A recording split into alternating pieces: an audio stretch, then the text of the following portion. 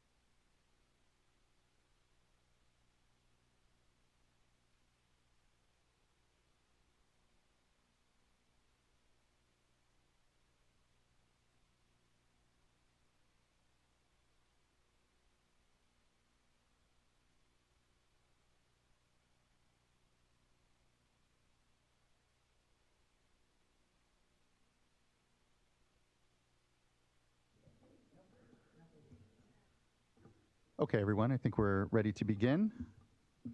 Good morning. My name is Joaquin Esquivel. I'm chair of the State Water Resources Control Board. Today is Tuesday, May 24th. It is 9:36, and I'd like to call this meeting to order. Joining me today is Vice Chair Doreen Diadamo, Board Member Sean McGuire, and Board Member Laurel Firestone. Joining us as well today are our two Chief Deputies, Eric Oppenheimer and Jonathan Bishop, our Chief Counsel, Michael Loffer, our Clerk of the Board is Janine Townsend, and assisting her today is Courtney Tyler. This meeting is a hybrid meeting, and it is being webcast and recorded. For those of you here in the room with us, we are here in the Cali PA building in Sacramento. First, a quick emergency exit announcement. Please do locate your nearest exit. If there is an emergency during our meeting, we will exit the building and all gather at Cesar Chavez Plaza and wait to be able to be let back in or understand what to do from there. Additionally, you can sign up to be able to speak today. At the corner here at the table, there is a form for you to fill out and to be able to fill out a blue speaker card here virtually. For those of you then on the digital platforms, you're either viewing us through our customary YouTube live stream or the Cali PA live stream. And if you intend, though, to comment on anything today, you should be on the Zoom platform. Commenters are here on the platform. You can have, there are instructions at the top of the agenda, which explain how to fill out a form and get onto the digital platform if you're seeking to comment on any item today. Until it is your turn to speak on an item, either here in the room or on camera, you will be muted, and once it is your turn to speak on the item you've indicated, we will unmute you and be called up. I'll try to sometimes balance in-room comments with folks online. We're continuing to perfect what is this hybrid approach that we have to our board meetings now that we've come back here in person. With that, please do silence any of your phones that you may have. When you come up to the microphone and or are called to speak, do give us your full name and if you are with any organization. Without then, we can now move on to public forum. And public forum is an opportunity for anyone wishing to address the board on an item that is not currently calendared before the board to do so. And Ms. Townsend, do we have our first commenter? Looks like will be Tom Stokely. Will be followed by Dr. Stephen White. Do we have anyone in the room for public comment, Ms. Townsend?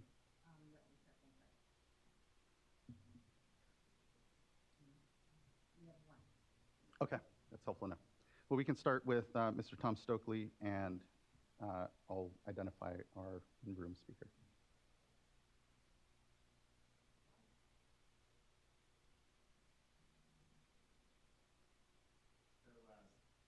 For our first public commenter, Mr. Stokely is not on the platform and appears to have intended to participate via Zoom. And then likewise for Dr. Stephen White, indicated via Zoom, but not yet on the platform. So Ms. Barbara Berrigan-Perea would be the first commenter that we have. Great, thank you, Mr. Loffer. And then Ms. Katie Basie is our in-person commenter, and we can wrap up public forum with that. Thank you. Good morning. Can you hear me? We can. Good morning. Good morning. Good morning, Chair Esquivel and board members. Barbara Berrigan-Perea with Restore the Delta. About an hour ago, the Environmental Law Clinic of Stanford Law School filed a petition for rulemaking to review and revise Bay Delta water quality standards. And it was submitted on behalf of the petitioners of the Winnemem-Wintu Tribe, Shingle Springs Band of Miwok Indians, Save California Salmon, Little Manila Rising, and Restore the Delta. The board, this board and the governor's office have made numerous commitments to centering environmental justice and tribal consultation in public decision-making. The California legislature has codified many of these commitments into law. We believe that the voluntary agreements are in direct conflict with these laws and the board's recently approved equity policy. We believe that the VAs continue a policy of extended racism and institutional discrimination codified in California's water rights system. We believe the petition gives this board an opportunity to make these promises real by updating Bay Delta water quality standards through a robust, participatory public process required by law, centering the interests and participation of tribes and Delta communities in water planning for the Delta watershed. The petition with its supporting documents and declarations is robust. It's 169 pages. To read it fully, completely, thoroughly, and thoughtfully. We look forward to your response in the near future. Thank you. Thank you. Appreciate your time this morning. And our last person for public forum is Katie Basie.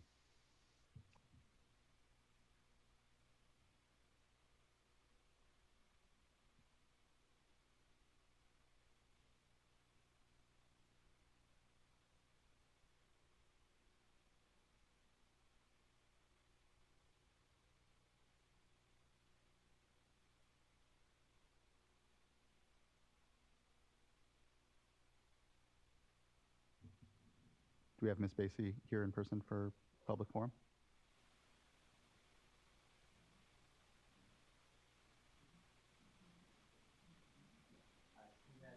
Stated that she was here in the coastal hearing room. I unfortunately do not know Ms. Basie. Okay, So. then that I think wraps up public forum. Ms. Townsend is, okay. Okay, that's fine.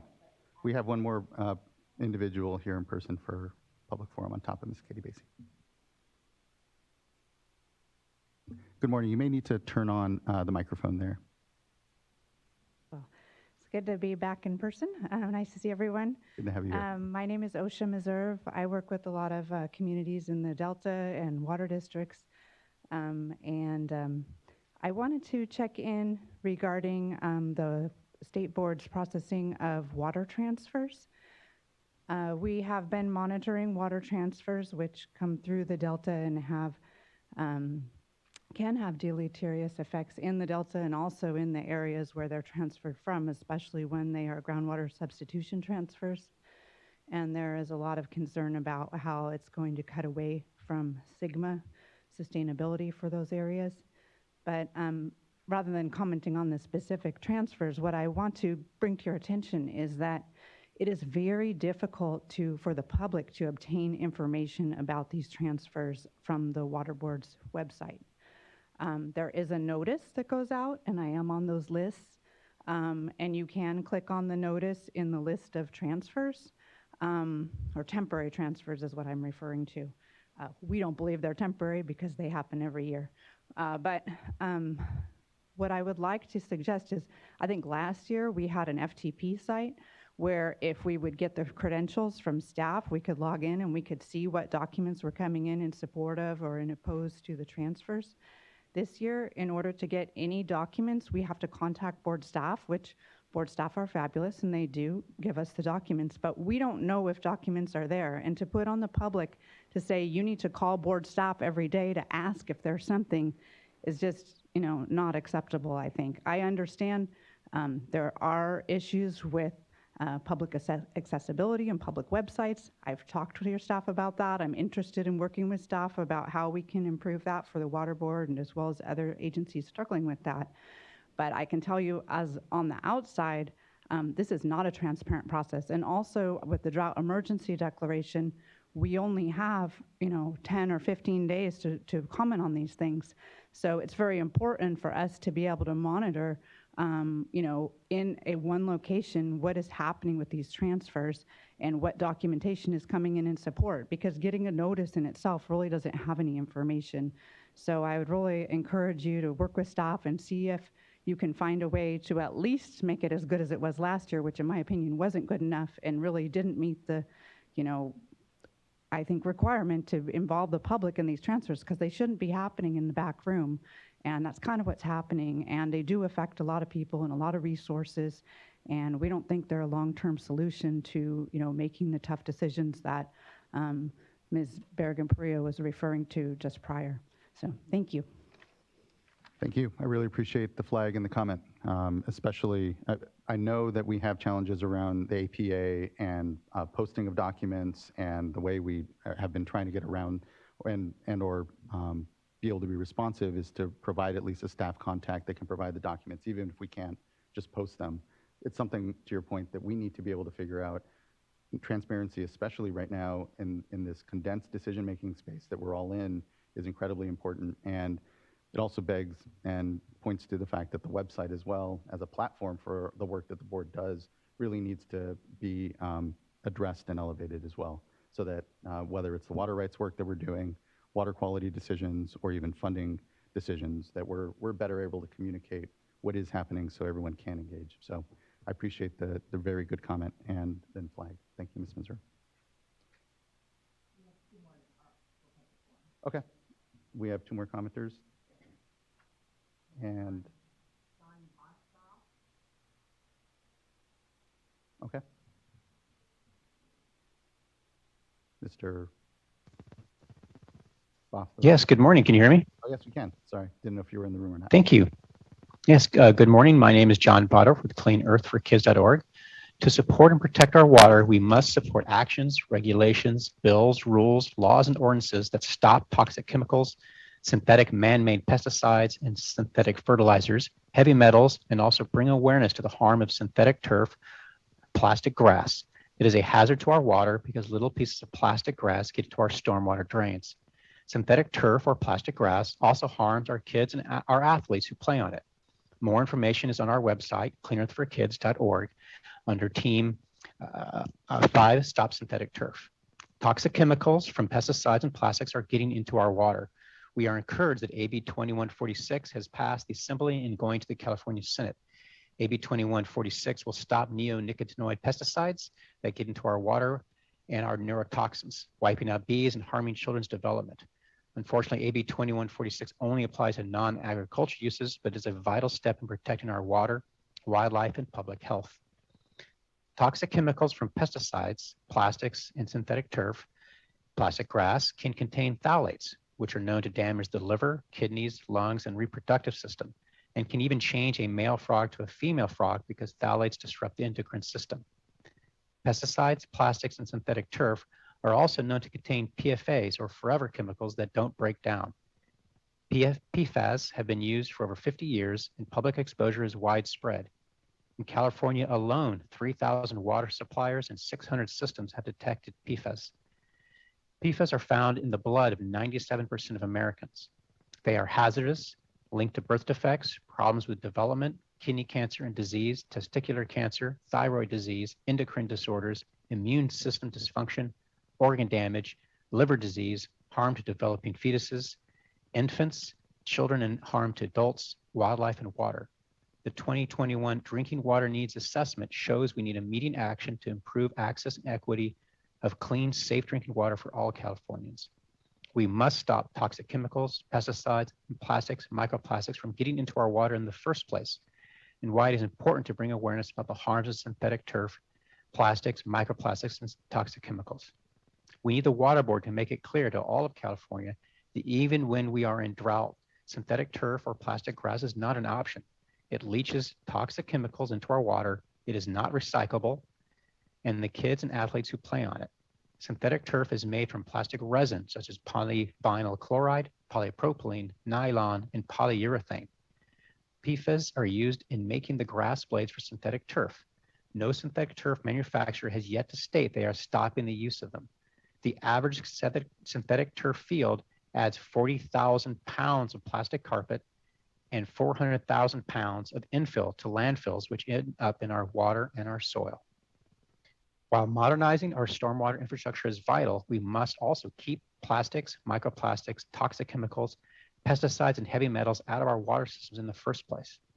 The California Assembly is on the right track, moving forward with AB 2106 to increase stormwater regulation and AB 2108 to increase tribal voices, because it is vital that all stakeholders and the public in California are aware of the status of our drinking water, including Native Americans and tribal communities that do not have access to clean, safe water as noted in the 2021 California Water Board report. Thank you for your work to protect our water and your action to support environmental justice and equity. Thank you. Thank you, Mr. Bottorff. Appreciate your comments this morning. Next, we have Jolene Walsh. I believe that will be our last public forum commenter.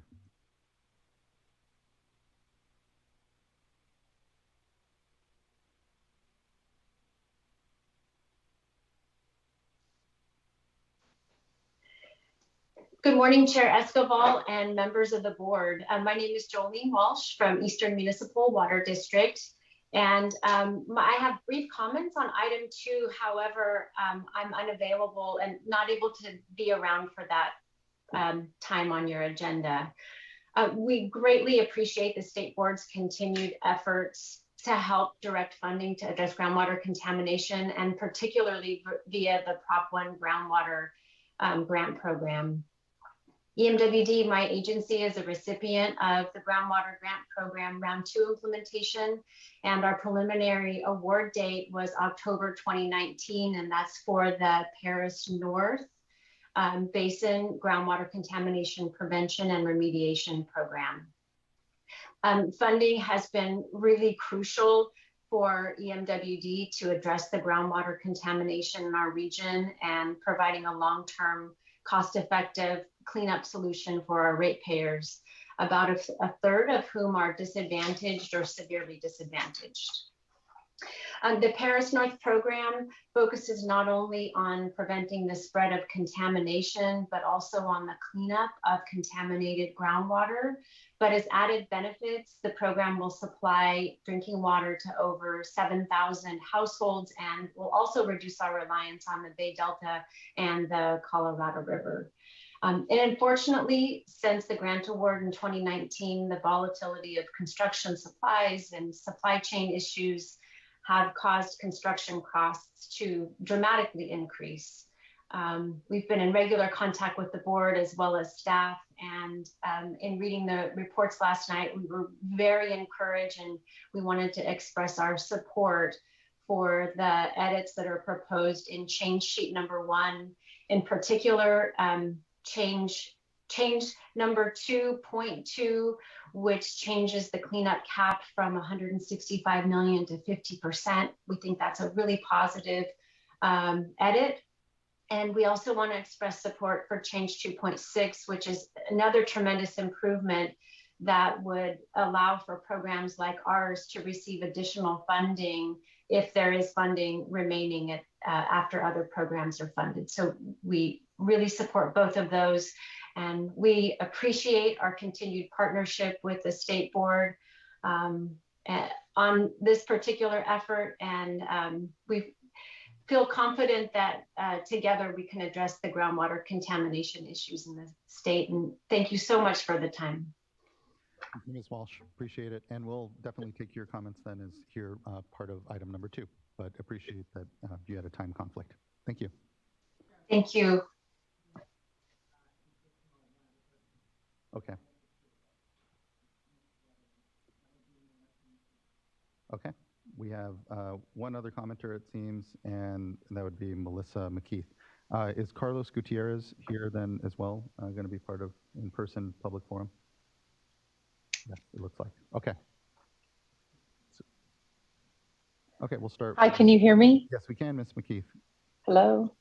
Yes, good morning. Hi, good morning, Chair. Thank you very much for continuing to have remote public access. Very much appreciated. I want to speak this morning to water conservation and how it has the potential for an adverse impact on climate based upon reduced availability for water for trees and green spaces. As most of you know, Citizens United for Resources and the Environment, CURE, we're in Riverside. And Riverside is in a unique position because we are water independent from the Colorado River and from the State Water Project at this time.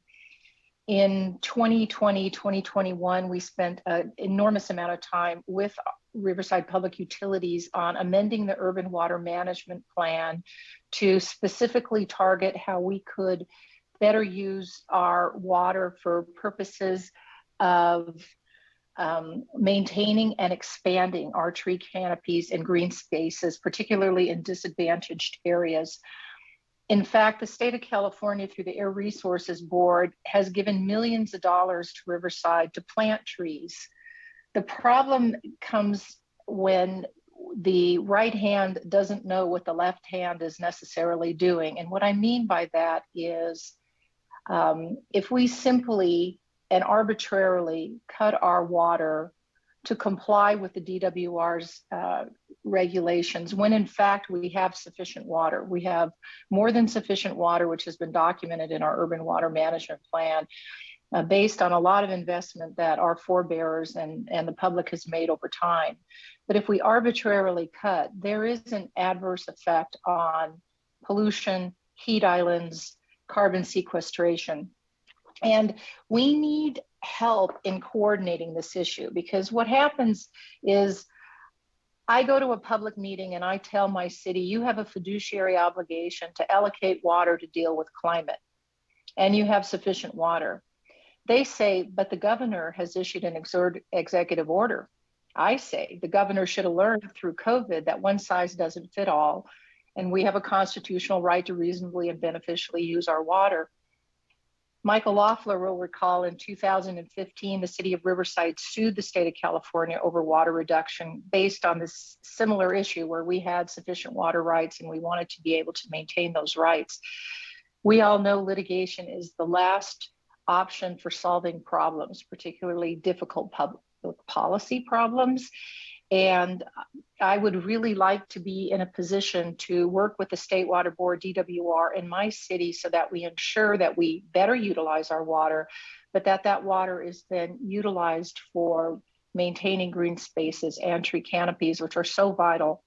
And for those of you not familiar with Riverside City, you know, we've become the hub of logistics. Logistics means increased air pollution and diesel. And one of the few weapons we have to combat against the problems caused by that pollution is the ability to maintain the amount of green spaces and trees we have. So in closing, you know, I always say we don't want to throw the baby out with the bathwater, or we need to see the forest for the trees. But we need to find a way to work together and quickly, because as these drought mandates are coming down, it's really creating a lot of busy work for our city. And when we could so much better be using that time and effort to reducing water loss through leakage and coming up with other mechanisms to conserve water, but then in turn, that conserved water needs to go toward climate reduction in our environment in this area. So I look forward to speaking to you and Mr. Loeffler and Mr. Bishop. I haven't seen John Bishop in a long time, and appreciate all the hard work and all the difficult decisions that you guys have ahead of you. Bye. Thank you, Ms. McKeith.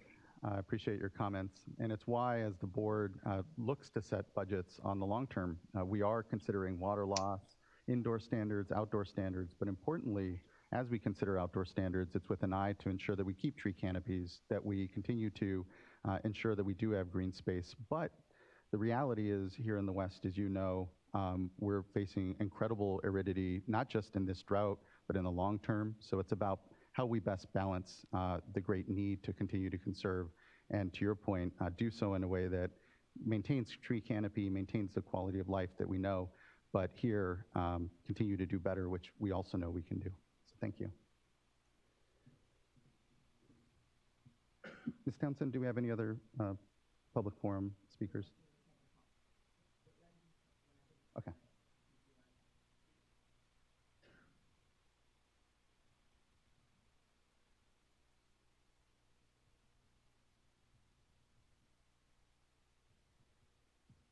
Thank you, everyone, for the quick moment. Just want to double check we're okay.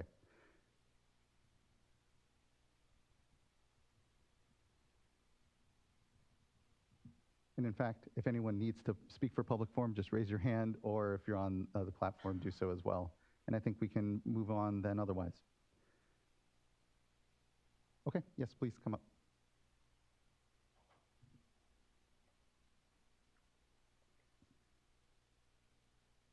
Sorry, I filled out the form. It wasn't really working for me, but It's okay. Good morning.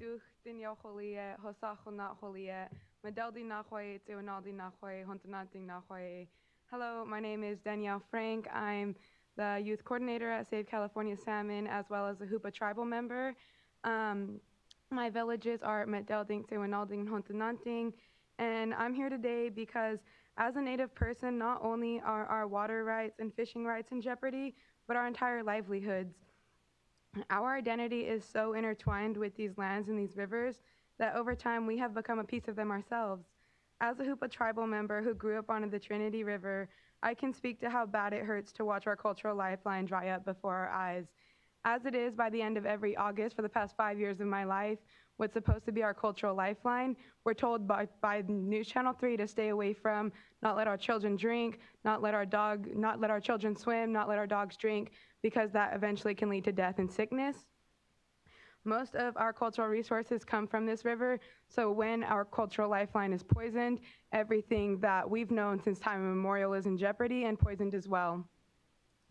When we lose this river and the resources that it provides us, we will lose a piece of ourselves that we will never be able to get back. All of the issues that Native communities do face, self-identity is not one of them. We know who we are. We're river people and we're tree people and we are stewards of the land. When you take that from us, you're taking everything that we've ever known. By not protecting carryover storage, you are making the wrong decision and actively participating in modern-day cultural genocide. Our next 7 generations will be lost without our lands and waters. They will be walking this earth with enough knowledge to fix things, but not enough power to do so. Once again, we're here asking for a plethora of things, a few being to stop prioritizing voluntary agreements with water districts, as these alienate California tribes and Delta communities of color. They also fall very short of restoring sufficient flows. We also petition the board to recognize tribal beneficial uses in its update, as well as increase inflow and outflow requirements. We would also like to ask that the process for revising the Bay Delta be inclusive and transparent, centering tribal communities, along with various other things which can be found in the petition by Stanford Environmental Law Clinic, which Save California Salmon is partnered with, as well as the Winenum the tribe. I always have hard time with that one. But that's what I came to say. And Diet, thank you so much for having me and letting me speak my point of view. Thank you for taking the time and addressing the board and coming to be here in person. And apologies for any technical challenges sometimes with signing up. Thank you. I'm actually going to cut that off insofar as I think I want to make sure that we're not getting additional people signing on in the middle of public forum, just because it really stops us from being able to kind of get onto our, unless, I'll take the comment, but for future reference, what we'll do is at the start of public forum, we'll just take who signed up and go on from there. So, but I will let this speaker come on because I hadn't articulated that for before Bryant. Okay. Oh, well then even more so then. Oh, OSHA came and spoke early. Okay. Thank you, OSHA, for your comment. Then we are through. Thank you so much, Ms. Townsend. I appreciate it. And thank you everyone for the comments and addressing the board. Okay, we can move on to our first item for board business, which is consideration of both the meeting minutes from the April 19th, 20th board meeting and the May 10th board meeting. We'll take these as two separate votes. But first, actually, for the board meeting minutes for May 10th, were the board members comfortable? I know that you may or may not have had a chance to fully look at them. We can always postpone it to the next board meeting if you feel the minutes still need a little more review. You're okay? Move adoption of the May 10th minutes. Let's start with April 19, 20, and then Okay. Move adoption of April 19th okay. minutes. Do I have a second for? Sure, I'll second. And Ms. Townsend, can you please call the roll call vote? Aye. Aye. Aye. I abstain. Thank you. Okay, and now for the May 10th board meeting minutes, are we comfortable? Or we can postpone? I just wanted to know if I had a couple of minor typo corrections that I requested on those minutes. I was wondering if those were addressed. Okay, then I'd ask to postpone adoption until the next. Okay, then we'll postpone to the next meeting. Thank you, board members. That brings us then now to item number 2, which is the Division of Financial Assistance and a consideration of a proposed resolution to authorize the Deputy Director of the Division of Financial Assistance to allocate from the Budget Act, groundwater cleanup and water recycling projects to the Water Recycling Fund program. And there's more, but it's a good gist.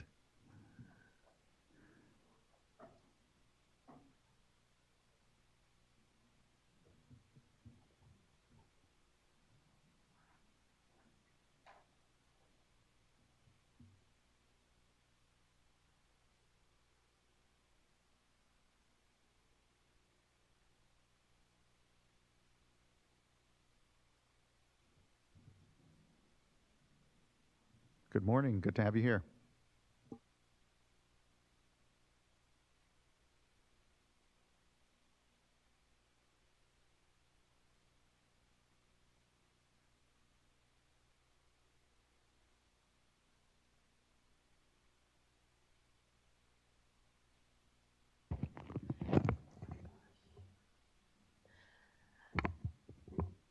Good morning, Chair Esquivel and members of the board. My name is Kim Din, and I am a supervising engineer overseeing the bond section in the Division of Financial Assistance. To my left is Christopher Stevens, Assistant Deputy Director of the Loans and Grant Program. And to his left is Julie Osborne, Jean Fung, and Anthony Austin with the Office of Chief Counsel. Today, I am asking the board to adopt a resolution to authorize the Deputy Director of DFA to direct an allocation from the Budget Act from the groundwater cleanup and water recycling projects to the Water Recycling Funding Program, the Site Cleanup Sub-Account Program, and the Proposition Groundwater Grant Program. Next, please. This slide provides a list of definitions and abbreviations that will be used throughout the presentation. Next, please. With the draft resolution and change sheet, the resolution authorizes the Deputy Director of DFA to direct 50% of the allocation to the Water Recycling Funding Program, direct 50% of the allocation to the Site Cleanup Sub-Account Program, or SCAP, direct SCAP's portion of the funding of the funds to the Groundwater Grant Program funding recipients that serve disadvantaged or severely disadvantaged communities for good cause. Direct 50% of the Water Recycling Funding Program and SCAP with a backstop for disadvantaged communities and severely disadvantaged communities under the Groundwater Grant Program projects if additional funds in the budget, in the 2022 budget is appropriated. Evaluate the effects of providing additional funding to existing non-DAC Groundwater Grant Program projects that are facing cost increases and provide recommendations to the board, and augment funds to non-DAC Groundwater Grant Program projects if fund cannot be used timely by the SCAP and the Groundwater Grant Program projects benefiting disadvantaged and severely disadvantaged communities. Next, please. So today's presentation, I'm going to go over the budget allocation, the development of and rationale of the proposed plan, and a little bit about each of the funding programs mentioned here, and address the board comments at the board workshop in April, and provide highlights of the public comments received, and last, propose changes to the draft resolutions. Next, please. The Budget Act of 2021 allocated $200 million to the State Water Board for the groundwater cleanup and water recycling projects, of which $50 million was earmarked for the Pure Water San Diego project. The budget addendum allocated an additional $100 million for each fiscal year 2022-23 and fiscal year 23-24. That's 5% for the administrative costs. That leaves $330 million for grants for projects. Next, please. In February 2022, staff conducted one public workshop with stakeholders and 2 meetings with regulatory agencies to solicit input. On April 8th, the proposed plan was to distribute funds between SCAP and water recycling projects was posted for public comment. On April 20th, staff held a board workshop to present the proposed plan, and on May 9th, public comment ended. Next slide. I'm going to go over quickly each of the funding programs presented here. The Water Recycling Funding Program provides low-interest loans and grants to promote beneficial use of treated municipal wastewater to augment fresh water supplies in California. Staff anticipated the demand for the Water Recycling Funding Program for the next 3 years is about $1.8 billion. And water reuse member surveys show the need of approximately $7 billion in the next 5 to 8 years. Next, please.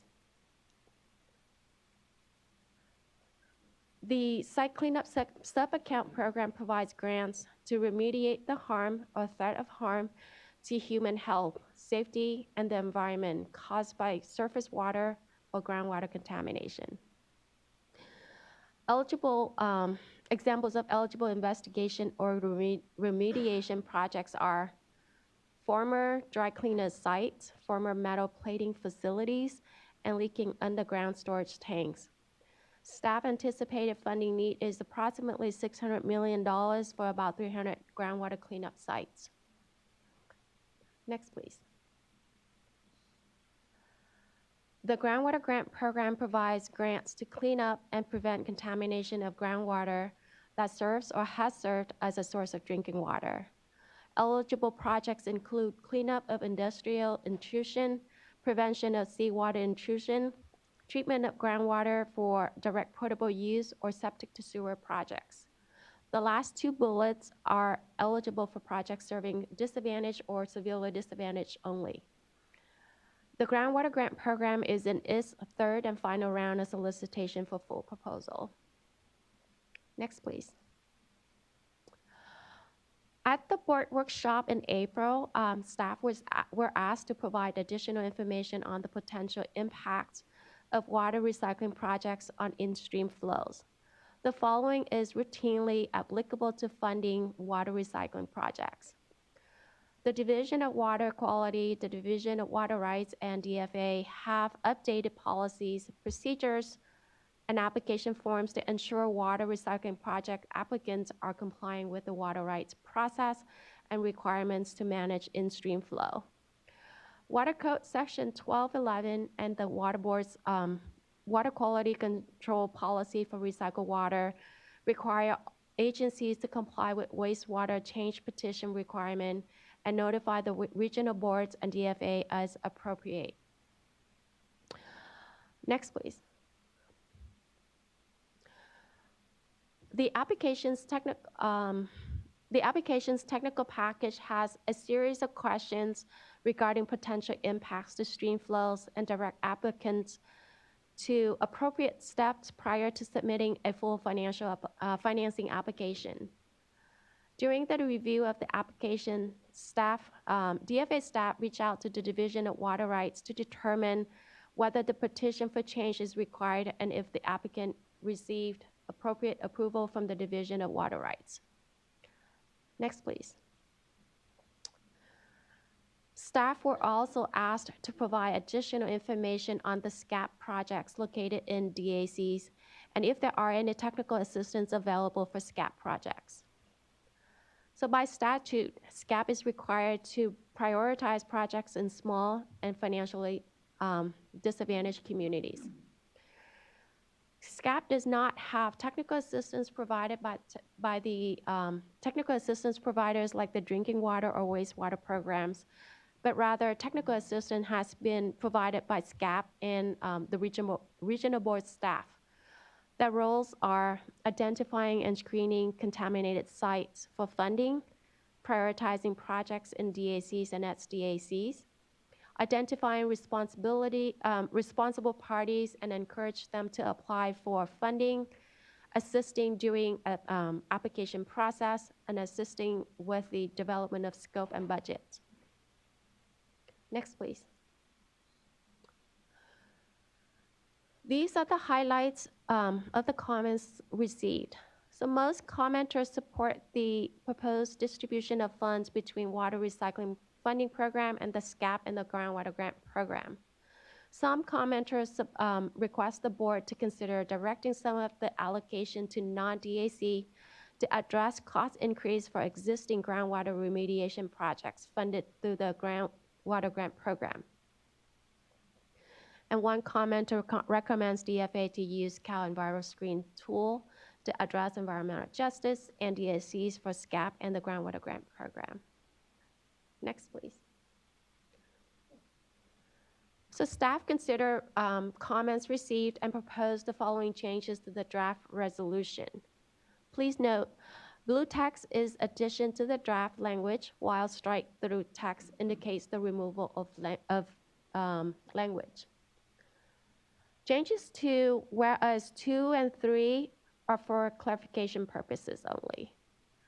Whereas 5 was added in response to comments from existing groundwater grant program grant recipients, such as SoCal Creek Water District and Eastern Municipal Water District, regarding their request for additional grant funds due to increases in construction costs.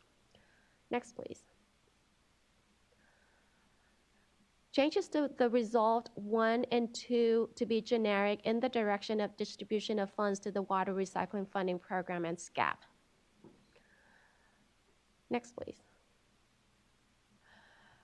Resolved 4 was added to authorize the Deputy Director of DFA to direct any funds, if appropriated in the Budget Act of 2022 for the same purposes, inconsistent with Resolved 1, 2, 3, and added Resolve 6. Resolve 5 was added in response to comments received regarding the additional funding requests from existing groundwater grant program recipients in non-DACs. This resolve would direct staff to evaluate the effects of providing additional funding requests to these entities and provide recommendations to the board. Next, please. Resolve 6 was also added in response to comments received.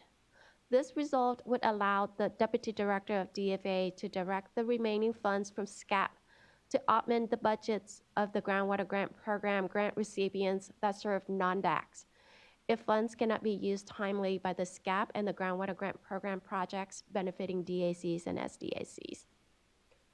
Next, please. Should the board adopt the resolution as presented, the water recycling and SCAP, these are the next steps. The water recycling and SCAP projects will be selected and awarded consistent with the existing funding processes. Requests for additional funding for groundwater grant program projects benefiting DACs and SDACs will be evaluated when requests are submitted. Staff will evaluate the effects of providing additional funding to existing funding recipients such as SoCal Creek Water District, Eastern Municipal Water District, and Inland Empire Utilities Agency, requesting additional grants due to increase in construction costs, and provide recommendations to the board at the earliest opportunity. Lastly, any remaining unused funds directed to SCAP after all other approved uses will be used to augment additional groundwater grant program project budgets for non-DACs. Next, please. This concludes my presentation, and I am open for questions and comments. Thank you. Really appreciate the good work on this. I know that given that we're in drought and conservation is often a topic, sometimes what isn't talked about as much or is at the forefront are the investments that are being made as well to expand our portfolios on the supply side. And so these recycled projects, continuing to better utilize our groundwater resources here by cleaning them up and addressing legacy contamination issues that we're all still grappling, I think sometimes forget in the middle of these quantity discussions that the quality of our aquifers really impacts our ability to use them. So really appreciate the good work and opportunity for us to have these grant dollars as part of what are a lot of financial tools that the board has to address supply challenges, even as we talk about how we conserve as well. So appreciate the good work on this. I don't have any direct questions currently. Looking to my board colleagues to see if there's any comment or question. Board Member Firestone. Yeah, Thanks so much. I have some comments, but I had one question first, which is for the groundwater, the water recycling and groundwater Prop 1 portions, the non-SCAP portions, are those projects generally eligible for clean water SRF, or are there cases where they would not be otherwise eligible for clean water SRF? So I just want to make sure I understand your question. For the groundwater grant program projects, are those typically eligible for the clean water SRF? Yes, and the water recycling. Yeah. I would say generally not, but there are certainly projects that would be eligible for the clean water SRF. The most notable one being Soquel Creek Water District, that could be classified as a water recycling project as well as a groundwater cleanup project. With that particular project, we didn't apply the federal crosscutters, and so at this point it would be, as a practical matter, impossible to double back with that. I will say that Kim did talk about reevaluating the projects that are asking for additional funding, and so we'll certainly look at it as a water recycling project as well as a groundwater cleanup project. Staff did just tell me there are a number of projects that were water recycling projects funded by Proposition 1 that came in under budget. So that gives us another opportunity to look at those. And so that was the main reason that we didn't make any specific recommendations about those projects today, because we didn't want to make a hasty decision. There's a number of different things to look at there, both on the funding side as well as on the request side. So yeah, we'll take a look at all of those. Great, thanks so much. And so generally, the water recycling projects are eligible for clean water SRF, right? Yes, yeah. And we have a very long history of funding water recycling projects with clean water SRF. Yes, yeah. Okay. And I guess I'll just say, I know I want to hear public comments, but since I'm talking, I think I'll just say I really appreciate the, the thoughtfulness and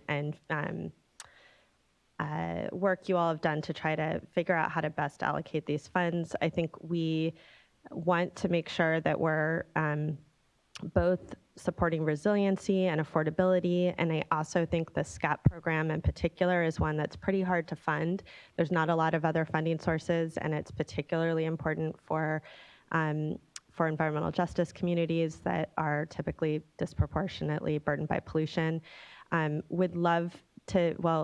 Would expect and want to see, just as we are doing funding decisions, just being able to provide that context of where our funding's going relative to Cal EnviroScreen and racial equity, just to continue our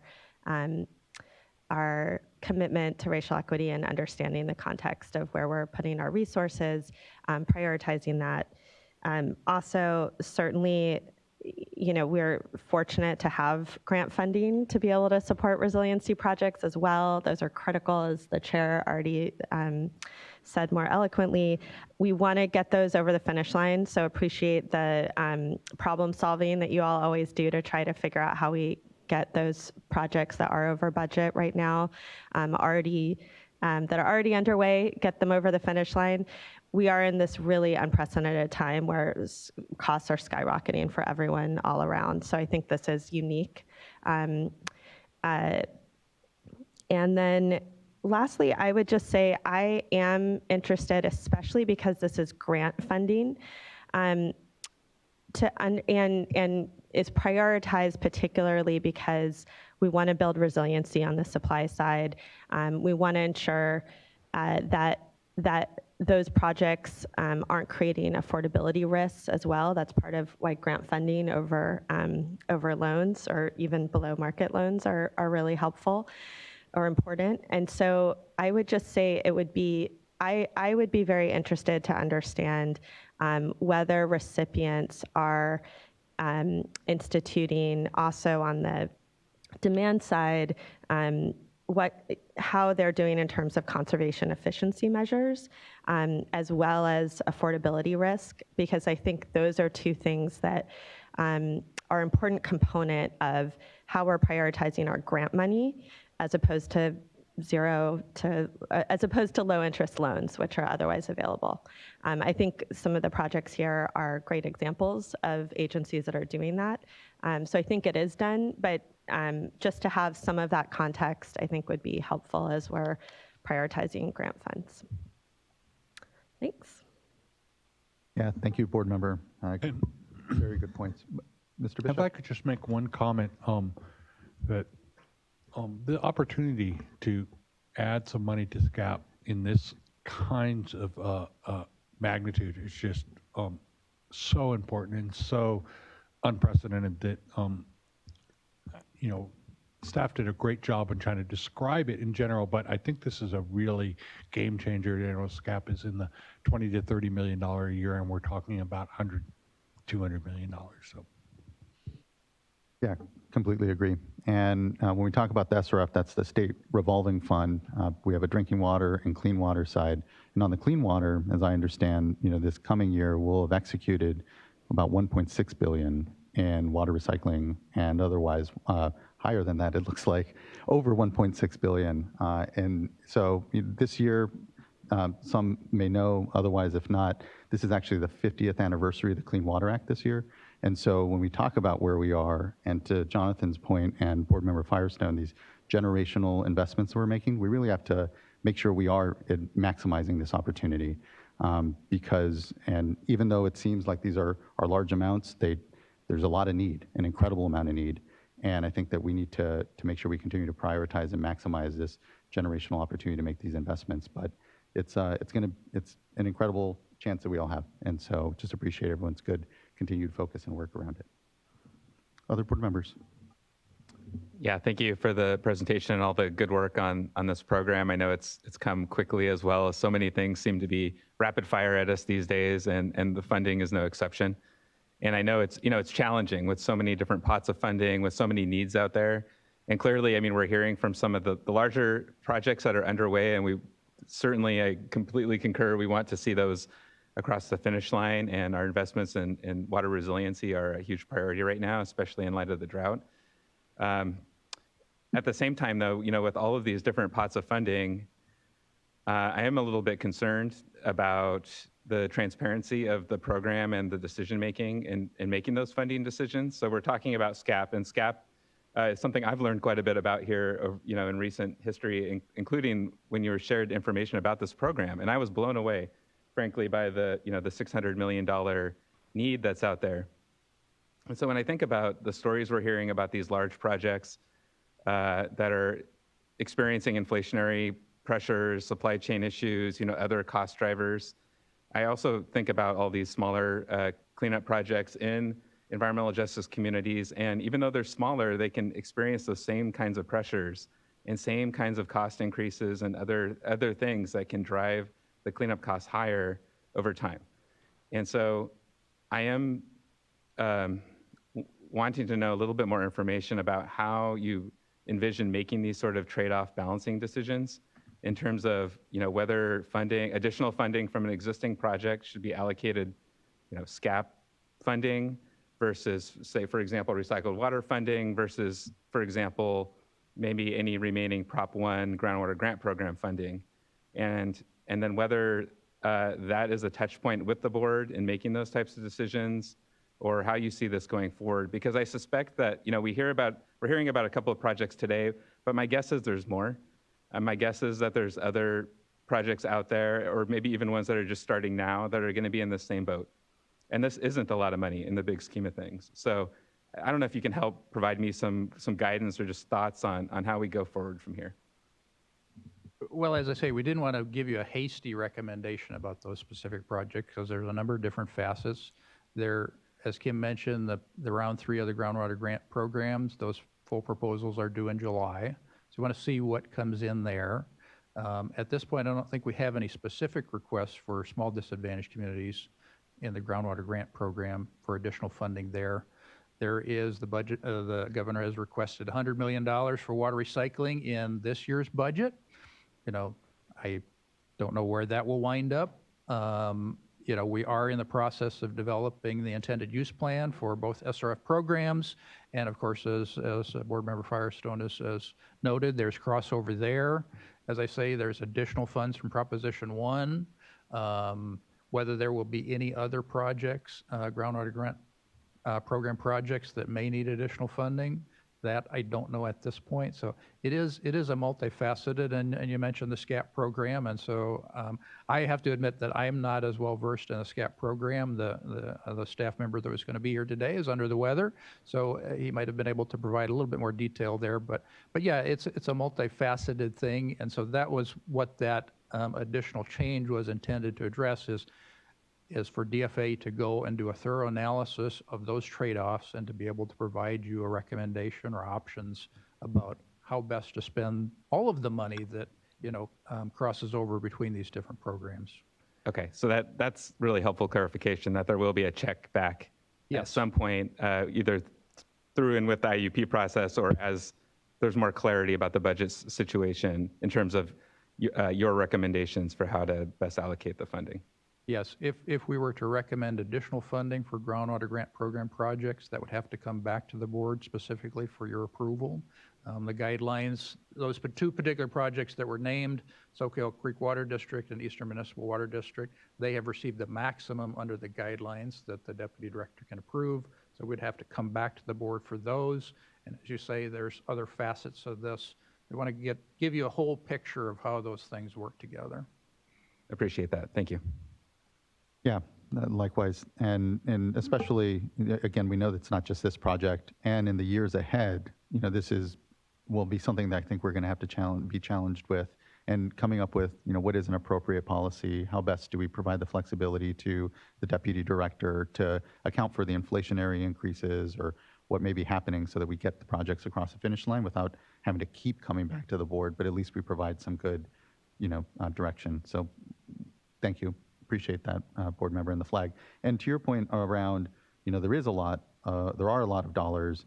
There is a lot of work being done. What I appreciate is that DFA has continued to, I know especially on the SRF side, put out lists of what projects are moving, what's going on. But I think we can get better, and especially with the needs assessment dashboard that we have out now, I think it's an opportunity to actually say, what does an infrastructure dashboard look like, where we're better pushing out the funding agreement executions that we're doing, or where projects are in the pipeline, because we're going to have so many more resources, especially with the federal bipartisan infrastructure law. Now is the time, I think, to try to build in more of that, to your point, transparency. So thank you for that point. Can I ask just one more clarifying point on what this last exchange? So the, I guess it's paragraph 5 or resolved clause 5 says that we'll evaluate the effect of providing additional funding for existing recipients. So that's in non-disadvantaged communities. So that's really not just an open window for any recipients that are going over budget. This is just the existing ones and then you'll develop a recommendation for that and make recommendations to the board. Is that what that is? Correct. saying? So that's intended to address groundwater grant program projects that were awarded funding in rounds 1 and 2 of the Prop 1 groundwater grant program. Right, so that's pretty limited. I mean, there may be others that pop up that we don't know of, but it sounds like we've already gotten we know which ones at this point, by and large, have come saying that they're over budget and some are under budget for those 2 rounds? Yes, those are the ones that we received the request. Okay. And then, so at least it's not, I guess, as open-ended or not open-ended, but there's not as many unknowns there. And then on the change proposal or the resolved clause, the new resolved clause number 6, so I guess what I would say, I'm not sure that this allows for, if funds aren't going to be able to be expended within the time frame, that we can there's discretion to use SCAP. And I guess my I think the intent, but just to reiterate that the intent certainly that I have that I think is all of our intent, is that We would really use SCAP funds as a last resort in terms of thinking about supplementing funding for non-DAC projects from the groundwater fund. I think that's really the intent here, but just to say, I think we want to preserve those SCAP funds as much as possible. And that we wouldn't utilize those unless we really can't expend those within the time period otherwise. So that really is making use of SCAP funds for these purposes as a last resort, and only if we're unable to fund it, only if we're unable to use those funds for SCAP projects within the time frame. Is that correct? Yes, that's the intent. So if we can't use them for SCAP or small disadvantaged communities for the groundwater grant program to cover their cost increases, then yes, as a last ditch, so we don't lose them, if we run up against the appropriation deadlines, then we would open it up to other uses, yeah. Great, yep, thanks.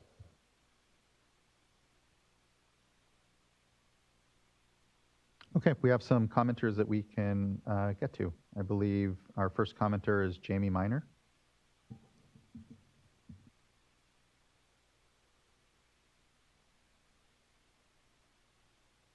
And Jamie Miner was an if necessary and is not on the platform. Okay, thank you. Next, I believe we have up Eric Oriana.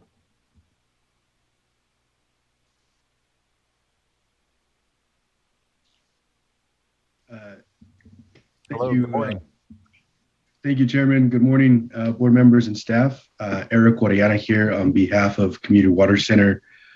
Give me just a second to pull up my notes here. I had to change my screen around to get unmuted, but all right. So first and foremost, wanted to sort of center this conversation in one of the staff members' comments here, really commending the record level of investment Governor Newsom and the legislature provided for drinking water and groundwater cleanup in last year's budget. And we hope to see additional funding in alignment with the Senate's most recent budget proposal this year. Wanted to highlight that such funding is critical as communities in the Central Valley and Central Coast overwhelmingly rely on groundwater as their primary source of drinking water and have largely had their groundwater contaminated from agricultural runoff. Contaminants like nitrates, 1,2,3-TCP, and DBCP have had significant health impacts on communities, and especially for farm working communities in the Central Valley and Central Coast. In alignment with board members Firestone and McGuire's comments today, we urge the board to ensure this funding is prioritized for communities who've been living with contaminated drinking water for decades and goes to communities who have affordability challenges with addressing drinking water contamination. In addition, we urge the board to protect these limited funds by holding polluters accountable to the groundwater impacts they've caused and are still causing. The board can and should do both to protect disadvantaged communities and the human right to water. Lastly, we wanted to share our support for this resolution and look forward to continuing to work with Division of Financial Assistance staff to ensure this reaches the communities that need it the most. Thanks for the opportunity to comment. Thank you. Really appreciate your comments and engagement today. Thank you, Mr. Oriana. Next, I believe we have a couple of in-person commenters, Ron Duncan and Melanie Moe Schumacher.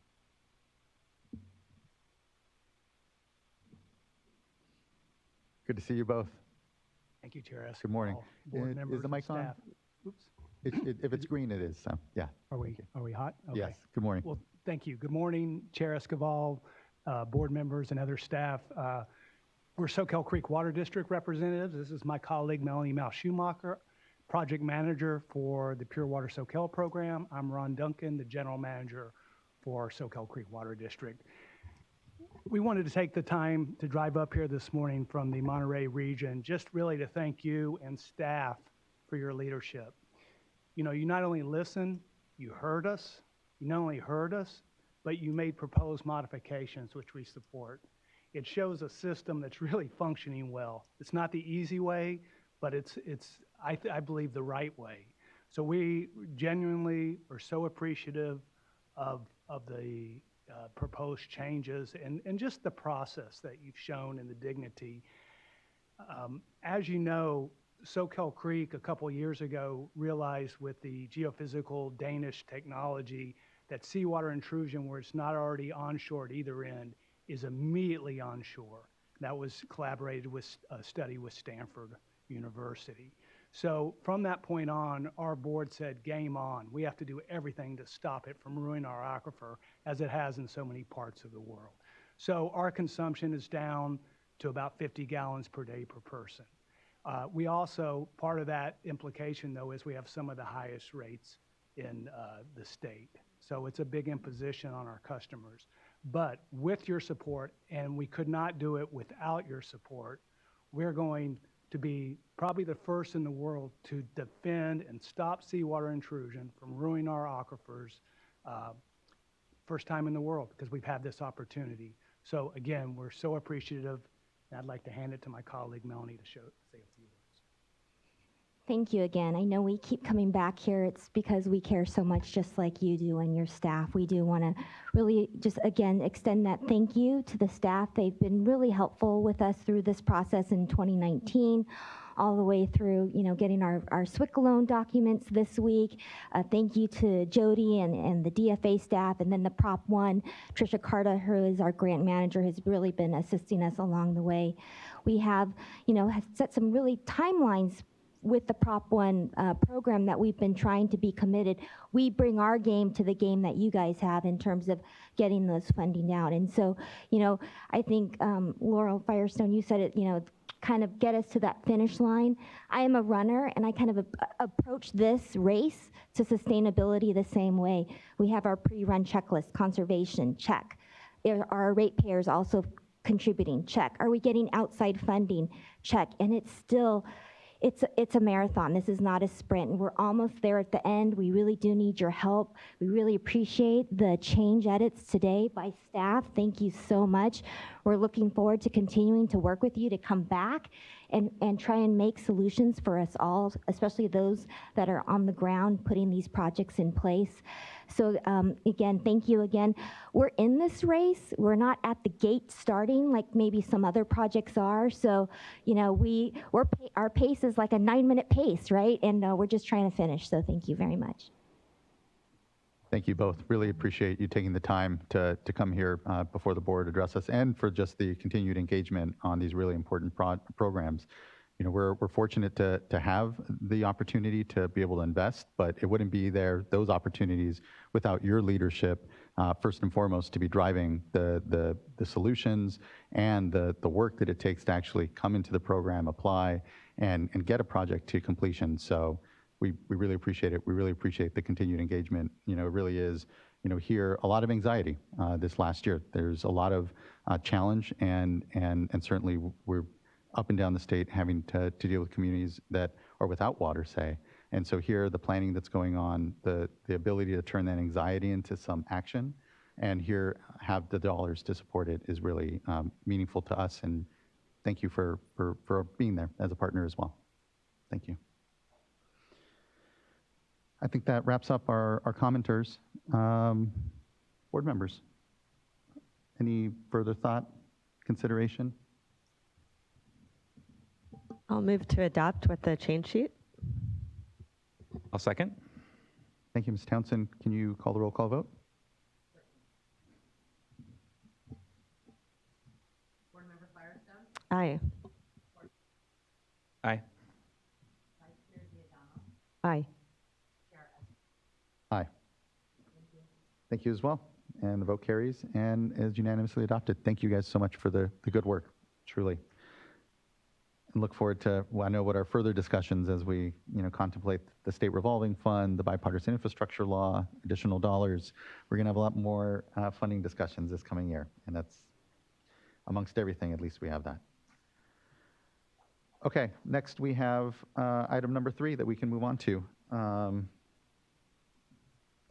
Yeah, I'll move us on to item number 3, and then afterwards we'll take a short break. This is consideration of a proposed resolution regarding a drought-related emergency regulation for water conservation.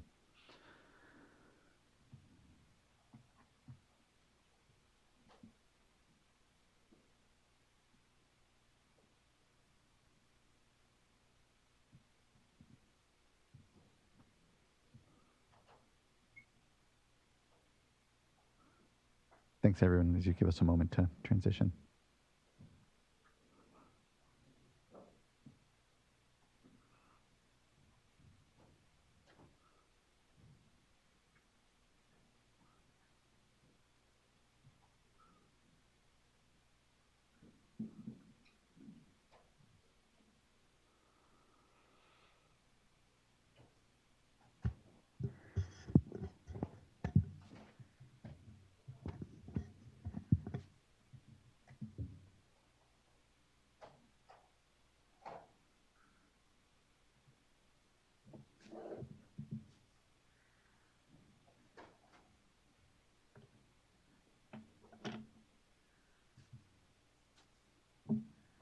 As we get the nameplates on, let's go ahead and have Mr. Knockbauer, if you want to start. Yeah. Good morning, Chair Esquivel and members of the board. I'm James Knockbauer from the Office of Research, Planning, and Performance, and I'm joined by a few of my colleagues here, Chris Hyun, who will be giving the presentation this morning, and our colleagues from the Office of Chief Counsel, Garrett Lenahan and David Rose.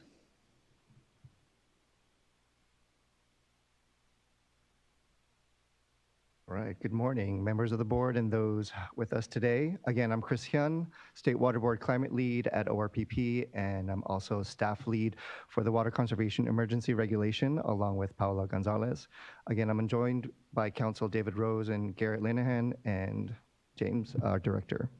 Again, we're on item 3, which is the board consideration of a resolution, which includes a water conservation emergency regulation responding to Governor Newsom's Executive Order N722. Today, I'll go over the proposed emergency regulation, including the rulemaking timeline, an overview of the proposed regulation, and a summary of written comments received. Next slide. First, we have the overall timeline.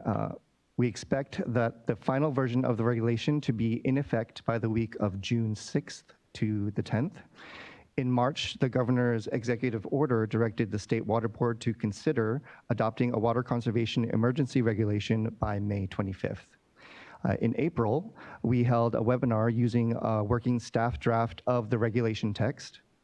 On May 13th, the proposed regulation text was posted and a written comment period began through May 19.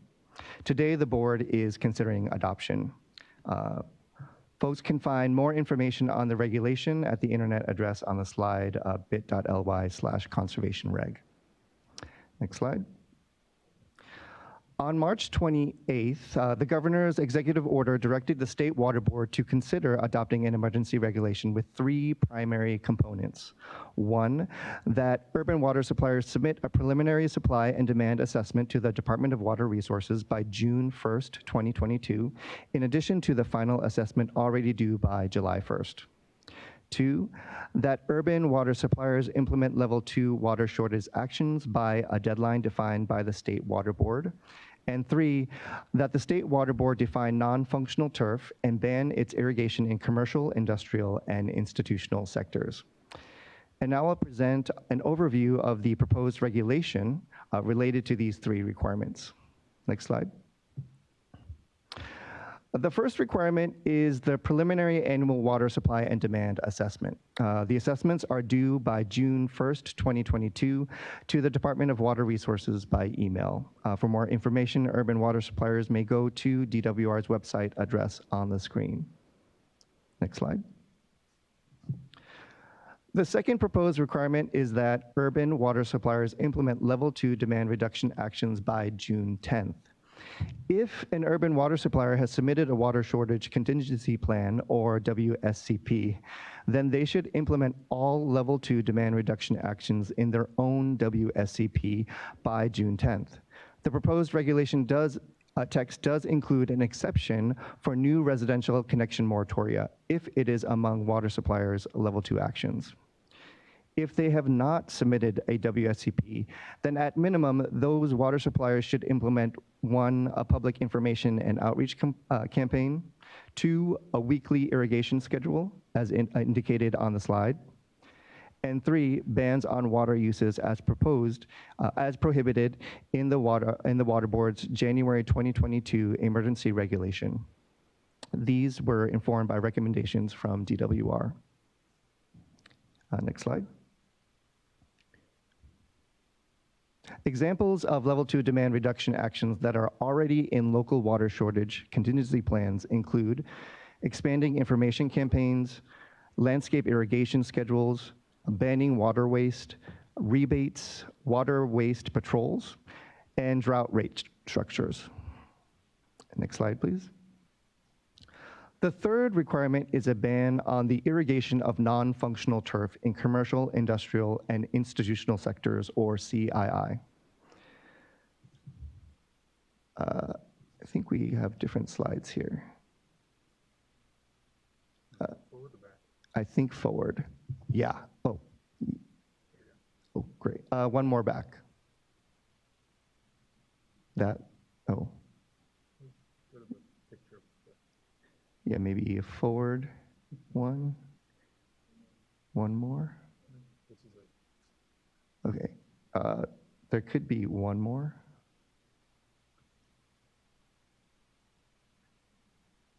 Okay, maybe go one back. Yeah, great. We'll just use this one.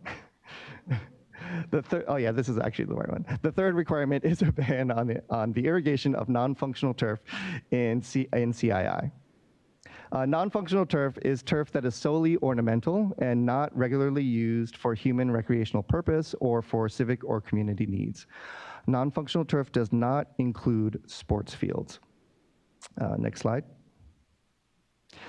The ban applies to potable water only, and again, it only applies to CII sectors, which does include turf at homeowners associations or HOAs that is functionally equivalent to CII non-functional turf.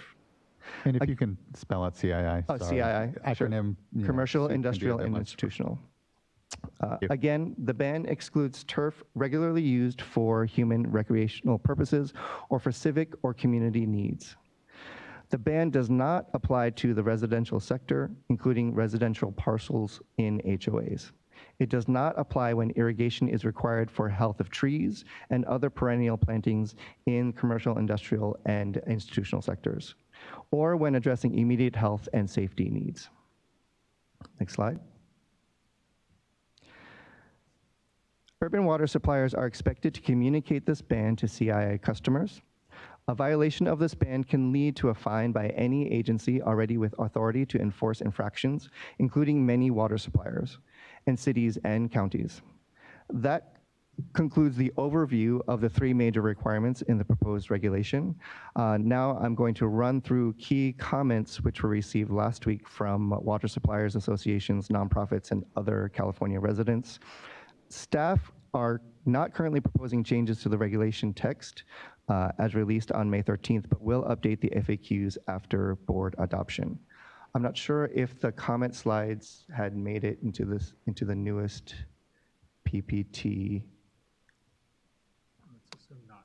Yeah, it looks like they have not been added to this slide deck. Speak to them, I guess. Sure, I can go over them verbally. Yeah. Maybe we can skip a few slides forward.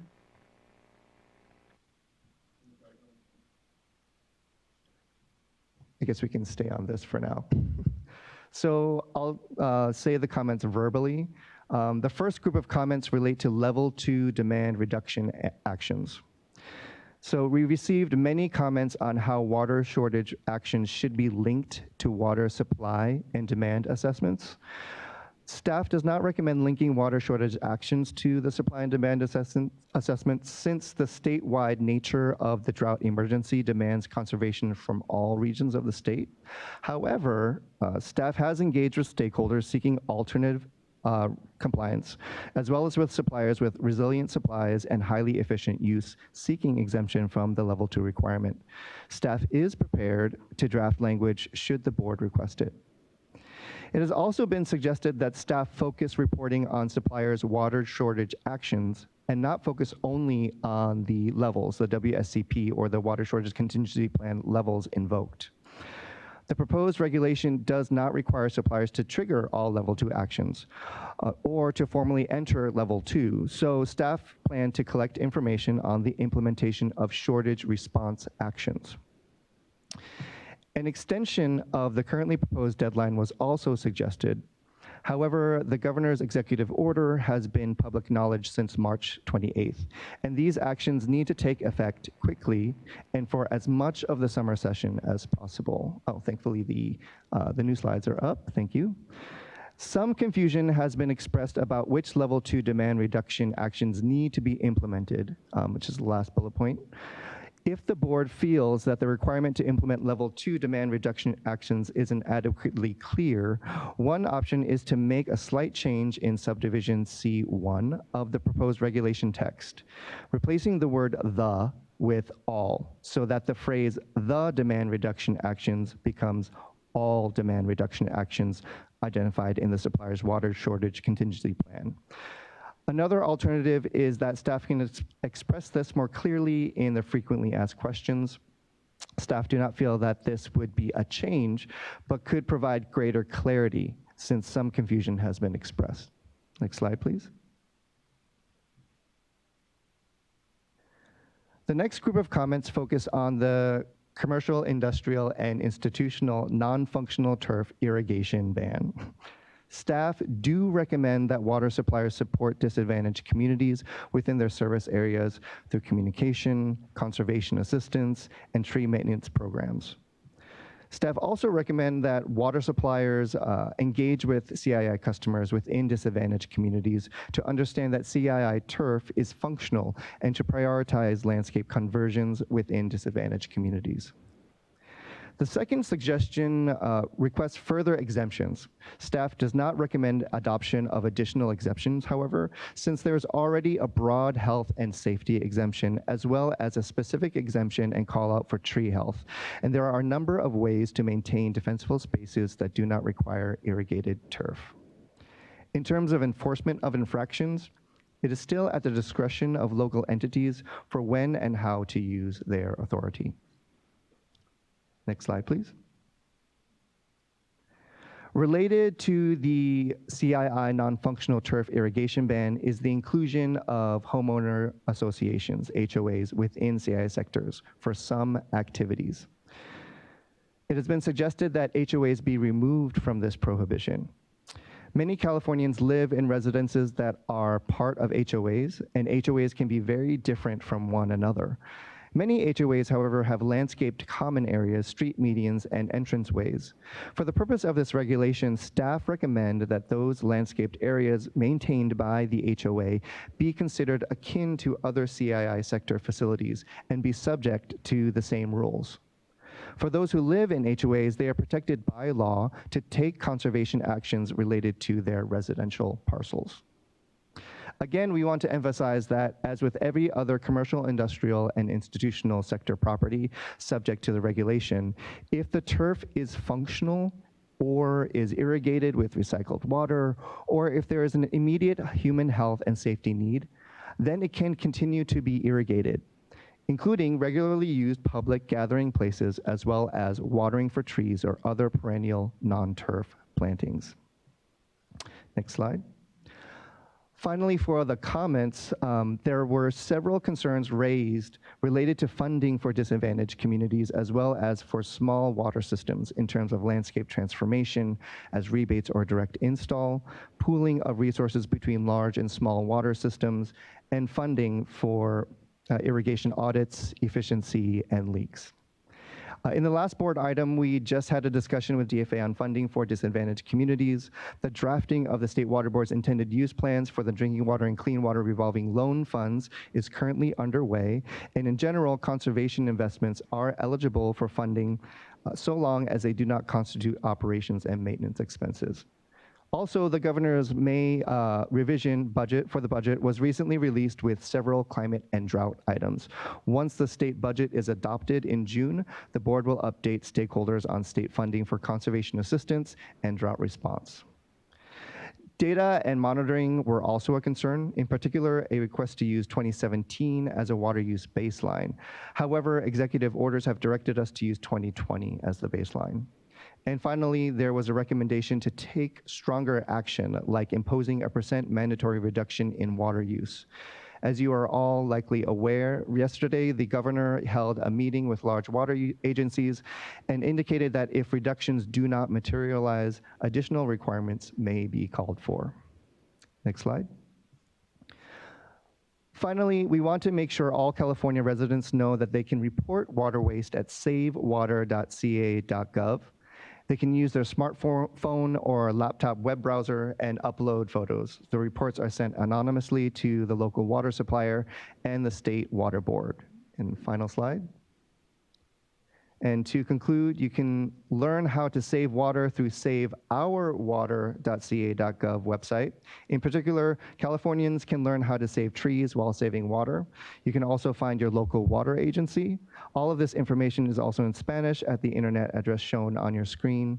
Furthermore, if you need financial assistance, including for turf removal and land conversion, please check with your local water supplier. Thank you. Thank you. Appreciate the good presentation. You know, the governor made very clear yesterday that there is a sense of urgency here, that with the increases we saw, even, you know, explainable as they may be given the hydrology that we saw, the incredible dryness, and even if you don't look at percentages tied to a water year that may be very different and it influences what that percentage may look like, and you just look at gallons per person per day, and there's increases. And we know that coming into the summer months here, we know here needing to prepare for a dry year next year, we need to activate Californians and really lean in to the conservation that we're needing to see. And you look at what just happened this last year, where we saw incredible conservation in systems in the Russian River, or places where, again, because of need, because of a threatening of a day zero when you may run out of water if you're not able to conserve enough. Similarly, you look at the Colorado River, you look at the Delta, you look at these stress systems, and it's hard for anyone in the state to justify and say, we're good. So we really need to lean in. We need to be able to demonstrate that there is a capacity to conserve, and not in a way that frustrates people, that, you know, here may have done great work in the last drought, which we need to celebrate, because the savings that we see now, the 17% or so, really helped us this last year, really ensured that we were able to not have even worse impacts from this current dry period. And knowing that we have increased aridity means that we're gonna have to continue to transition. You know, I think of other places throughout the West. You know, let's not look just at California or internal politics around mandatory or otherwise. And you have leaders like John Ensign at the Southern Nevada Water Agency, who says himself, you know, conservation isn't a destination, it's a journey. It's continuing to ensure that we don't have waste in our system, that our water values reflect the great costs that it takes to move, to treat, to be able to deliver safe water across the state. And so appreciate, I know we'll have additional discussion here. We'll hear from some water agencies about the appropriateness of this action, using what are good work from the last drought, better standardization of these water shortage contingency plans, to use them as a tool to see if they can work, to see if we can have more tailored approaches, and importantly, see the outcomes we all collectively need to, given the challenges that not just California, but the arid West face on usage. And as we just had a conversation, it's not just about conservation or demand management. It is about the investments that we're making to help and create that resiliency in supply. But you know, I think the signs are clear about the climate that we all are now living in, and what we're going to have to do to continue to adapt and do something that California has always done, which is innovate. And that was what was exciting to hear from Molten Miguel and other agencies that have come forward around all the innovation that's happening around this space, and not just the obvious political tensions, which they are what they are. Okay. Let's, any other comments from fellow board colleagues or questions? And otherwise, I know we have a number of commenters, so we can hear on the balance and appropriateness of these regs. Please, Vice Chair. Thank you, Chair Esquivel, and just really appreciate that you were with the governor yesterday and relaying the urgency and the need, and it's a good way to, you know, really set the tone for us today. I think for me, generally speaking, I'm comfortable with this, but there are several areas where I continue to have questions. And so I just want to put that out there. And I think for the most part, they can be addressed through the FAQs. But would like to hear from staff and commenters on their view, because I think there are just a lot of questions about clarification and, you know, does this apply, or, you know, is that exempt? So first of all, just really continuing to struggle with the HOA and disadvantaged communities and mobile homes. And so I think that clarification, the way it was just stated about the entrance and the median strips, you know, I'm comfortable with that, but it's in that area where, you know, between residences or an area where children may be playing, people may picnic occasionally, maybe not regularly, and, you know, just wanting to get some further clarification on the FAQs for that. And then on the issue of defensible space, as one who has been working on that for a property that we have that's in an area that is vulnerable, I'm just trying to picture what the role of turf would be in defensible space, but would like to hear your thoughts about it, because I don't know that the exemption for health and safety covers it, because it references immediate need. And so, again, perhaps, you know, just explaining it a little bit more and FAQs on that. With respect to, I think it was Irvine Ranch, and I'm glad to see that you're here today, but just want to better understand, I asked the question as well on low water use turf, and I'm not talking just a little bit low, but extremely low, and wanting to protect those that have invested in, you know, I don't know if carapia or buffalo grass, you know, I just don't know. I was at at UC Davis where they have trials and they're monitoring water use. I think that it would be very difficult to define exactly what we're talking about, but looking for some enforcement discretion or requiring those that have invested to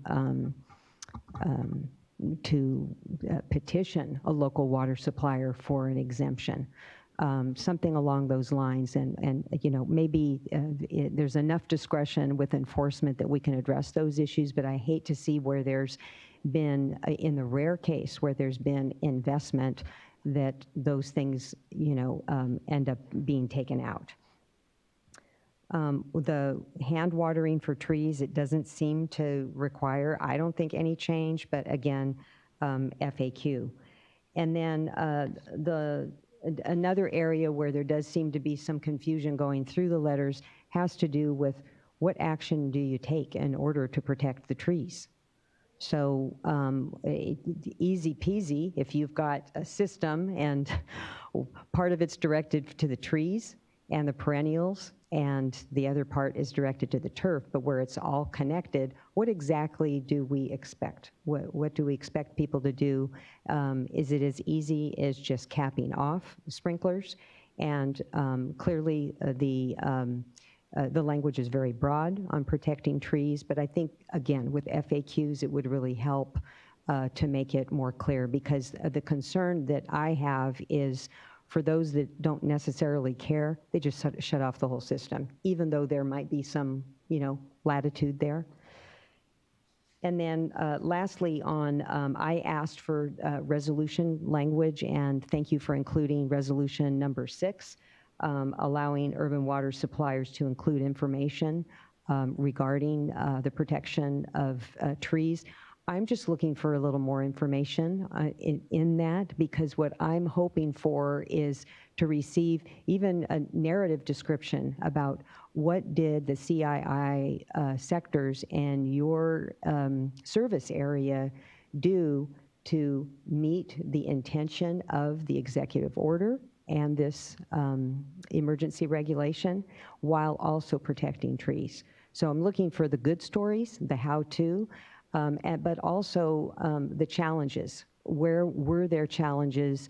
What were those challenges? Was it cost or something else? I think this is an excellent opportunity for us to kind of have a mini pilot as we embark on the permanent regulations that I know we're all working collectively on to really press efficiency as much as possible, while at the same time preserving trees. And so this is, I think, an opportunity for folks to tell us the how-to.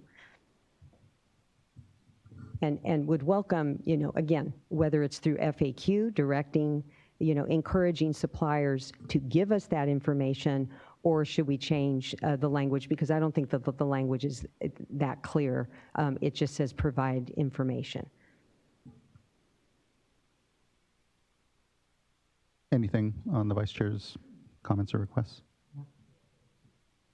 Briefly, I think that we intend to have a very robust FAQ document, and a lot of that will come after the board acts, because then we'll know what the regulation is and how to describe it.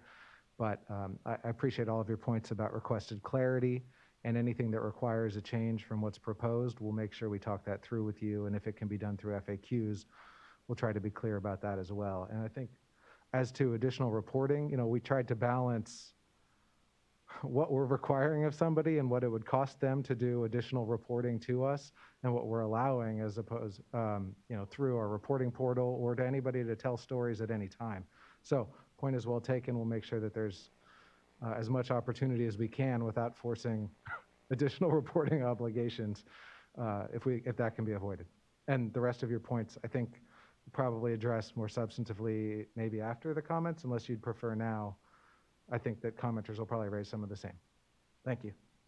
Yeah, thank you, Mr. Rose. And thank you, Vice Chair, for the important and appropriate eye on tree canopy and ensuring that we do conservation in a way that, it's not just too blunt of a tool insofar as taking away the benefits that we know and we heard from Ms. McKeith earlier in public comment around the importance of maintaining those amenities and expanding them, especially in communities that don't have them currently. We can, I know, do that way. And to your point, here is a learning opportunity to figure out how best to do that. And I feel it really connects with also the California native discussion, where we're innovating. We're innovating in what our built and lived environment is going to be in these next decades. And we know it will change for sure. So thank you. Can I just comment on one of the Vice Chair's points, which is the low water use turf? I know that was something that you were interested in, and we did reach out to our consultants to figure out if there was a way that we could create some sort of carve out or exemption. And based on the input that we received from those consultants, their advice was that it really depends on the irrigation system and how it's watered, and even a highly efficient turf, given the opportunity, can end up using quite a bit of water, even as much as regular turf. And so, while it would, we understand the interest in incentivizing low water use plants, we just couldn't figure out a clean way to create a specific carve out. And so that's why we did not recommend one. And I just wanted to let you know that, and also, basically say that before we heard public comment, because there may be input on that from the commenters. Thank you both. Yes, please, Board Member McGuire. Yes, thank you. And Vice Chair, that was a very good list of comments, so I will not repeat any of those, but I share many of those same concerns that you have. And so I just want to bring my perspective a little bit here.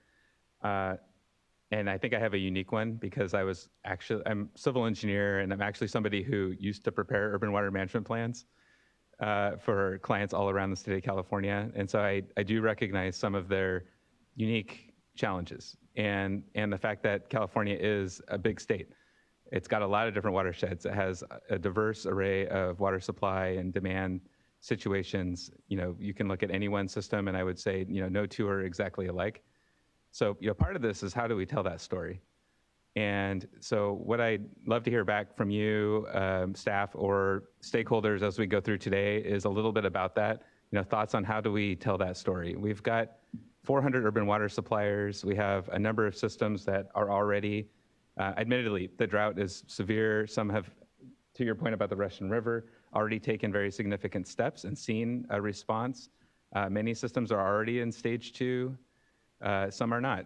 And so what I think we'll see here is a variety of responses from systems implementing those actions, right? Whether it's they choose to adopt a level 2 and go with the formal route, whether they just implement the actions, whether they look at a mix of supply and demand augmentation out of necessity.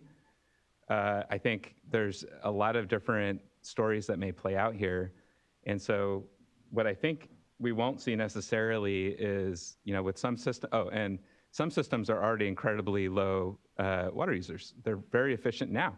So even as we talk about the long-term regulations, there's a whole list of systems that, in all likelihood, probably won't have to do a whole lot because they're already there. They are efficient. And so I struggle with that a bit. I recognize the statewide urgency of the drought. I acknowledge that. I think we do need to be proactive here. But I would like to hear more about how you envision reporting on the successes and the progress that are made with implementation. How do systems report whether they're implementing or not? What level the data that might come with that in terms of water use reductions? Because again, I think we're going to get a mixed bag, and that's just going to be the reality of what we're faced with. And it, in some cases, is going to depend on the response of the communities at the end of the day. But that doesn't necessarily reflect poorly on the water systems themselves. It's just sometimes is the nature of the complex urban sector that we deal with. So I think I'll leave that as my comment now, and I'll save my others for after public comment. Thank you, board member. Any other comments? And otherwise, we can begin to go to our commenters. Here, I think I'd like to, if I'm looking at my list right, I think our first, and we have someone in person, Carlos Gutierrez.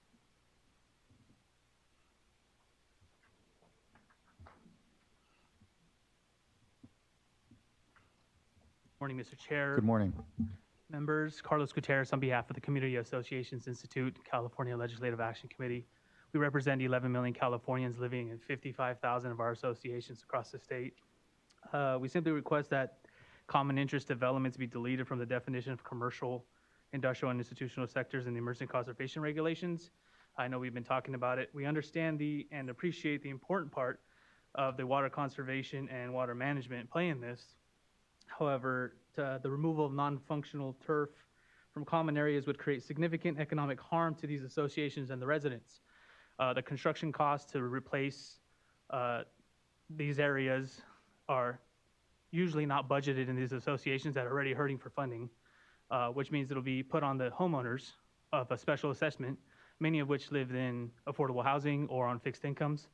So in a time where costs are already high, any additional costs on top of that is just a huge impact on them. So for those reasons, we ask that common interest developments be deleted from the regulations. That's it. Thank you. Thank you.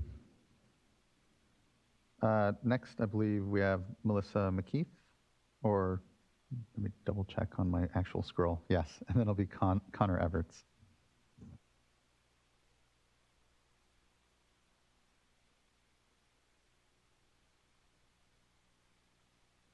And is Miss McKeith still?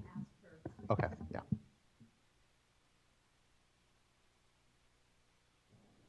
At this point, I would just move to the next speaker, and we can put Ms. McKeith back in the queue later. Yeah, she may, her comment earlier may have been in reference to this item as well. Connor Everts will be followed by Stacey Taylor. Oh, you're on mute, Mr. Everts. There you go. Here we go. I want to thank you very much for doing this meeting hybrid. I would love to be there, but it's still a long and expensive drive.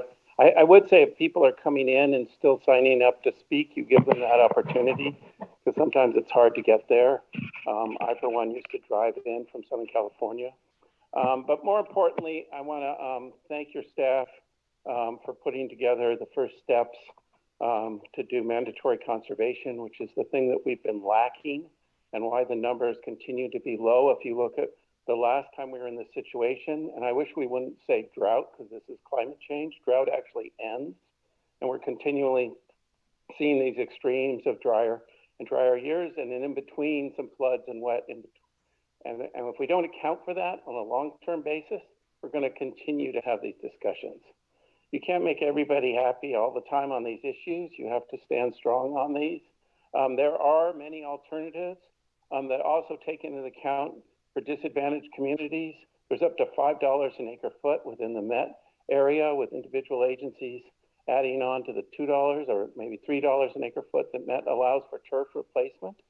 It's time to actually, if not kill our lawns, reduce the impact and inappropriate landscape in this state as we get drier and drier. I've seen the lack of water in the reservoirs. I've monitored the Colorado for a possible ride up Glen Canyon and on Lake Powell because it keeps getting lower and lower. We have to react to the reality that we're in, which includes fish going extinct. And I appreciate the earlier comments by the representative from Sarah Salmon and the Hoopa.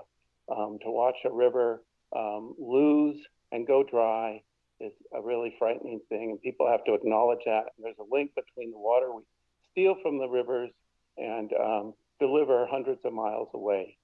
That doesn't account for all the good work that's been done seemingly up to this point of agencies investing, people who save water more than agencies, businesses that save water because they realize it impacts their bottom line and they want security.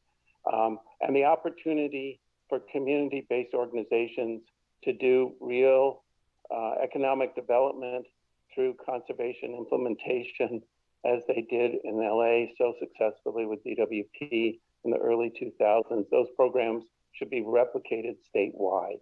Since we lack statewide standards to compare area to area, we tried to do that with the California Urban Water Conservation Council, taking in both agencies and environmental organizations who no longer have the same voice in this. I think it's up to us to all work together. I was texting with my colleague and friend, Melissa McKeith, on how we can do that, but include the tribes, include the environmental organizations, and is still the facilitator of the Environmental Water Caucus, and the co-chair of the other organizations, including a water dialogue that we have with Met, and the Green LA Water Committee, and our Southern California Watershed Alliance. We all need to work together on this. Thank you for this opportunity. Thank you, Mr. Everts. I thought I saw Ms. McKeith pop up momentarily. Ms. McKeith, would you like to provide comment? She had indicated that she did not have any further. Okay, thank you. And next we'll go to Stacy Taylor. Good morning, Honorable Chair. Good to see you again. And board members, I'm Stacy Taylor, Water Policy Manager for Mesa Water District, and I'm commenting on behalf of Mesa Water and the Stress Test Coalition to request a stress test approach in the emergency regulation for water conservation. With approximately 30 urban water suppliers statewide, our coalition represents the 28% of agencies with no water shortage now nor in the anticipated future.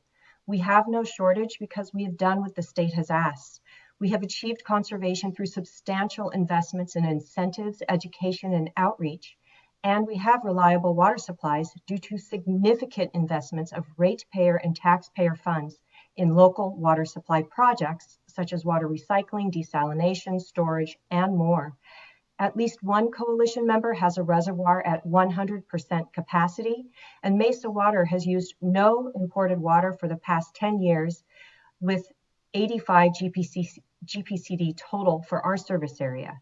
In the face of climate change and a third summer of drought, our coalition acknowledges your challenge of balancing requests for one-size-fits-all conservation versus our request for local actions consistent with local conditions. Governor Newsom recently said we entered this drought much better off than we entered the drought of 2011 and 2012, with 16% lower per capita water consumption as we entered this drought.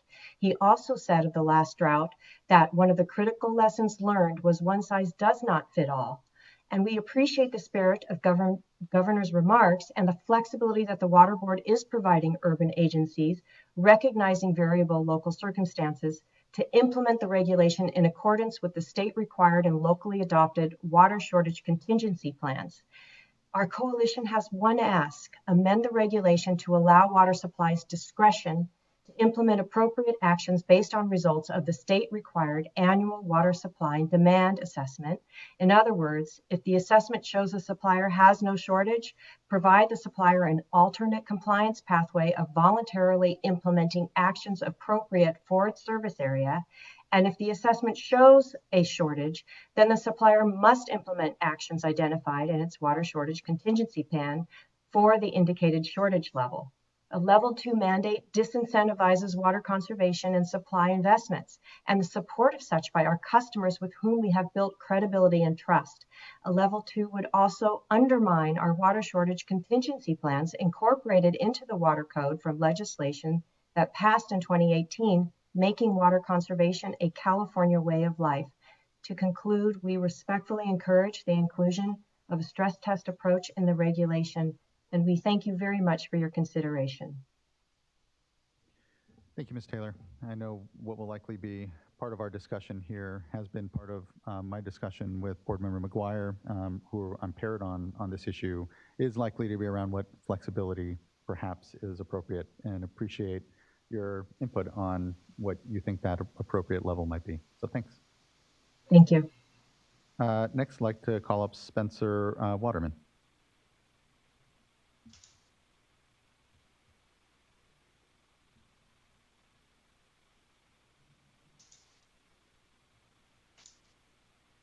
Yes, hello, can you hear me okay? We can. Good morning.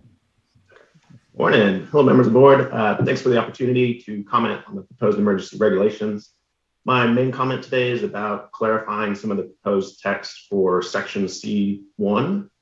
And that section says that suppliers must implement at a minimum the demand reduction actions identified in the supplier's water shortage contingency plan. And it goes on to say the water code up to level 2. And this text differs a little bit from the executive order language, which actually says that suppliers must implement at a minimum shortage response actions, which is a broader suite of actions. But anyways, I can get back to that. The confusing part to me is that in talking with state board staff and council through webinars and direct meetings, they've indicated that they're going to interpret this language to mean that all demand reduction actions must be implemented for level 2. However, the text doesn't explicitly say that all demand reduction actions must be implemented. So I would agree with the way the existing language is written if suppliers are not required to implement all demand reduction actions. However, if the intent is that suppliers should, then I would like a little clarification on that and perhaps a language change to say all.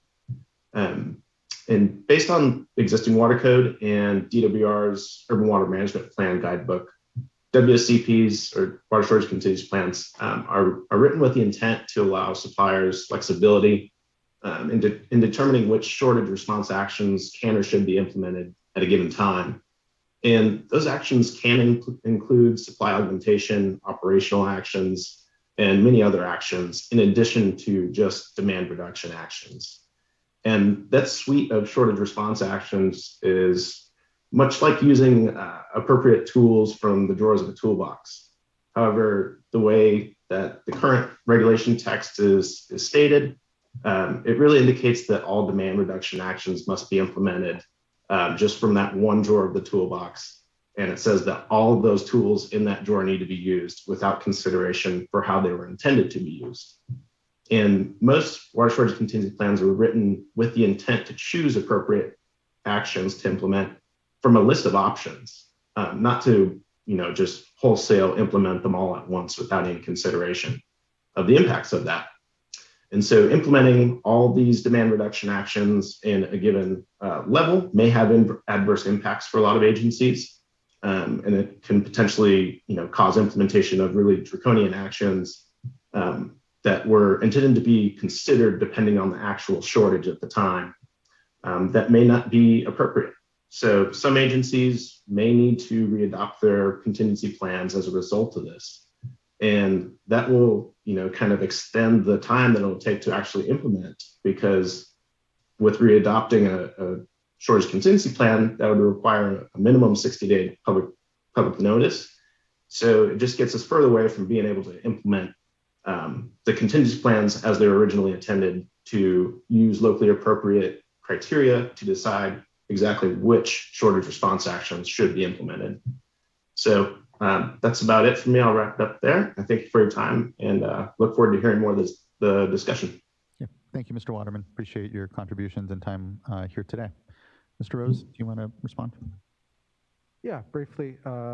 We did have staff level conversations with Mr. Waterman, and I agree with his characterization that Staff interpret the proposed regulation language as requiring all demand reduction actions in level 2 of each water shortage contingency plan. We think that that's a correct and fair reading of the regulation text, but as Mr. Hune said during his presentation, that could be clarified through FAQ language, or if the board feels it's necessary, that would still just be clarification from our perspective. If you felt it was necessary to amend the regulation language to say all, there's no caveat in the subdivision C1 that says some or anything like that. There is a carve out that board staff have proposed in the proposed regulation for demand reduction actions that are essentially residential connection moratoria. Those would not be required by the proposed regulation. And also, as Mr. Waterman noted, the proposal that's being offered to you today for consideration doesn't include supply augmentation options or actions that are in a water shortage contingency plan, because if a supplier needs to trigger those, it will decide to trigger those on its own. It's really more about the conservation as a way of life, demand reduction actions under this proposal. And happy to talk more as needed. No, that's helpful. Thank you, Mr. Rose. Next, I believe we have an in-person commenter from Helix Water District, President Kathleen Coates Hedberg. Apologies. Good to see you. Good to see you. Good morning. I think it's still morning. Okay, I don't want to lose this. Very good. All right. Good morning, Chair Esquivel and Vice Chair Diamo and board members. My name is Kathleen Coates Hedberg, and I am the board president of Helix Water District. I am also a registered civil engineer and have my master's in public health. Thank you for giving us, or me, the opportunity to provide comments today on our proposed emergency regulations. Helix Water District is an urban water supplier serving eastern San Diego County. We provide treated water through our regional treatment plant to over 500,000 people, and we distribute water to over 250,000 residents. Our service area also includes many disadvantaged communities. As a region, our customers have supported and funded seawater desalination, recycled water, along with building and maintenance and expansion of drinking water reservoirs, emergency storage, and potable reuse projects. Here's a collector item of the Oceanside Pure Water Project that just came on board in our region. Currently, we do not, in our region, rely on state project water to meet our demands. Helix Water District has been serving water for over 100 years, and we have a very robust conservation program for over 30 years. We have rebates on high efficiency toilets and clothes washers, meter flow monitoring devices that allow customers to read in real time their meter, rotating sprinklers, nozzles, smart irrigation controllers, rain barrels, mulch, and turf replacement programs.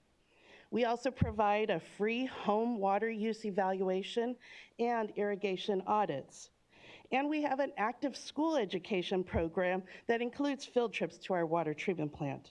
We have community landscape workshops, a local water conservation garden that's over 5 acres, and it's a beautiful facility. The garden, I don't know if you've been there, but it's a showcase. And we also have a demonstration garden at our administration building, and we have ongoing communications around water efficiency. We have adopted water use efficiency measures to make sure our customers are being water wise every day, and we actively teach the value of water. In keeping up with the increases in population, our focus has been increasing water supplies while decreasing demand, and it has worked. We are an efficient district. As Chair, you mentioned earlier about leaning in to conservation and being efficient. We've leaned in 30 years ago, and we've never stood back up. In San Diego County, we're going all forward. Even our own agency, we're doing a potable reuse project, which earlier today when we talked about funding, I'm sure some of that state revolving funding is going towards our projects. Our per capita water use dropped almost half over the past 30 years, from 171 gallons per capita in 1990 to 95 gallons per capita today in 2022. Our average residential per capita water use is even lower at 66 gallons per capita. Our urban management plan demonstrates we have sufficient supplies to meet existing and future water needs through multiple dry years. I believe it's 5 years. As leaders in water conservation, Helix Water District remains committed to promoting water efficiency measures.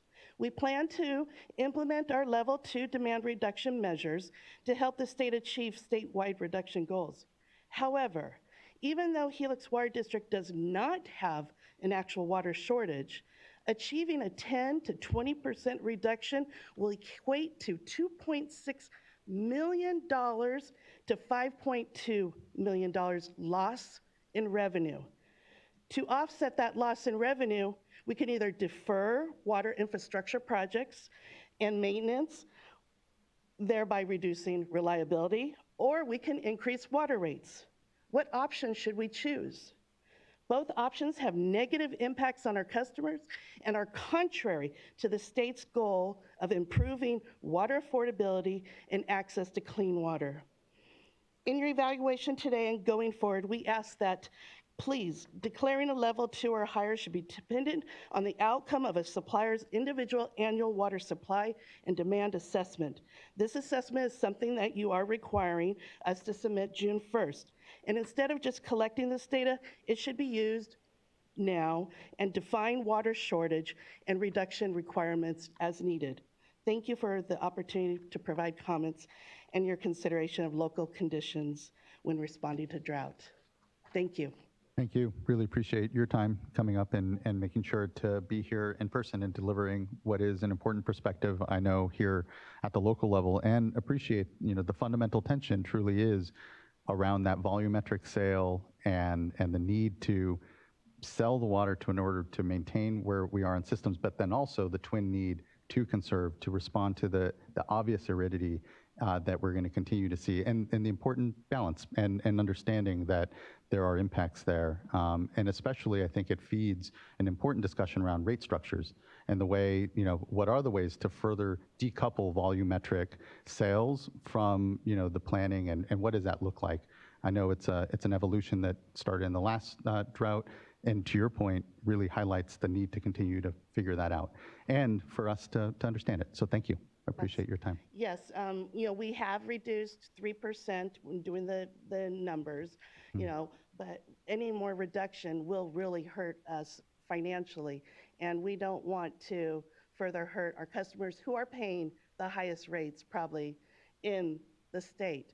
And so I know you do have funding for, possibly maybe offsetting that, and so maybe that can help as well. So, thank you. Yeah, you. These are all closed systems amongst us, right? It's all, thank you. Thank Appreciate you. it. Can I just ask staff if, Please, yeah. just for more information, I don't know if you have it now, but on the legislation that passed after the last drought that provides emergency authority for water systems on rate structures, drought rate structures, I don't know if you're prepared to talk about that today, but if not, I think if we can make sure that water agencies have that information. I know this was a major problem in the last drought, is that water agencies, bottom line was really hit with conservation. And as you said, Chair Esquivel, that really comes down to the rate structures that we have. My understanding is that after the last drought, there is the ability for water agencies to do emergency rate adjustments.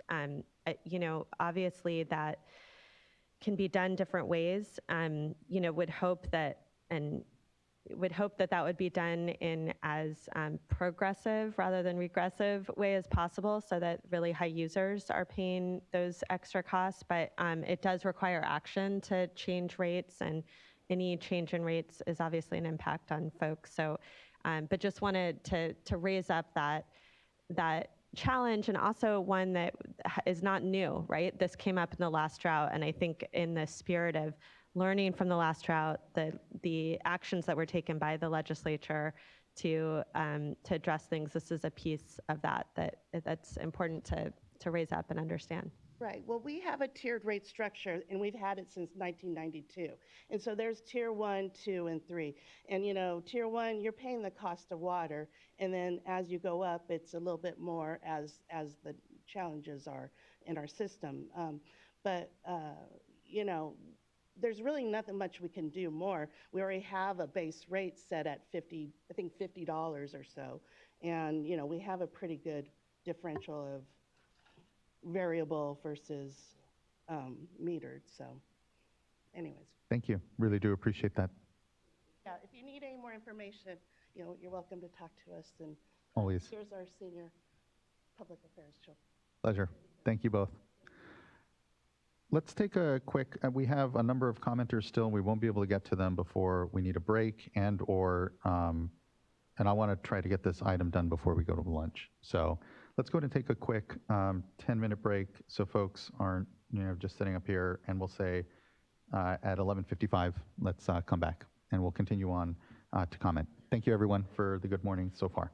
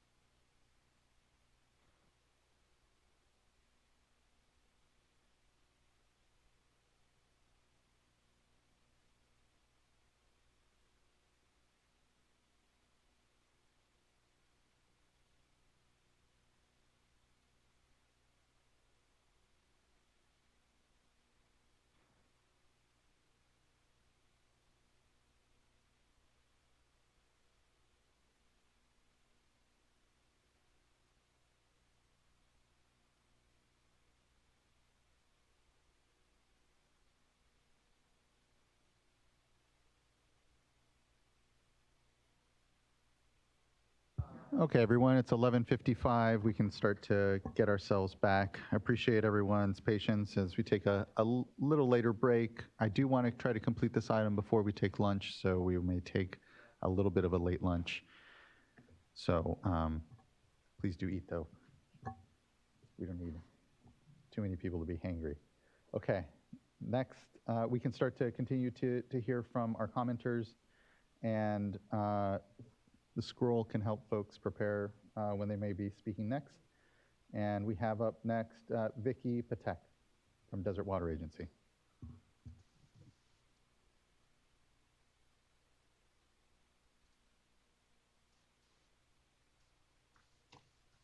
Good morning. Can you hear me? We can. Hello. Great. Hello. Good morning, Chair and State Water Board members. I'm Vicki Pettick with Desert Water Agency. I'm located in Palm Springs. Thank you for this opportunity to comment on these drought emergency regulations. We appreciate the desire your team has expressed to allow for more involvement and engagement from local water agencies. We have invested heavily in water conservation and are eager to continue supporting our customers with incentives and programs with lasting benefits. Desert Water Agency serves a large number of HOAs home to socioeconomically diverse residents. We're retirement communities, so many are fixed income seniors.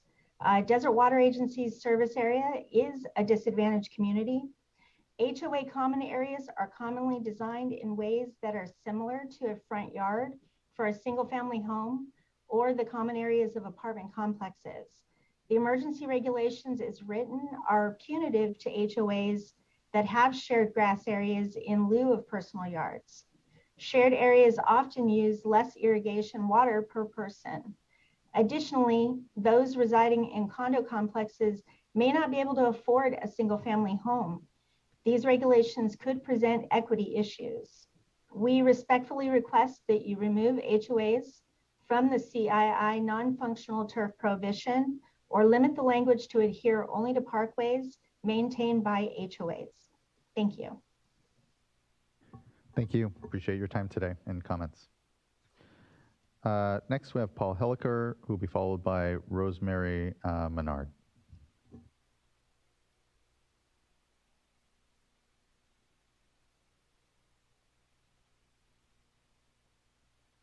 Mr. Helliker, you should be invited to be unmuted here momentarily.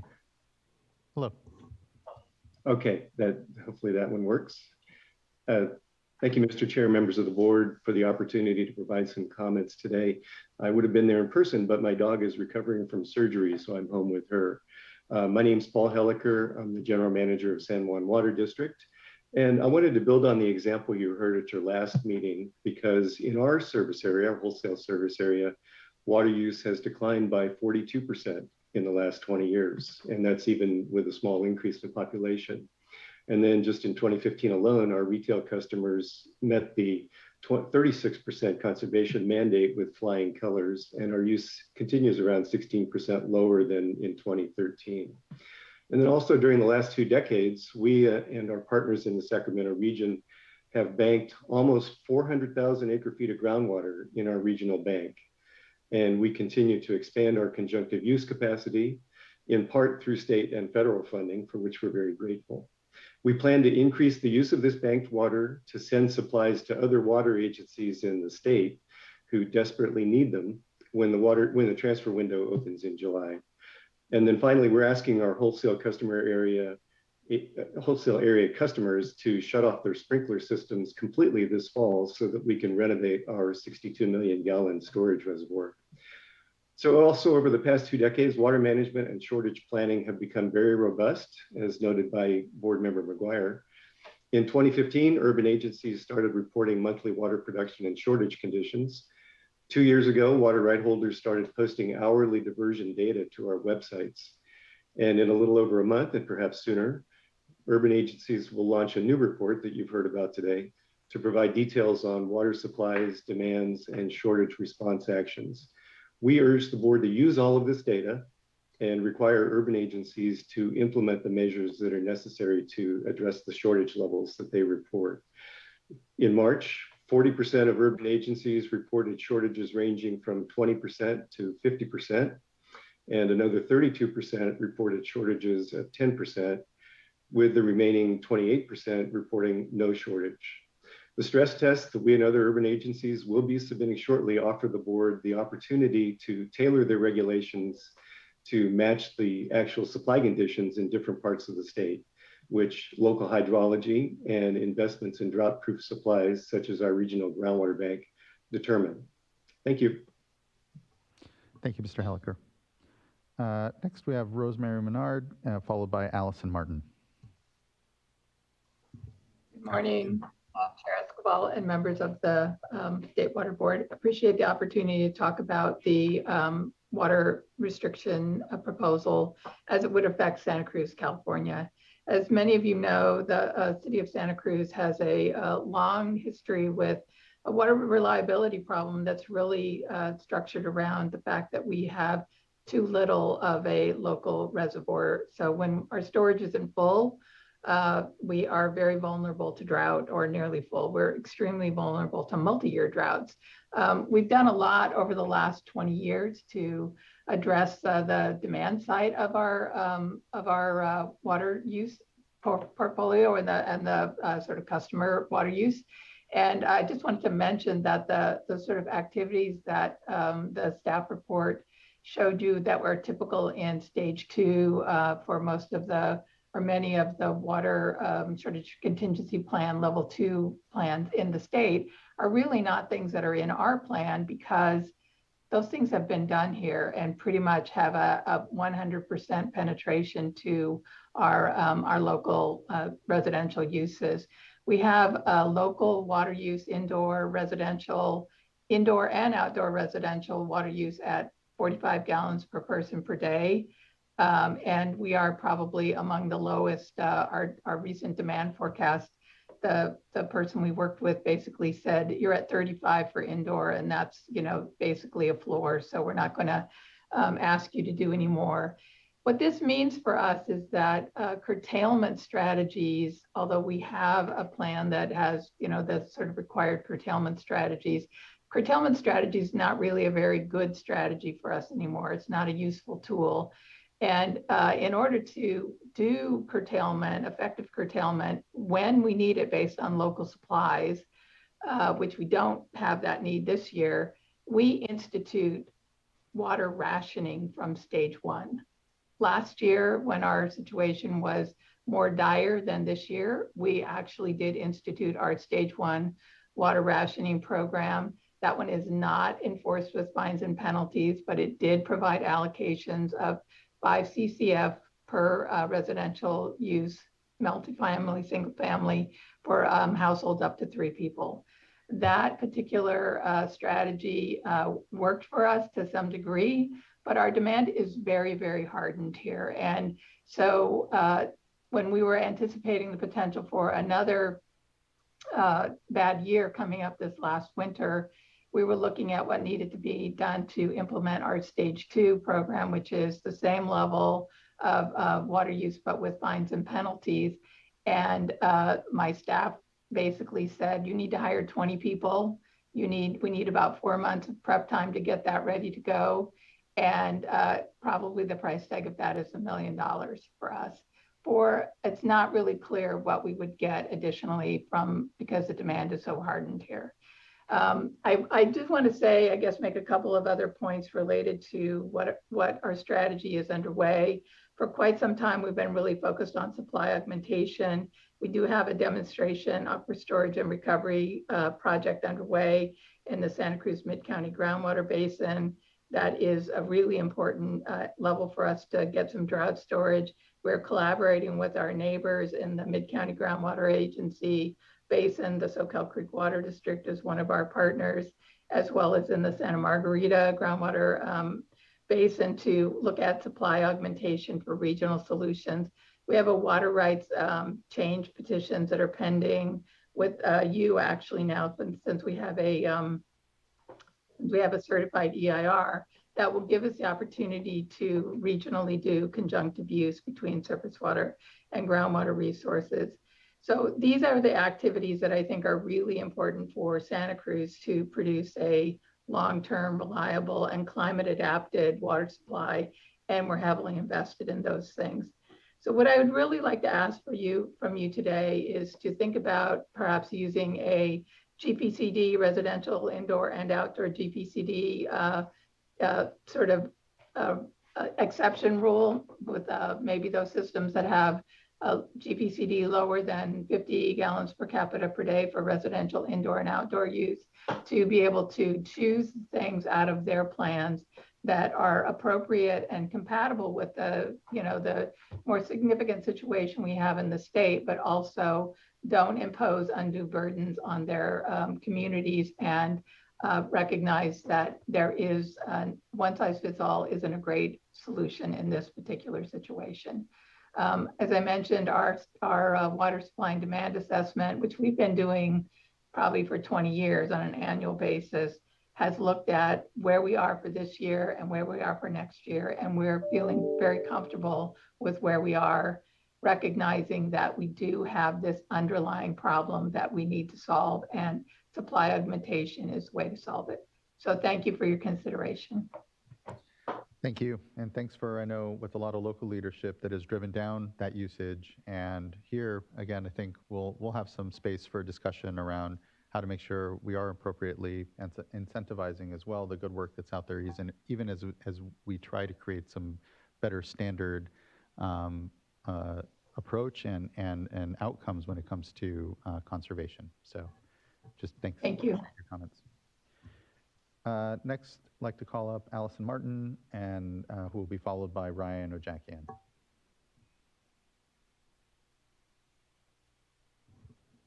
And you should be, there you are.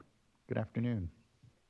Hi, good afternoon, Honorable Chair and State Water Board members. I'm Allison Martin, Public Affairs Manager for the Yorba Linda Water District, and we ask that you amend the emergency regulation for water conservation to allow an alternate compliance pathway of voluntary implementation of the water shortage contingency plan for water suppliers not experiencing a shortage.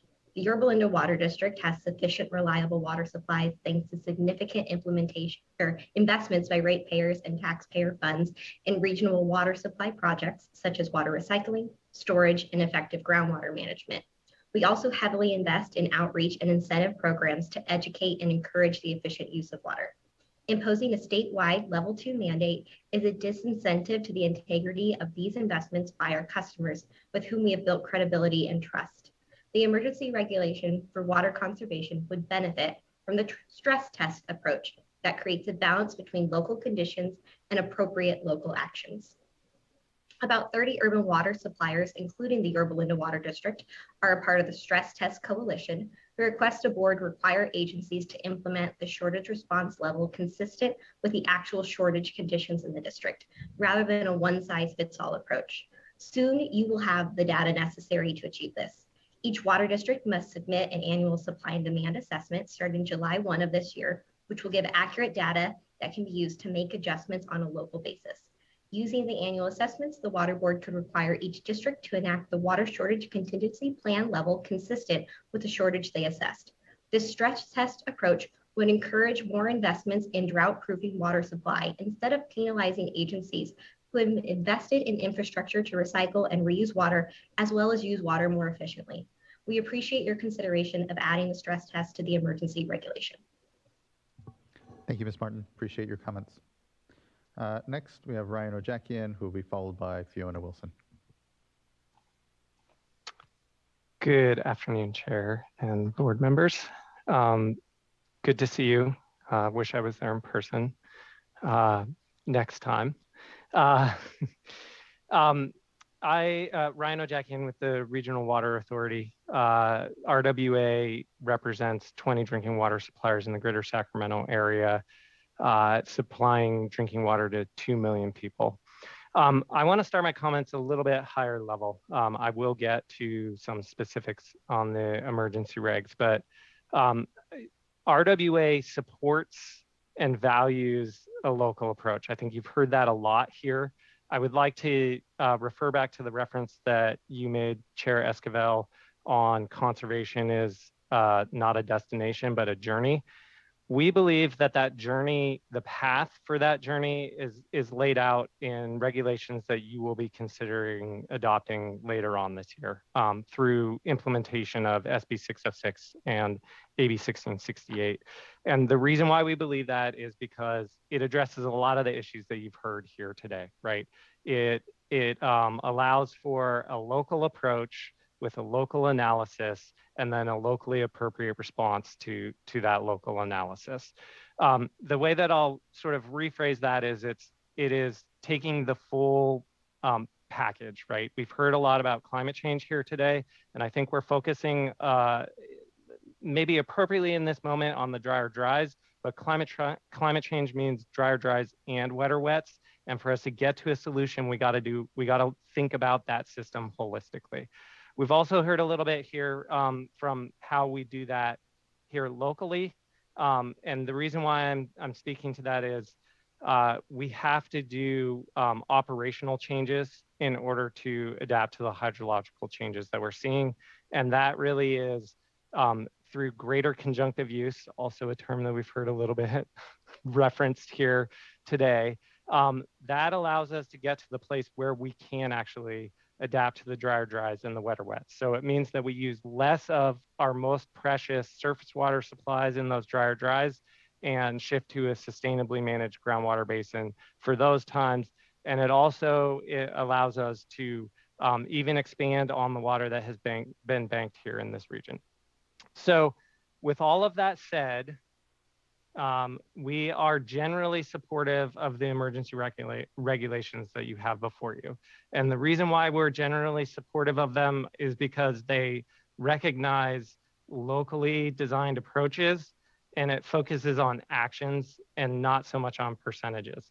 I appreciate Vice Chair Diadamo raising earlier sort of this question in particular of what are we reporting on?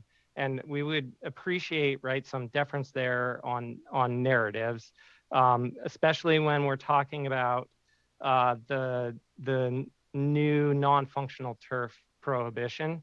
I say new because it is new, and there's going to be something of a learning curve in putting that into place. And so how we're monitoring that, and most importantly, learning from successes and failures to get better on that front, I think is really important as we move forward here. So one other thing that I wanted to touch on really quick was how can the state help us, right? And I think through this regulation in particular, it's with communication. We saw, right, the reference of Save Our Water and referring to local water suppliers, and we've heard about local water suppliers' numerous programs to address conservation. It's really facilitating that connection with customers and our local water suppliers. I think one other thing though that we haven't talked about, maybe I've said everything I've said thus far has been stuff you've heard already today. One thing that we haven't talked about yet though is where is one of the greatest opportunities, at least here in the Sacramento region, and that is right now, about 30% of outdoor water use is wasted, either to overwatering or evaporation. That is the lowest hanging fruit, and we have to find a way. It's been somewhat elusive to pick that lowest hanging fruit. We really need to find a way to focus on that and pick that lowest hanging fruit. Now, it gets a little complicated, so communication matters, but I mean, we really need to find a way to focus on that. Since I'm nearly out of time, I'll just wrap up here with RWA is committed to working with the Water Board as you adopt this emergency regulation, whatever its final form is. But most importantly, as we move forward on that journey, right? How do we get to that place where we truly are developing systems that can address the drier drives, but also the wetter wets, and get us to a place where we are truly climate resilient and have achieved all of the multiple challenges or goals that we have out there. Thanks. Appreciate the time. Thank you. I appreciate the points and the general support here for today's vote, and agree with you that the long-term budget setting that the board will be doing here over the next year is there needs to be continuity, I'll say, to what our actions are here, and I believe there firmly is, and continue to drive the changes we know we need to see system-wide, and be accounting for, we know, the great variability, as we've flagged and highlighted and spoken to at this board, the great variability of systems and the conditions they find, or the challenges and opportunities. So yeah, thank you. I appreciate the good comments. Next, we have Fiona Wilson, who will be followed by Ashley Parks. Can you hear me all right? We can. Good afternoon. Good afternoon, Honorable Chair and State Water Board members. I'm Fiona Wilson here representing the Humboldt Bay Municipal Water District located up here in Humboldt County. We are a water supplier to 7 local municipalities, and we are not connected to the state or federal water projects. We're in the unique situation where our reservoir is at 100% capacity, completely full and spilling over our spillway. According to our urban water management plan's drought contingency section, we are at stage 1 with our water supply. There is no stage 0. Since our water supply is at 100% capacity and is not supporting the state water supply system, we request a provision in the proposed regulations to address situations such as ours and other agencies that have spoken who are able to meet their demand. Specifically, we respectfully request that you amend the regulations to allow water suppliers discretion to implement conservation actions based on local supply conditions and agencies' water shortage contingency plans, and please do not adopt the one-size-fits-all approach. Thank you very much for your time and consideration. I appreciate the opportunity to speak and provide feedback on the proposed regulations. Thank you. Appreciate your time today. Next, I believe we have Ashley Parks. Hi, Chair and board members. Thank you so much for the opportunity to speak today. I wanted to provide sort of another clarification, comment, or question, sort of similar to what people have spoken about earlier today. And this is related to apartment communities. So, multi-building, larger apartment communities, and how those are categorized. So, clarification on whether those are considered in the commercial sector or the residential sector.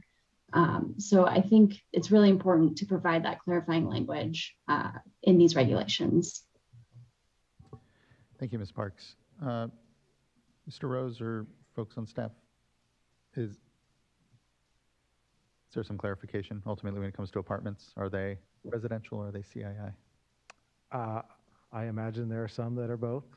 But the intent of the regulation text as we have it right now, and we've of course gotten most of our comments specifically on the HOAs as opposed to apartment complexes, but we do think that the current language, which excludes really not at our discretion, but at the user's discretion generally, those community spaces, those functional spaces, that it's the best we could do in a drought emergency context. So I don't have an answer, but my guess is that there are some of each. Yeah, and I think ultimately we'll do our best in the frequently asked questions to highlight that the discretion is there. The intent is not to capture these and let folks hopefully rest on that. So thank you.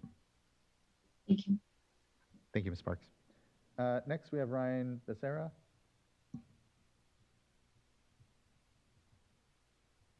You should be invited. Good afternoon. Good afternoon. Thank you very much, Chair Esquivel and board members. I'm here today for the City of Santa Cruz and just want to say I'm here to answer any questions you may have about the specific language that the city has provided and discussed with staff that reflect Ms. Menard's comments about the city's residential GPCD being below 50 gallons per capita and how we might reflect that in the regulations. So thank you.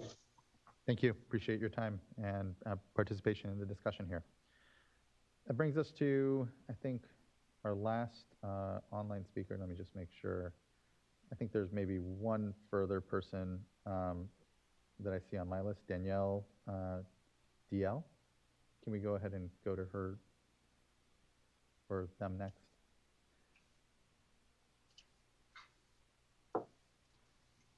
Good morning. My name is Danny Dealey with the Agricultural Council of California. Thank you for the opportunity to comment on the drought-related emergency regulation.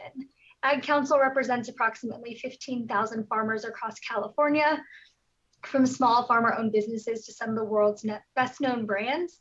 Our membership includes farmer-owned nurseries that collaborate with cities and local governments in providing nursery stock for urban forestry projects and healthy landscapes that aid in climate moderation, community enrichment, and fire protection. As a farm organization, Ag Council supports water conservation efforts due to the drought. In the drought-related emergency regulation, we appreciate the language included that protects trees and other perennial non-turf plantings as a part of our state's climate mitigation strategies. We urge the State Water Board to continue prioritizing these healthy landscapes, including trees and other perennial non-turf plantings. These crops particularly protect against heat islands, improve air quality, conserve energy, and assist with climate mitigation. Further, the state has made large investments in urban greening and urban forestry programs, and we encourage the State Water Board to support the protection of these investments. Thank you for your time. Thank you, Ms. Dealey. And I believe Sarah Saman was also on the platform, but is not currently. So we'll, okay. Thank you, everyone, and we'll go ahead and start to call up folks that are here in the room. I believe the first person is Andrea Abergel. And for those that are on the digital platform, it is warm in this room. And I apologize to everyone that is in here. We're trying to get that resolved. Hopefully it starts to adjust a bit. So be thankful to those that are digitally participating. Good to see you. Thank you for braving the heat. Yeah, our first request is to turn the air on. Well, thank you so much. Good afternoon now, Chair and members of the board. My name is Andrea Abergel. I'm with the California Municipal Utilities Association. CMUA represents over 50 public water agencies that deliver drinking water to 75% of Californians. Our association, along with the Association of California Water Agencies, or ACWA, submitted joint comments on the proposed emergency regulations last Thursday. So the comments I make today will be complemented with the comments provided by ACWA. Generally, CMUA supports a locally tailored approach that considers hydrology, water suppliers, and water uses as the best path forward to responding to drought challenges. This is not something that is new. You've heard a lot about it today, and I think it's important to reiterate the importance of local management. So the water shortage contingency plans and urban water management plans submitted by water suppliers to DWR provide transparency on water shortage levels and the response actions that water suppliers are taking to respond to local conditions. So it's important to continue to rely on these plans to respond to the current drought emergency and to plan for prolonged, more frequent droughts. While we appreciate the flexibility embedded in the proposed definition of non-functional turf, I do have some specific comments to provide that were included in our letter, and I'll go over them briefly just for sake of time. So we do urge the Water Board to consider and minimize potentially adverse impacts resulting from these regulations. Specifically, as Board Member Diadamo mentioned, the consideration of impacts on disadvantaged and low-income communities. We did propose some additional language to Section 962, subsection E2, that was in our letter, that could minimize those adverse impacts. We also think it's important to thoughtfully consider different types of homeowners associations and common interest developments, how they are managed to ensure that residents have public gathering spaces available. And we'd like to note, as it was noted in the presentation, there are differences between separate interests and common interests and how they are managed. Generally, we support Vice Chair Diadamo's request to expand the FAQs to help local agencies to implement these regulations. And we encourage the Water Board to secure additional funding for local incentives to empower water users to use water wisely. Lastly, we appreciate the flexibility to implement actions in Level 2 of water shortage contingency plans. CMUA continues to be committed to working with the Water Board, and I'd like to thank you for the opportunity to provide comments and considering the points made today. Thank you. Thank you, Ms. Abergel. Appreciate the good points and comment. Next, I'd like to call up Julia Hall, and who will be followed by Christine Compton. Good afternoon, Chair, members, and staff of the State Water Resources Control Board. My name is Julia Hall with the Association of California Water Agencies, and I really appreciate the opportunity to provide comments before you today. As Andrea just said, Aqua submitted a joint comment letter with CMUA on the proposed emergency regulations last week, and so I'm going to be highlighting a few things from that letter today, and my comments are intended to complement those made by Andrea. So first, Aqua appreciates the Governor and the State Water Board's recognition of the work that local agencies have put into planning and preparation for responding in times of shortage through their water shortage contingency plans. These plans are tailored to address and respond to the specific needs of each local community and region based on those local conditions. We support a locally driven approach to water management in response to drought or shortage conditions, which can vary across the state, and we continue to urge the state to rely on these plans and other local planning tools, both in responding to the current drought emergency and as we continue to prepare for prolonged and more frequent droughts anticipated with climate change. Our associations and our members will continue to be partners as the state works to address drought and long-term water challenges. Specifically on the ban of irrigation of non-functional turf in the commercial, industrial, and institutional sector, we appreciate the proposed regulation recognizes the need to protect trees and urban forests, and that the ban is on the use of potable water, which recognizes the significant investments that have been made to create locally resilient water supplies through the implementation of water recycling programs. These supplies will help mitigate the impacts of drought on our landscapes. Further, we would encourage the State Water Board to develop and message some frequently asked questions, which has been discussed today, and general guidance on the ban on irrigation of non-functional turf in the CI&I sector. These benefit not only local suppliers, but also the general public while the regulations are being implemented. Additionally, given the scope of the emergency regulation, we believe the State Water Board is best suited to retain enforcement authority related to this provision. We would encourage an enforcement plan to be broadly communicated.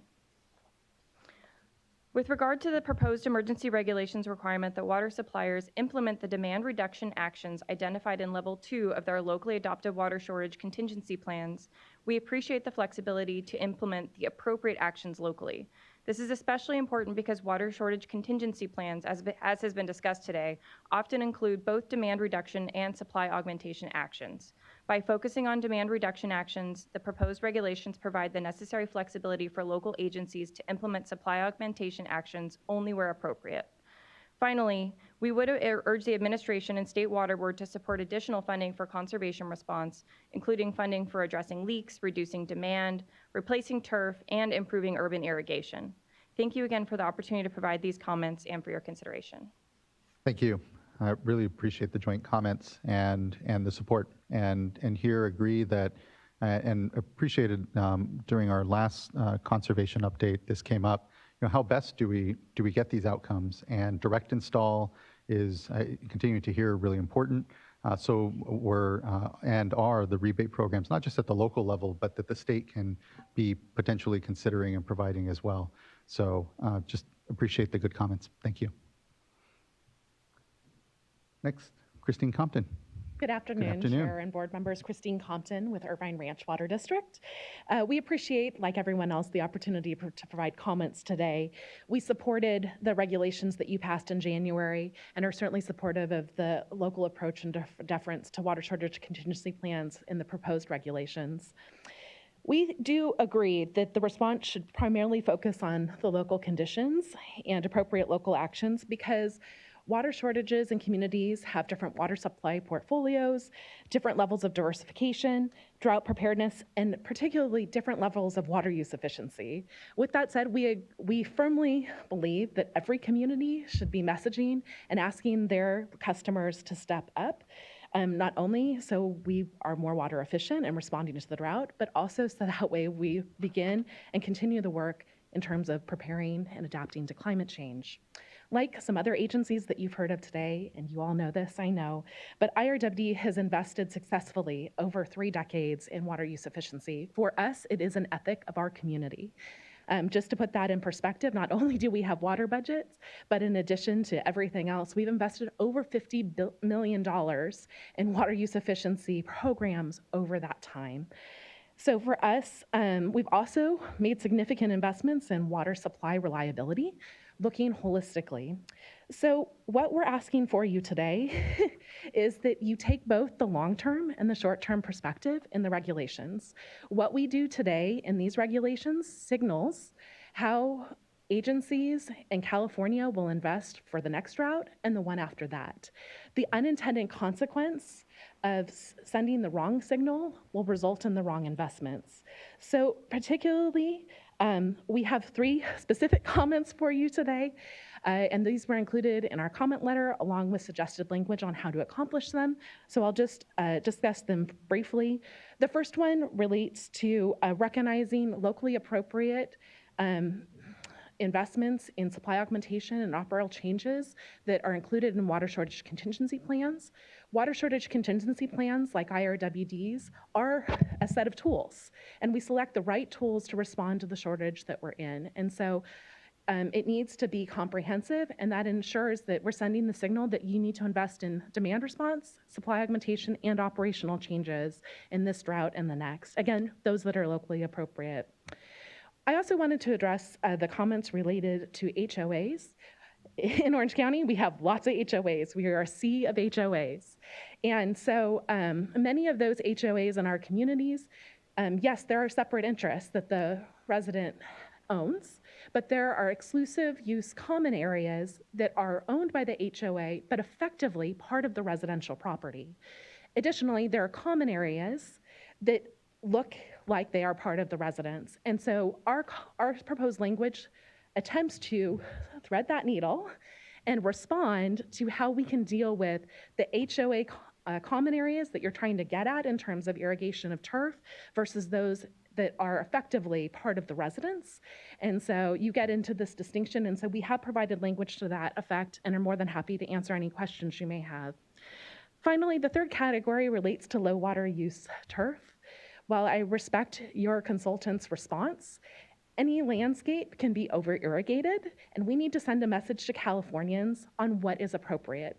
What are the types of grasses that you can put in that are low water use?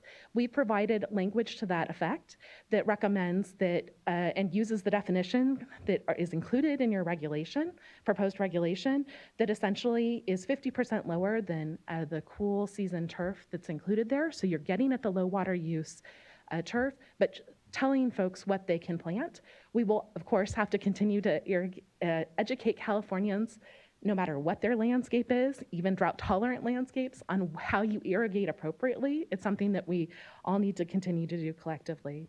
Again, we're trying to take the lessons we learned from the last drought and move the state forward so we're better prepared and adapt into climate change. Of course, we appreciate the opportunity to work with you all and your staff, and are more than happy to answer any questions. Thank you so much, Ms. Compton. Vice Chair. Jack.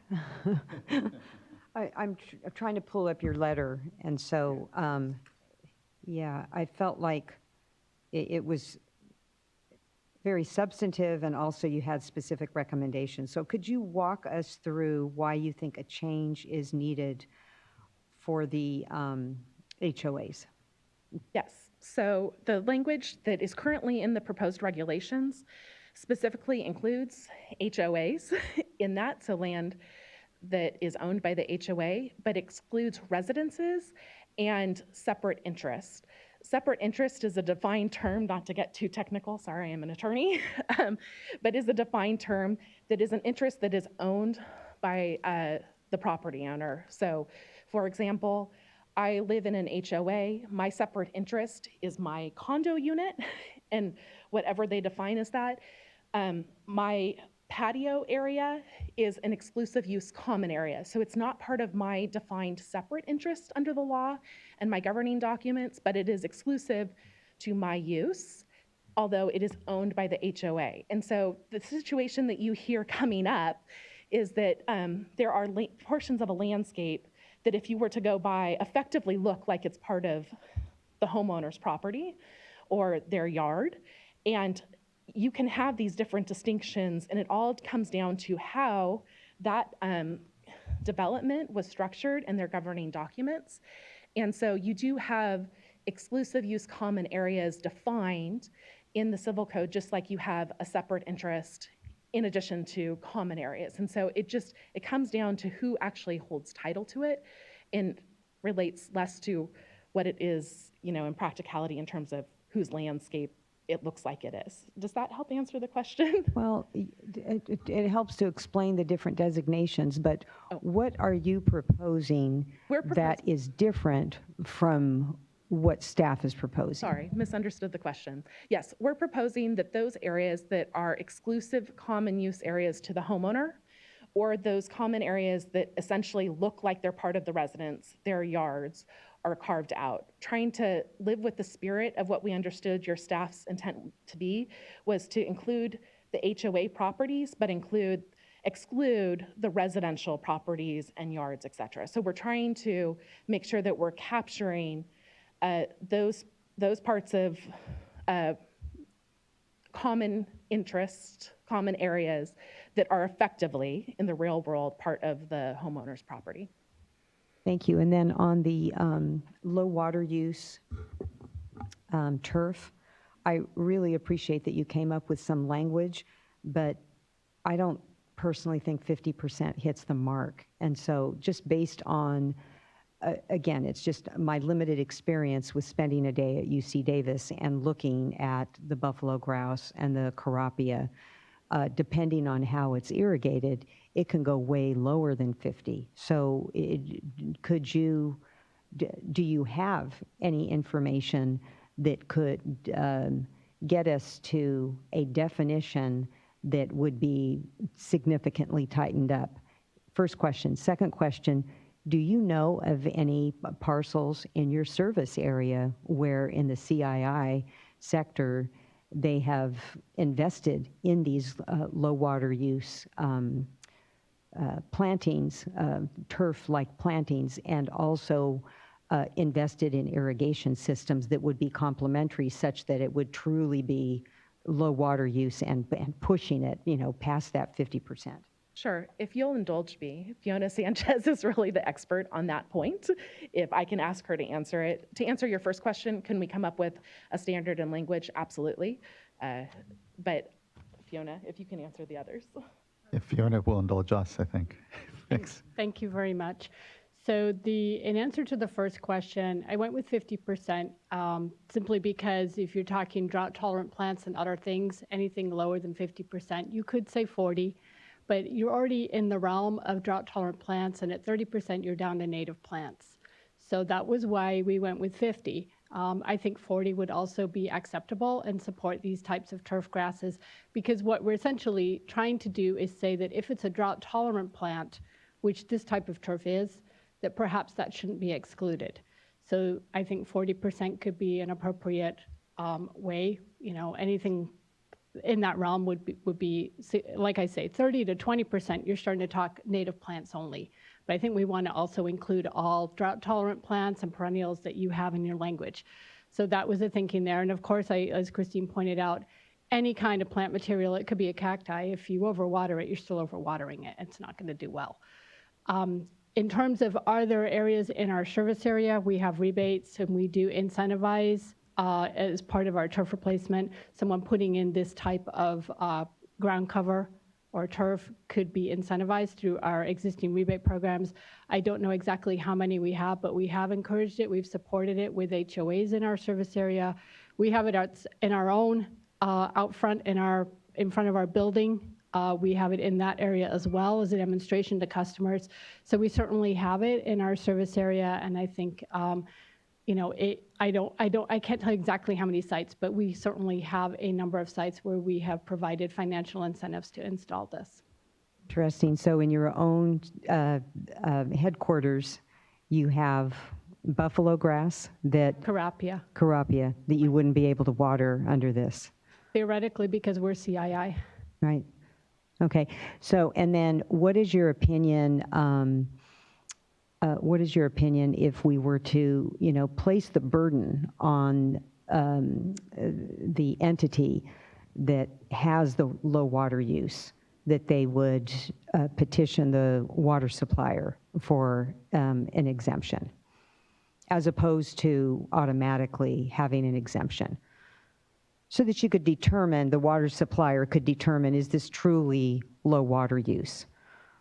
I guess I'm not quite sure how that would work because we wouldn't be doing the irrigating anyway. I think certainly having some sort of an exemption, I think the mechanism of it, because we don't know where all of the turf and everything is. But certainly open to an exemption and exploring a mechanism for that in the regs. Thanks, just looking for ways to tighten it up. And so that may be a way. It's just I don't know that water suppliers would have all of that data. Yeah, I just wanted to offer a reminder that the regulation does not prohibit watering of turf with recycled water. So I don't know if the turf that the crappie that you have is potable or recycled, but just a reminder that if it's recycled, it would be continue to be allowed to be irrigated. Yeah, that's true. Yeah, good point. Yeah, that's helpful. Thank you, Vice Chair. And thank you. That's, again, I think it's, we're wanting to ultimately say it's about the numbers, it's about the usage, right? And not be overly prescriptive on the turf side. The problem is it's just hard to, at this level, craft something that doesn't just maybe just end up really watering down, if you will, the reg and the purpose of what we're trying to do. And if there is that, you know, a CII customer that has put in Carabia or put in low, you know, made these investments, good opportunity for maybe them to just say to the water agency, this is why I think I should be exempted because I've done this. And, you know, again, creates a little more of a check as opposed to just kind of a blanket thing that's still really hard for us at this level to define. Yeah, no, right. I agree, and I understand. Yeah. Thank you. Thank you. I really appreciate it. Thank you, Vice Chair. Sorry, can I just ask a follow-up technical question on that? Is how does the water use stand compared to Moello standards? It depends which MWILO and when it was put in. So the water use for Carapia buffalo grass is substantially lower than what the current MWILO standards are because it's 0.45 and you could quite easily get there. So that was why I threw out, okay, it's going to be somewhere 50 to 40, but for all new construction, currently MWILO is at 40.45. And that's when you install it. It doesn't mean you can actually operate it that way. So it's very consistent with having a California type landscape that is sustainable. So by 4.5, you mean it's like 45%? 40, so 45% of like ET. So if you assume cool season turf is 100%, it'd be 45%. So when I'm throwing out 50%, 30%, it's all relative to 100% of evapotranspiration, which is kind of cool season turf. Sorry for getting technical there. Thank you. So cool season turf wouldn't be a component of Moello landscape? Well, theoretically it could be, but it might be a tiny little patch. If you have everything else that is extremely low and native, because it's the total landscape is how it gets calculated. Yeah, and for the benefit of folks listening in, you know, this is central to a lot of the budget setting that we're doing. We're going to be setting outdoor standards that are based off of these evapotranspiration rates. And so it's really about how water intensive the items you have on your lawn. And you can have, you know, some grass and it's higher standard because you have other California natives that are like 30%, say. So, yeah. Just can't irrigate them on the same system, but yes. Right. Yeah, thank you. Thank you. I think we have a couple more commenters. Next, I'd like to call up Jennifer West, who will be followed by Elizabeth Lovestead. And rounding out, I believe we have Jared Boskel. Sorry. No problem.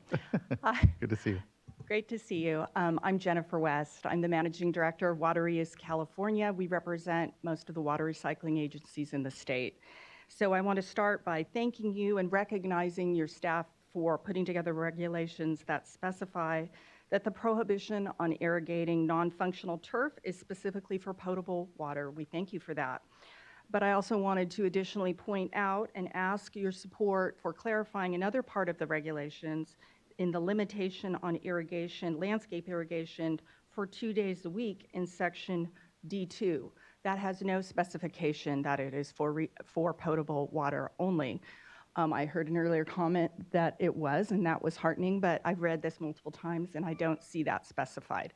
I apologize, our letter came in late because this was somewhat of a clarification on my part, but I think I got that letter in over the weekend. So we ask for that to be included if it can be in the regulations, and I guess as a fallback in the FAQ if that is in fact your intention.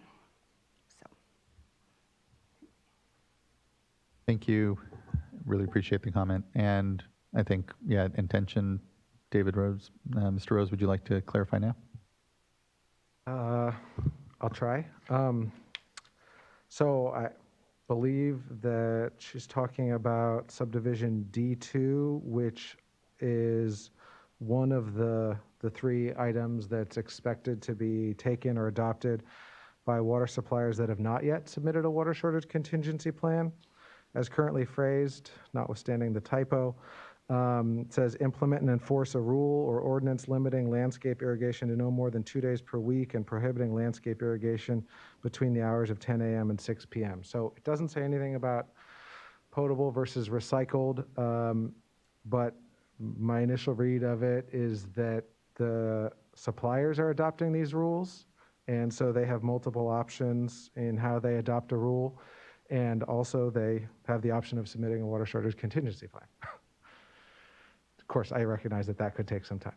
Yeah, and I guess as a policy matter, I mean, would it be inconsistent to have then the model, water shortage contingency plan we're applying to them, if you will, or at least these actions exclude recycled water or not? I don't know. How do we feel? How you feel? Yeah, I was looking over at my colleagues a little more. Seems like an area where we can be clear about our expectations. And if that is, I mean, I appreciate we can't put everything into this regulation, and there's a space for an FAQ and explaining different nuances of this, but this is one of those where I think if that is truly our intent, it's a pretty small change that we should be able to include. That's my perspective. I would agree, Board Member McGuire, and I believe that is our intent, and I think it was a good catch by Ms. West, and I think it's a change that, is reasonable. Yeah. Thank you all, and thank you, Ms. West, for the catch. Thank you. Certainly, I think that if your intent is to have it only apply to potable, then it is better to specify it here and not have that be an open question. Okay, yeah, really appreciate that, Mr. Rose. Thank you. Okay, Ms. Lovestead. Good afternoon, Chair Esquivel and members of the board. I appreciate the ability to come and comment on this emergency regulation and to be here today. I'm Elizabeth Lovestead. I'm the Water Resources Manager at the San Diego County Water Authority. I just want to start by showing our appreciation for the dialogue that has occurred over the last several months between the Water Authority and the board and staff, and the listening to our specific conditions and taking those into consideration. So the Water Authority and its 24 member agencies support the needs of 3.3 million people and a $24 billion economy in the San Diego regions. Back in the 90s, we had about 13 months of a 30% cutback, and in order to really support our community and our economy, we really took the position that that wasn't going to happen again. And we did two approaches. We implemented an innovative conservation program, and we also developed local supplies that were reliable. For more than 3 decades, the Water Authority and its member agencies have advocated for increased efficiency requirements in new residential and commercial developments, sponsored water use efficiency legislation, implemented conservation programs that improve indoor and outdoor water use efficiency, and provided education and outreach on the need to stop waste. Currently, we offer a landscape makeover class for our customers, classes for professional landscapers, online guides and videos, rebates for high-efficiency toilets, turf replacement, irrigation nozzles, and a lot of other water use efficiency devices. In response to the current dry conditions, we've implemented 2 specific programs. We've added enhanced incentives for large landscape customers that allows them to put in devices like nozzles and drip and controllers and things like that, and help save water outside for those CII customers. We actually allow the contractor to get that rebate so that they can be proactive about promoting water conservation to their customer. The other thing that we put into place is a program that installs low water use toilets in low income areas. And so that's a direct install program. It's free to the customer, and it really tries to get to that group that is not necessarily able to take advantage of a rebate or wait to get reimbursed for that. Per capita water use in San Diego has dropped from 235 gallons per capita per day to 135 gallons per capita per day in 2021. And we've also seen about a 20% reduction currently that we're seeing right now compared to in 2021 compared to the last drought. So after the last drought, our water use remained low, and so we've seen that is the actions we've taken have resulted in permanent water use efficiency savings. In addition to conservation and water use efficiency, we've made historic investments in our supply portfolio. We have high priority Colorado River water that is a result of a conservation programs implemented in Imperial Valley. We have local water, including a desalination plant, groundwater and surface water.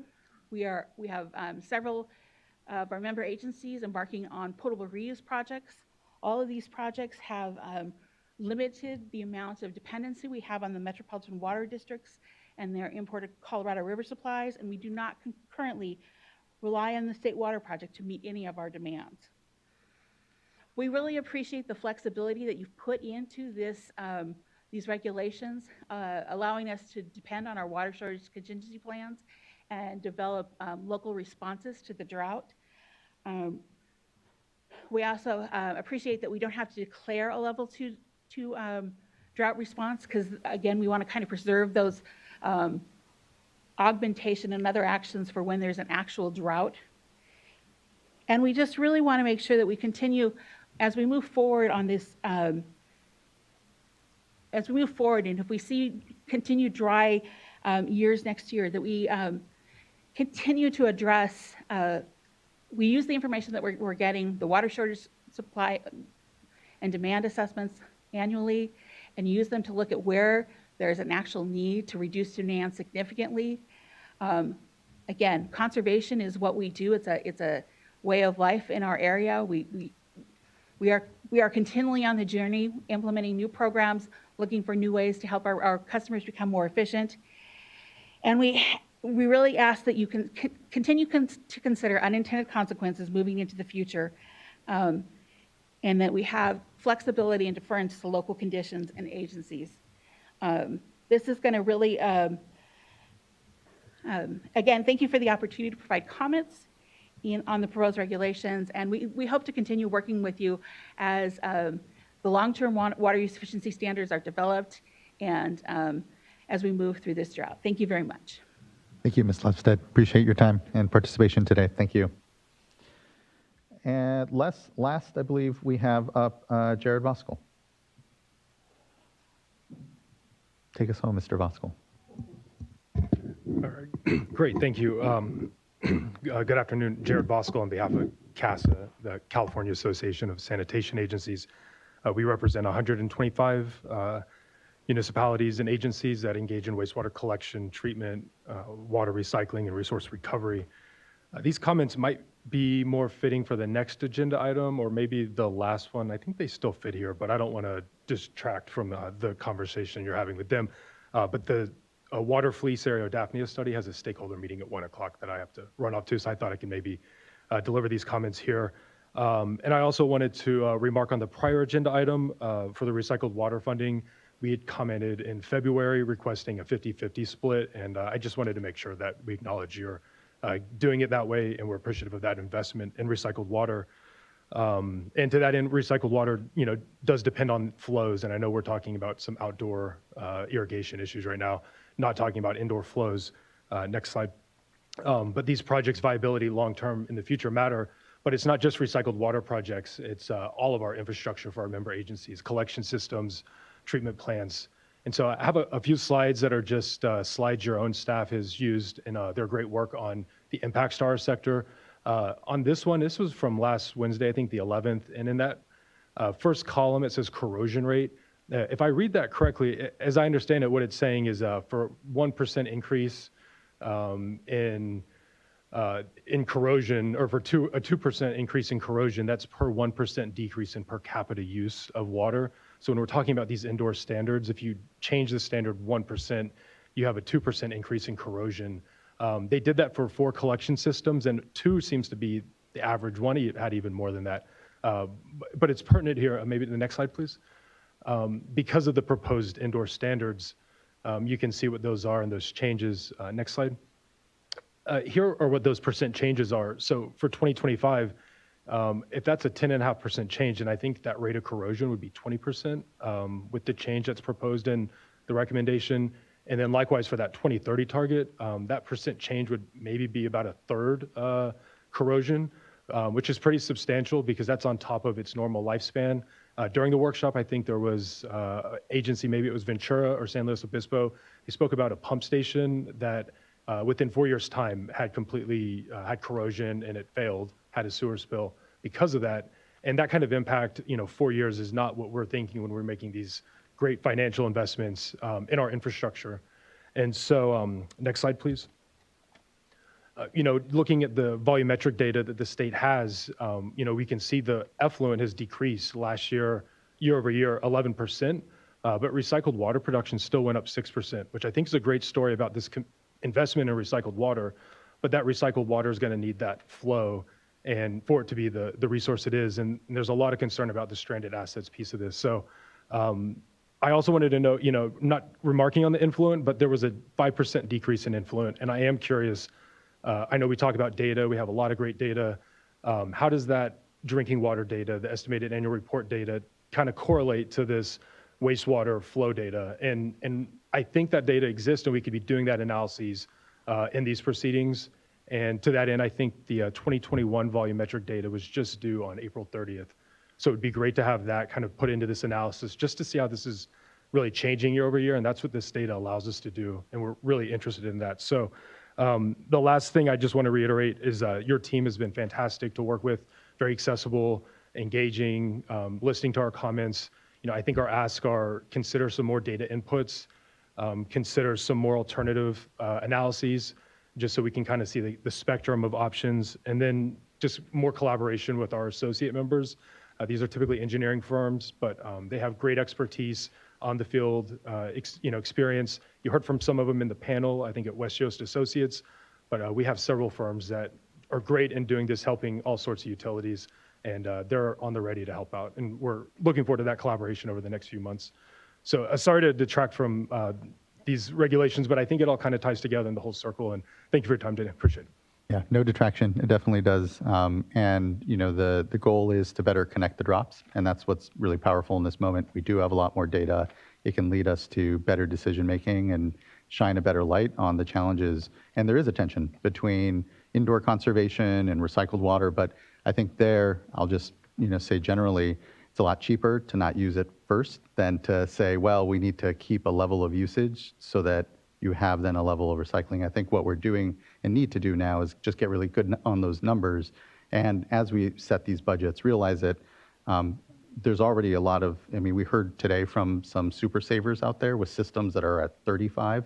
So even absent the board adopting these budgets and trying to help incentivize the standard setting, we're kind of there with systems having these declines. And we need to be very aware of them and the impacts, especially to life of the infrastructure, especially as we reinvest in all that. So I appreciate all those points and look forward to the discussion around it. Okay, that was our last commenter. Where does that leave us here on the emergency regs? How are we feeling as a board? Anything we've heard? I know, what continues to be out there is whether we provide some, I wouldn't call it a carve out, but some more flexibility, which, important to note that this this adoption here and the direction from the governor isn't a one-size-fits-all. It is based off of local plans. What we're doing here is reflective of the good work that agencies have done, but here needing to see a little more urgency, needing to see everyone really move ourselves and based off of these local plans to a level 2 water shortage contingency scenario, even though you may not be there. But I think it's because what we're lacking right now is a unified message across the state that this is serious enough and that we all need to be doing our part now, even if you may be disconnected, even if you are perhaps a super saver. But I guess in that instance, when we have systems perhaps that have saved quite a bit, are very low levels, 55 gallons, whatever kind of number we can draw, aren't connected to the Colorado River or the State Water Project. Because even if, math, you kind of figure and here kind of want to start to unpack, well, what are the assumptions for the next year for certainty from those projects or the Colorado River? How do we get real that all of those are continuing to be stressed and say maybe then, if you're on those systems, it doesn't make sense to say, have something of a more flexible approach than just saying you have to go to level 2 of your water storage contingency plan. But I don't know. I think that there's a case to be made. I know Santa Cruz has made that case, I think, well, when you look at their water usage, that and the robustness of their water shortage contingency plan, that level 2 isn't, just a casual, hey, everyone, do more campaign messaging around conservation. It really is, there are harder cuts or more drastic things. So, yeah, how do we feel? I appreciate those comments, Chair Esquivel. And I would say that I agree with a number of the commenters today that we're going to learn a lot here with the annual supply and demand assessments that I know, well, depending on the outcome today, will be due in about a week. So I think there's a lot to be taken from that, and also just the notion about balancing, the short-term urgency and severity of this drought, which is severe, that we do need to take these actions. I am very strongly committed to voting today on this. But at the same time, I am compelled and sympathetic with systems like Santa Cruz and Humboldt Bay, who came and can make a very good case that they've had that long-term vision in mind, and in many cases, their own necessity, have invested heavily in water use efficiency over a long period of time, which is in fact what we want to see. That's what we want to see with conservation, making conservation a California way of life. I think we've heard from other systems today, which can have that same, tell that same story to some degree. But it's hard because in many cases we are interconnected, we are intertwined, and to untangle that here in this space, given the urgency coming right into the summer here, and the governor's call to action, had struggled with that. How do we thread that needle? So, I actually concur with you. If there is room, and I'm kind of looking to staff here, to think through, what sort of modifications can we make to allow space for systems that are independent of any connectivity with other systems and are already highly efficient. Can we give them some room to implement? We heard a lot of calls for flexibility. Can we provide that flexibility or some option to provide a little bit of relief when they have stage 2 plans that are perhaps quite a bit more severe and structured than many others might currently have in place? So I can jump in here to get started. Before, I think maybe if you want to say some things as well. Just on that same topic, because as you all, I would agree. I think I do think that Ms. Maynard from Santa Cruz, I think is a very extreme example, right? I am certain that there are not that many systems that are in that space, but my thought was just to be a little more specific on your suggestion was, if after a stress test submitted with an adopted plan, if it's not in stage 2, and and they're meeting efficiency standards. I think the tricky thing is, what is that efficiency standard, right? What's that number? Because we don't have anything adopted yet. And I think what we want to do is get to a place where everyone is meeting efficiency standards. We want to use this, we want to make sure that in this moment of emergency, we're accelerating, getting to where we need to go with this new normal. You know, I think at a minimum, that would be, I think 55 gallons per person per day is what's there now. I also think it should be limited to residential.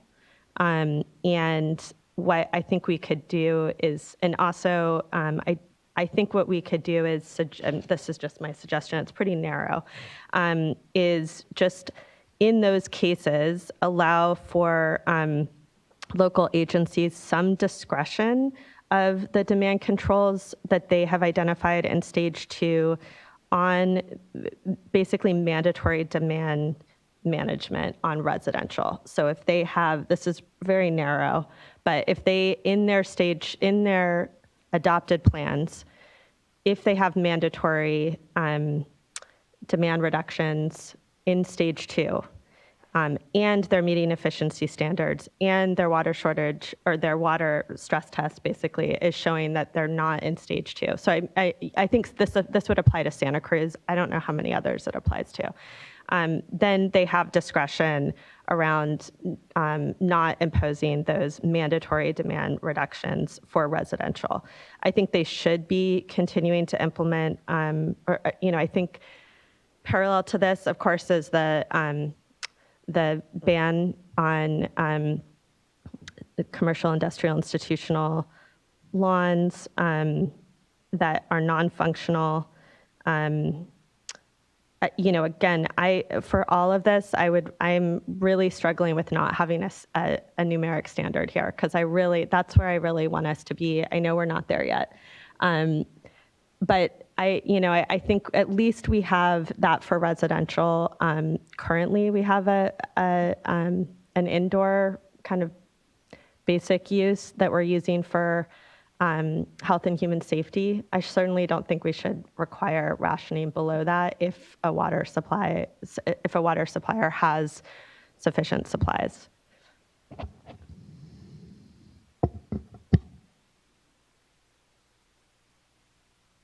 So I'll jump in and Thank you, offer some thoughts here.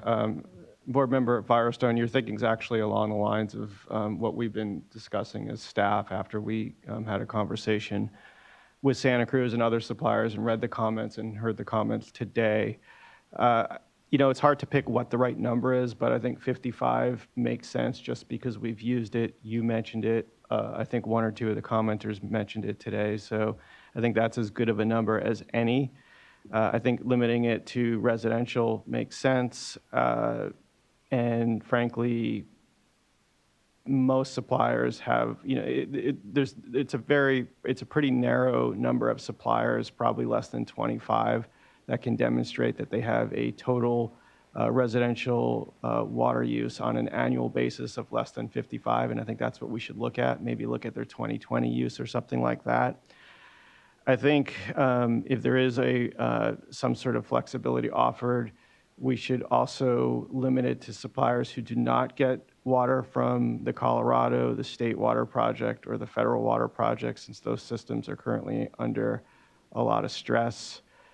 In terms of what they do if they meet those criteria, one option we discussed was instead of complying with their stage 2 requirements, demand management requirements, they could instead implement the model requirements that we've set for the suppliers that don't have plans. So that's watering 2 days a week. That's adopting the water waste prohibitions that we adopted in the last emergency regulation, and it's amplifying conservation messaging.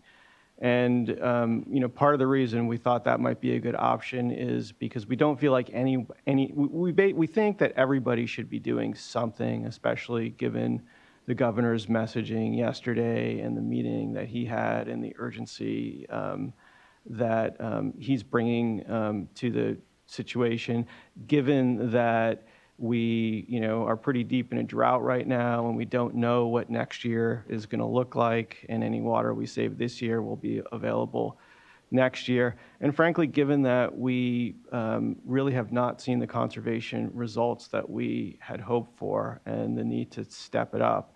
And so again, having a regulation that requires everybody to do something, but also acknowledging flexibility. I think Santa Cruz makes a very compelling case that their water use is very low. I think they have a very rigorous water shortage contingency plan, and we don't want to penalize them for that by making them take actions that they really don't need to take. On the other hand, the model actions we've outlined in the draft regulation are fairly straightforward, and I don't believe overly onerous, and would at least demonstrate some additional commitment to conservation. And even in the case of Santa Cruz, their water use is up from 2020. As early as last year, they filed and received a temporary urgency change petition order because they needed to reduce their minimum in-stream flows because of drought situation. But they don't need to be there this year, and I believe Ms. Menard, when she said if they needed to do it, they would do it, but they don't. And so that was one option we came up with. We could do something like you suggested, making it voluntary, that they could voluntarily implement their stage 2 requirements. But if we wanted to be a little stronger, we could require them to implement those model actions. Yeah, and I agree with the model actions, and I think what I was thinking was still implementing their demand management actions, except for mandatory reductions that they would have discretions to do. So basically the water rationing, essentially, but that they would still do what you said, and how you described it is much clearer, which is still doing outreach, education, and limiting water 2 days a week. And of course, all of us are subject to our previous regs on prohibiting wasteful use.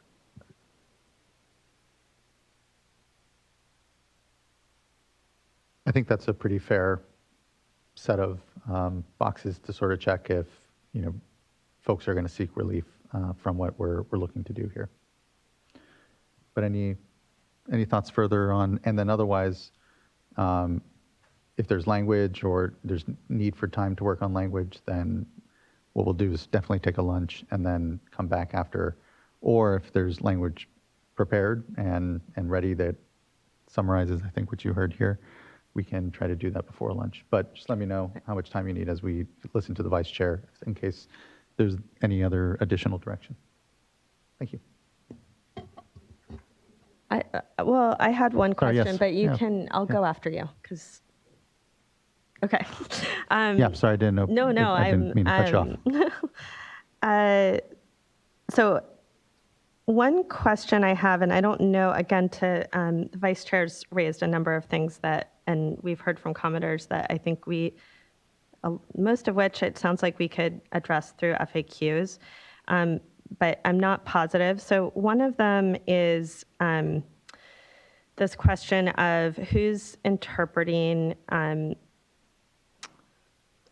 functional turf, and whether it's community spaces, community gathering spaces. And I think even it was brought up around the HOA, but I think more generally when there's, especially disadvantaged communities that have access to really limited green space and especially common green space, allowing some discretion on local agencies to define community gathering spaces as, not decorative, but functional turf. I think that that's consistent, but it seems like this is an area where we allow for local discretion. And so if that's the case, I just want to think about, again, I don't know that we need any changes, so this could be addressed at an FAQ, I think. But I do think if we, on a few things, and again, this is probably in the FAQ, just really trying to send a clear message that we are and expect that these regulations support and in fact encourage trees and green space for community gatherings and functional needs to be preserved and enhanced, frankly. Certainly, hopefully we'll have a lot more money in the final budget that's adopted that can be targeted, especially to low-income communities and areas that are vulnerable to heat islands. I don't think this is the case for most decorative CII turf, but again, I think there's some spaces where some discretion may be needed because that's hard to define exactly, and each areas is there may be some unique things. I also wanted to just call out. I've seen here in Sacramento, the city has been taking out lawn and putting in drip around its trees and putting on mulch on top of it, and it's very impressive. I think it shows a commitment and is a good example of things that can be done fairly quickly. It still costs money, but to make sure that we are preserving the tree canopy. And then I think similarly, just again, this is probably an FAQ, is I do think this issue of rates and how water agencies are going to have to grapple with the financial impacts based on how water rates are structured. I think again, if we can have something in the FAQ or an additional document that has information on these new tools around emergency rate adoption and best practices for how to make those equitable, and then tools to support agencies doing it. I think that would be at least something that we would want to make sure we make available. And then, I guess I'll just say, I do think overall, we're in this unprecedented drought. We need to act like it. We need to be making sure that all hands are on deck. And also we need to use this opportunity to accelerate the adaptation to efficiency that is going to be needed in this new normal. And so I think this, as we work through the specifics, and I know the Vice Chair has additional ones, and we've discussed a few today, I think that's the key message and impact of what we'll be adopting today. Thank you, Board Member. Vice Chair. Well, I'd like to hear from staff about the suggestion by Irvine Ranch on the HOA issue, and whether or not it's needed versus FAQs.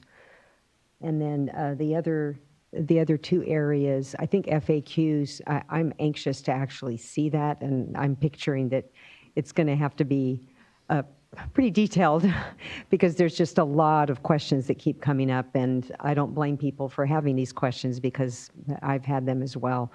But the two remaining areas, I would like to see something on low water use alternative turfs, and coming up with, I like the idea of, as the chair said, requiring an additional check on those that would assert this, so that it doesn't turn into an exemption that just about anybody can use, because nobody really knows what we're talking about. So I think the burden should be on the entity that wants to continue watering. And as Ms. Sanchez was up here talking, and Board Member Firestone, you asking questions about Amuelo, it just really struck me that where I see the implementation of Amuelo standards, I see a lot of the buffalo grass, not as much the coroppia, but I'm seeing the buffalo grass. And so I think if that's where we're wanting people to head anyway, let's look for a way to message not just on conservation, but on this pathway of moving into these other crop types, other plantings. And then on the resolution 6, I'd like to hear your thoughts on that. I just think that it's too vague. I don't think that it points in the direction enough, you know, and looking for a way to pose it in such a way that, you know, we can glean information. For example, from what I've heard on protecting tree health, drip irrigation isn't necessarily the way to do it. You know, it's soaker hoses and, you know, less frequent watering, but longer periods of time. And so if we do have entities that are, you know, capping off sprinklers versus pulling out systems altogether in order to provide the trees with what they need, what did it cost? Because I think that we are going to hear a lot of concerns when we move into the permanent regulations. We're going to hear a lot of concerns about costs, and so why not start gathering that information? And hopefully the information that we will gather will be really low-cost ways to protect the trees and, you know, get that information now. So I just think that Resolution 6 isn't that clear. You know, tell us what was easy and tell us what wasn't easy. And, you know, I suppose an alternative is to point those in the direction, you know, in the FAQ, but really want to get the word out so that water users or water suppliers take advantage of the opportunity to provide the additional reporting. Can I just add to the the alternative turf is, I do think if we can, again, this may be in the FAQ, I'm not sure, but I do think we want to accelerate people to where we all need to go. And I do think the Moello standard is one that we want to encourage. So if people are meeting that, I think that's something we want to support, some discretion to be able to, you know, not ban. I'll just pile on a little bit as well. And so just that conversation about trees, you know, I really appreciate that. And I think there was even a comment about a concern about the ability to plant more trees. I mean, there are areas, many communities that are devoid of trees. And you mentioned the urban heat island, and that need is continuing to grow with climate change. So we want to see more trees. I mean, Sacramento is maybe an exception where we have, you know, an amazing tree population here. But I think, again, FAQ versus regulation, just clarity as to, you know, so that folks understand what is okay, what is not okay going forward as they implement their plans to improve, you know, tree canopies in their communities. And also to help for folks, when we say MWELO, we mean Model Water Efficient Landscape Ordinance. So anything further from colleagues? Mr. Oppenheimer, Mr. Rose, what do you prefer, a lunch break or? I think we're going to need some time to draft some revised language. On the last couple of points that you the board made, on the trees, I think we definitely can punch in the frequently asked questions that we want people to continue to water trees, and that, you know, this is not intended to do anything to reduce tree watering or to harm trees. I think what's a little more challenging is, Vice Chair Diadamo, what you're asking for is basically trying to begin to collect information on what suppliers have done and what the costs are to protect trees. I think we can do that. I just think, you know, our current vehicle to collect information is the monthly reporting, and I don't know that the monthly reporting lends itself to collecting the type of information that you're asking. And so maybe one idea would be at the end of summer, maybe even during the winter after, you know, we get through the summer, would be to do like a voluntary survey of the water suppliers and ask them questions along the lines of, and we could talk to them about what questions make sense, but what challenges did you encounter in terms of protecting tree health? What were your successes? What did you do? What were the costs that you incurred to protect trees? That type of thing. And then we could, use that information to try to weave together sort of the lessons learned from this summer and see how it goes. Something like that, I'm thinking. Yes, that works. So maybe we'll update the resolution language to provide a little bit more direction to staff to do something like that if the board would like. We can do that. And then the exemption, I'm a little unclear on, could use a little bit more direction, maybe staff is clear on the exemption for low water use turf, alternative turf, and what the board would like to see there. Like, would you like us to try to change the regulation? And if so, like, Vice Chair, you said 50% was not adequate. Ms. Sanchez said, 40% was doable. So question one is, do you want to see something more in FAQs, resolution, or actually reg text changes that would allow continued irrigation of non-functional turf if it met certain criteria? Well, it seems to me in reading through the current language that an FAQ wouldn't be allowed, it wouldn't be authorized. So I think we would need to have a change. And I know it's going to take more work, but my sense is that we want this to be very limited in use. Just because you planted something that you think is low water use, there seems to, we're looking for an additional requirement that you demonstrate that it truly is low water use.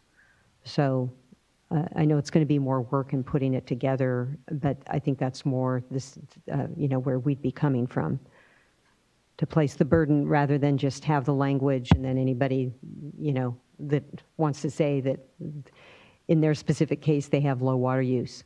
And I don't know, because these are, I think proprietary, but whether it's Carapia or UC Verde or buffalo grass, I don't know what it should be termed, but I know what that looks like.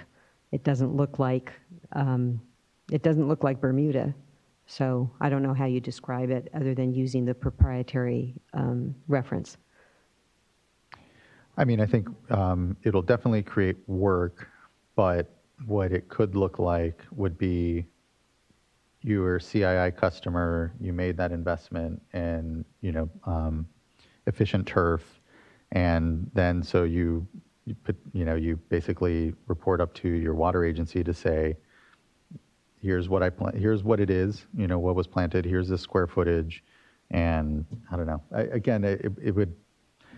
It would create more work on the water agency side. They'd track that. Would they then tell us, I guess, and let us know, here's the amount of, square footage that is these things that were reported to us, these species, and, give some, it would give a data point and understanding even of how much has been installed out there, what's going on. But it would create work on the agencies. It would be staff that would have to accept then this, and I don't know if you would call it just do we spell out kind of what they need to report up to the agency? And then, how best do we get that data as well and make sure it's useful? So I think there's a lot to kind of consider there, but I don't know how the board is feeling as well. Any additional guidance is great. We can, I think, take what you've given us and take a shot at it.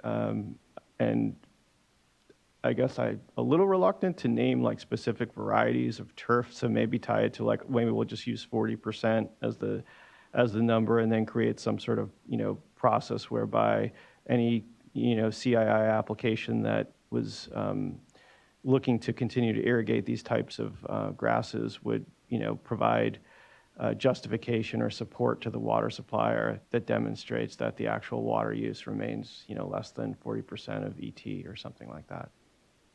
Yeah, I think that would work for me. I think kind of a light touch is the right one here. There's a lot of discretion in the regulations as it's currently formulated, just into deciding what's even non-functional turf. versus functional turf. So there's a lot of questions. We heard from suppliers who don't really know that answer today, and they're going to be challenged with over the next month, 2 months, trying to figure that out and implement it. So I think providing some deference here, but I really appreciate the suggested change. Yeah, I think it's an opportunity, and this is, the success of it will be in engaging businesses to say, yes, we want to do our part. Yes, we want to look at our properties and understand. And then if you're engaging with a business that's like, I just put in last year, complete, overhaul of my irrigation system, and there happens to be turf, but it is, again, highly efficient, being able to, anyway, facilitate even understanding like how much of that has gone on as we kind of engage everyone. And then for those that haven't done that, yeah, it's about, doing their part and perhaps thinking of what investments they might be making for the long term for it. So anyway, hopefully, yeah, the right touch is, I think, what we're looking for. Yeah, and I'm supportive. So yeah, and I, the big thing for me is messaging, because I think it is going to be really confusing, and it's hard as it is really about messaging, where we need all CII customers to go, which is really more efficiency standard. That's why I keep going to Moello, and maybe it's not as simple as that, but in my mind, it's really pointing people to something very concrete of this is what everyone should be investing in, and this is what's compliant in some way, or at least you're not going to, at least water systems don't need, can find that compliant or functionally compliant or something like that. let's take anything further. Let's go ahead and take our lunch, and we'll come back at 2 o'clock. Yes, please. Sorry, Mr. Rose, no, sorry on the least. Before Let we me check go in with you guys. Is there Before anything we you go need? off and start writing, if I could ask for some brief clarification on what we've been talking about. I think we've got pretty clear direction, but one issue I'd like to discuss, if possible, is as currently structured, both the board and suppliers in many cases and municipalities have authority to enforce the regulation as it comes to the non-functional turf. And so my question is, if you're doing a pre-approval for non-functional turf that meets certain ETO factors or something like that, is it your preference that the suppliers make those decisions, or the board, so that we could gather that information for future rulemaking activities? And do you have a preference about how the suppliers and the board communicate with one another to ensure that there is no enforcement where there is that pre-approval? Good question. Go ahead, by all means, if you have a thought, board member. My inclination was that the suppliers would make that decision, and then there would be some reporting, some debriefing to the board. And this goes back to my earlier comment about what is that reporting? What are those expectations? Because we are silent in the regulations on that area. And so I think it is important, again, not to go back to our favorite FAQ, but to articulate what will be expected of water suppliers to provide, what kind of data and information. And obviously, we're sorting some of that out right now. But this is one where I think, for the time being, it seems to make sense to me anyway, that local suppliers would make that call. Their systems to understand. And I wanted to ask Vice Chair Diadamo if she wanted to get back to IRWD's question about HOAs. And if you do, I think my initial off-the-cuff take is that that flexibility already exists within the definition, and my concern would be that adding in that degree of specificity might have unintended consequences. So I think what would be intended to be addressed by that language is already available through the current regulation text. But if you prefer, we can explore it. I'm just concerned about same as everybody else, unintended consequences from too much specificity in that area, like getting down to parcel classifications and things like that. And the FAQs. The FAQs. The FAQs. Yeah, we have a lot of fun with those, making sure that we can really, really put on our customer service hats and answer all questions. So like you said about a carve out for this type of turf, there are things that need to be in the regulation, otherwise they can't happen. And then there's explanation that we can provide that really fleshes out what we understood that you have adopted here and provides really that customer service and assistance in how to. So we enjoy working on those. Thanks. Okay, Mr. Loffer. First of all, you have some very talented staff who I have no doubt could probably do it in 30 minutes, but I suggest you might want a little more time than that. And plus, the building engineer would like at least some time to come in and get into the ceiling. So if we could take an hour lunch break, I think that might fly a little better. I won't make too hard of a taskmaster here, and we'll say at 2:30 works. We'll take an hour lunch. Thank you, everyone, for the patience. And when we come back, I hope it's a little cooler in here, so at least there's that. Thanks. I know this is a late lunch too, so thanks, everyone. We'll be coming back here at 2:30.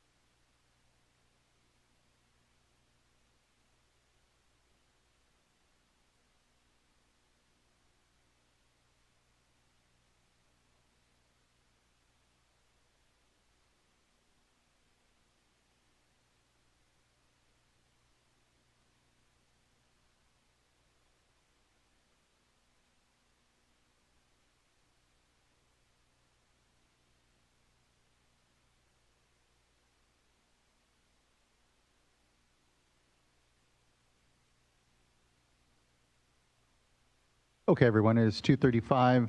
A few minutes late, but we can begin to gather back. We weren't able to resolve the AC issue, but it is why now you see all the doors open with permission from property management. It was either that or we all baked in here further. So I believe since we actually went on break, there is one additional public commenter that wanted to add their voice. Ms. Townsend, the commenter, I think we can. Okay.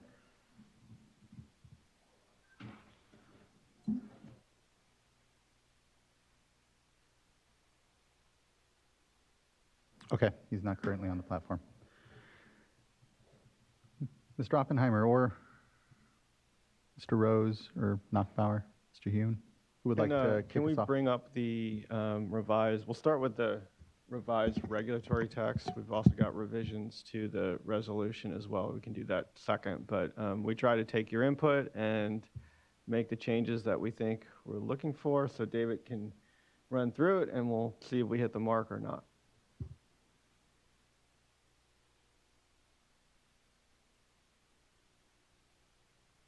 Okay, you have it on your screen, or hopefully you have it on your screen. It is on the big screen here. And this is a little bit ad hoc in terms of organization, but everything is numbered, and I'll try to walk you through it. So first, what we have is a proposed revision to subdivision C1 of section 996, where you can see in bold, there's a strikeout and an underline change from the demand reduction actions identified in the supplier's water shortage contingency plan to all demand reduction actions. And if you don't mind scrolling down, please, to subdivision D, just a little bit lower, there's a corresponding change. If you recall, subdivision D of section 996 is for the urban water suppliers that have not adopted a water shortage contingency plan. So the corresponding change in subdivision D would say that each urban water supplier that has not submitted a water shortage contingency plan to the Department of Water Resources shall, by June 10th, 2022, and continuing until the supplier has implemented all demand reduction actions in the supplier's water shortage contingency plan, they'll have to take certain identified actions. So that's a kind of a similar change to the subdivision C change, to be clear. Sorry, would you mind scrolling back up now? And now the large bulk of the text that's in underline is a new proposed subdivision C3. And this is, I guess we've been talking about sort of an exclusion for those suppliers, or an alternative compliance pathway for those suppliers that meet certain criteria. And I'll read it even though it's on the screen, just to be clear. So notwithstanding subdivision C1, an urban water supplier may implement the actions identified in subdivision D in lieu of implementing the demand reduction actions identified in the supplier's water shortage contingency plan adopted under Water Code section 10632 for a shortage level of 10 to 20%, parentheses level 2, provided the supplier meets all of the following. And then there's a first subparagraph I. The supplier's most recent urban water management plan demonstrates an ability to maintain reliable supply in a drought lasting a minimum of 3 additional consecutive water years. Then there's a paragraph II. The supplier does not rely on, comma, for any part of its supply, comma, the Colorado River, the State Water Project, or Central Valley Project, comma, and no more than 10% of its supply comes from critically overdrafted groundwater basins as designated by the Department of Water Resources. I didn't read a few commas there, but it's just part of a list. And then a subdivision III is the third criteria. The supplier's average number of gallons of water used per person per day by residential customers for the year 2020 is below 55 gallons, comma, as reported to the board in the electronic annual report. We can talk about that, or we can continue through the proposed changes, but this was something we had talked about earlier, and it has 3 criteria for suppliers to meet. Yeah, that's great. I have a question. So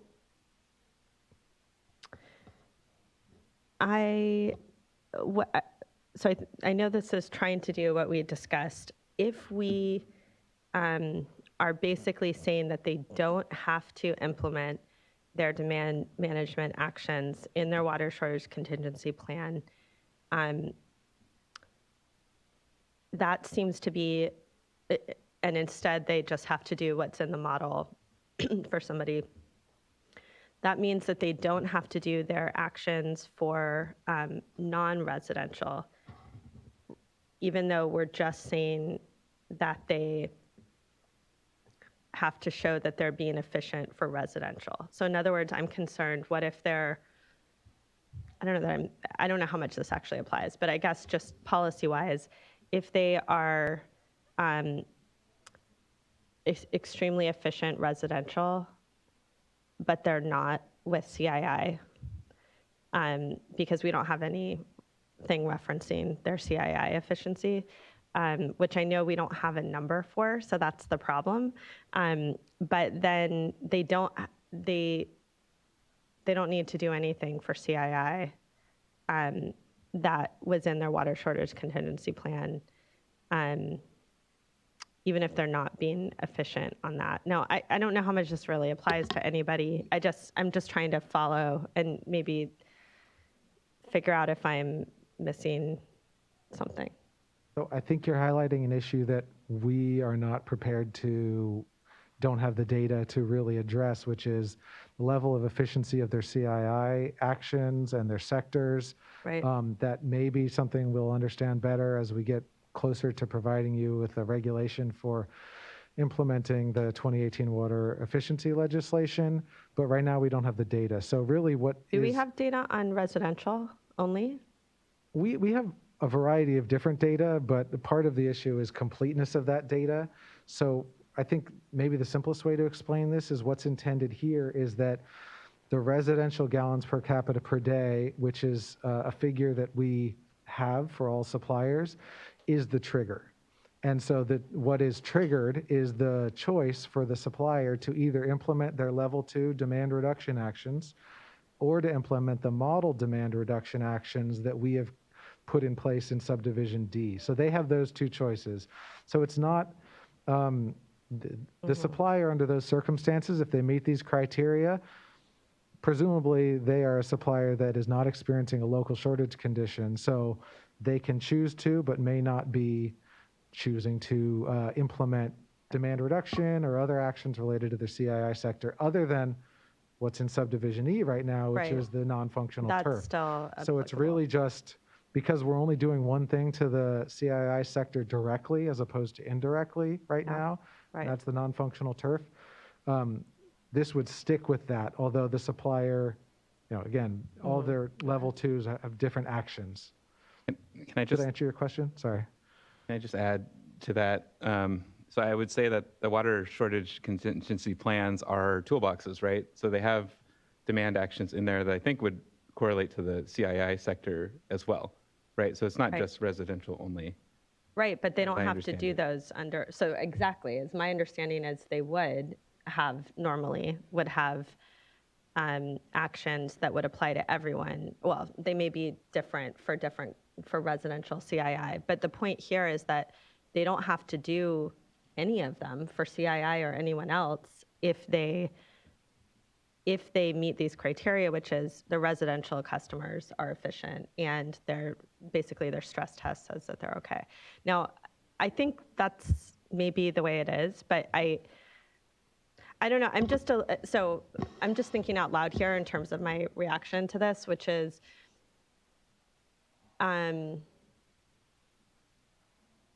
it feels like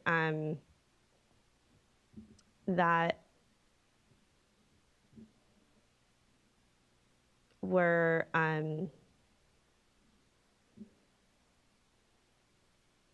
no, I think I'm basically what we're saying is if you're efficient and you have done your stress tests, we're only measuring efficiency by residential because that's what we have, is what you're saying. And so that's the indicator that we're using because of the data we have now. then you just do the model or whatever you want. You can use, of course, anything in your in your water supply contingency plan, but you don't have to do everything from your level 2. You just have to do the model ones for folks that don't have. I mean, meanwhile, we're saying if you'd never submitted a plan altogether, you don't have to do anything except the model ones, which are pretty lax in my mind, just being real. Like, I feel like we're kind of rewarding bad actors that haven't submitted their plan, not intentionally. It's just the situation that we're in, and it's frustrating to see. But okay, I'm comfortable where that is. I think you're right where you're going. I think you just got to keep in mind that this is going to be a pretty narrow number of suppliers that would qualify. The 55 in and of itself is a pretty tough criteria to meet. Definitely. And I don't see it, applying to that criteria alone applying to more than probably 25 water suppliers. And then the other criteria would further narrow who qualifies. One thing in looking at this that gave me a little pause is the I criteria. So suppliers' most recent water management plan demonstrates an ability to maintain reliable supply in a drought lasting a minimum of 3 additional consecutive years. I'm just wondering if that is maybe overly conservative for this particular, for the flexibility that we're trying to provide.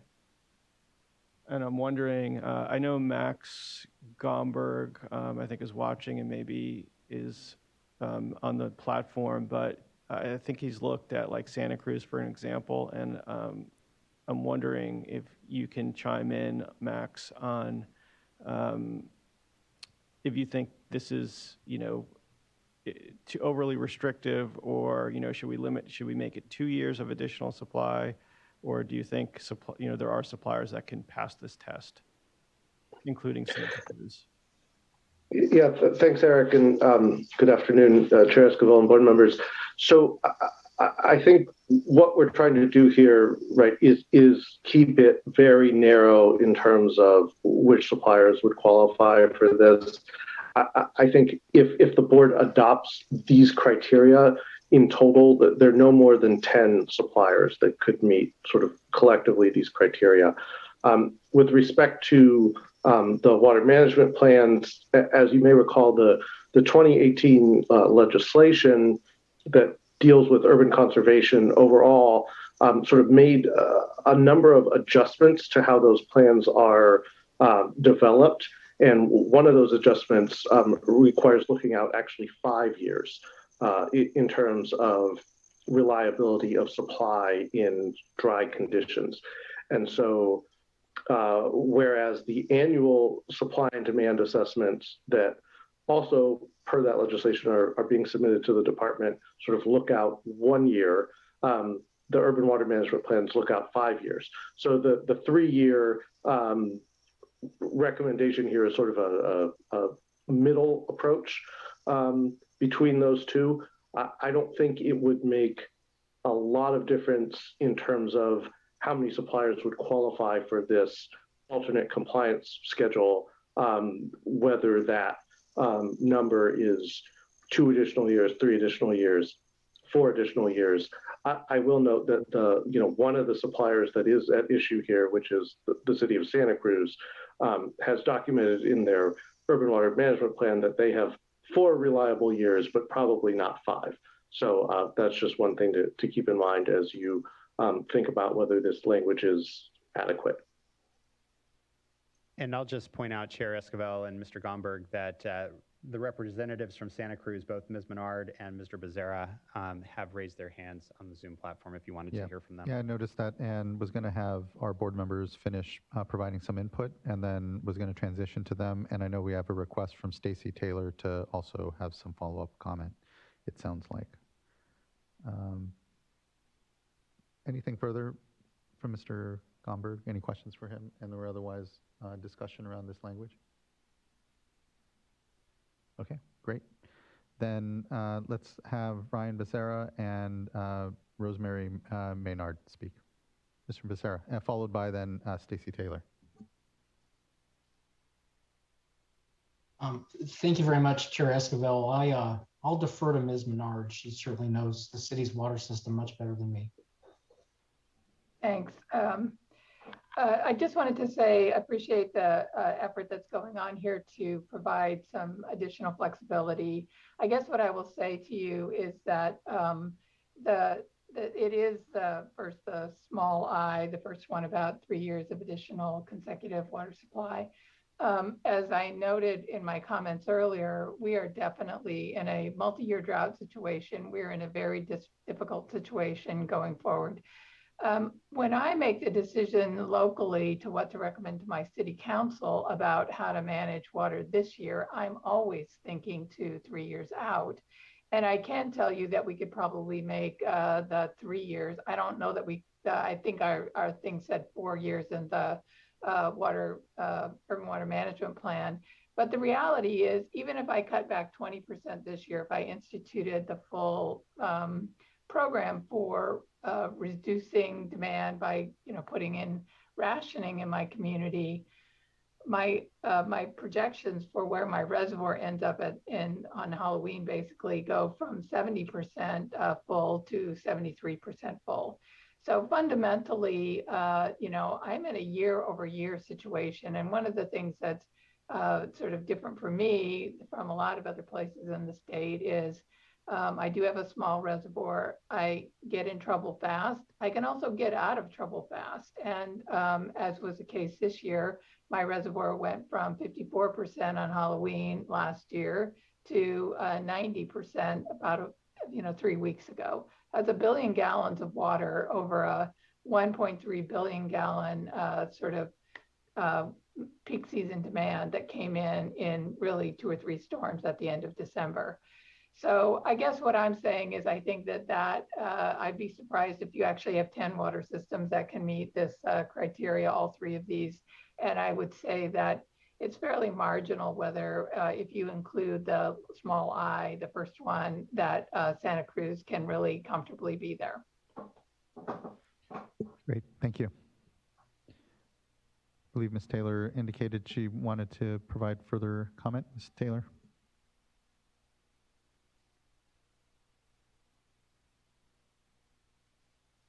Okay. Good afternoon, Honorable Chair, again, and State Water Board members and staff. Again, Stacy Taylor, Water Policy Manager for Mesa Water District.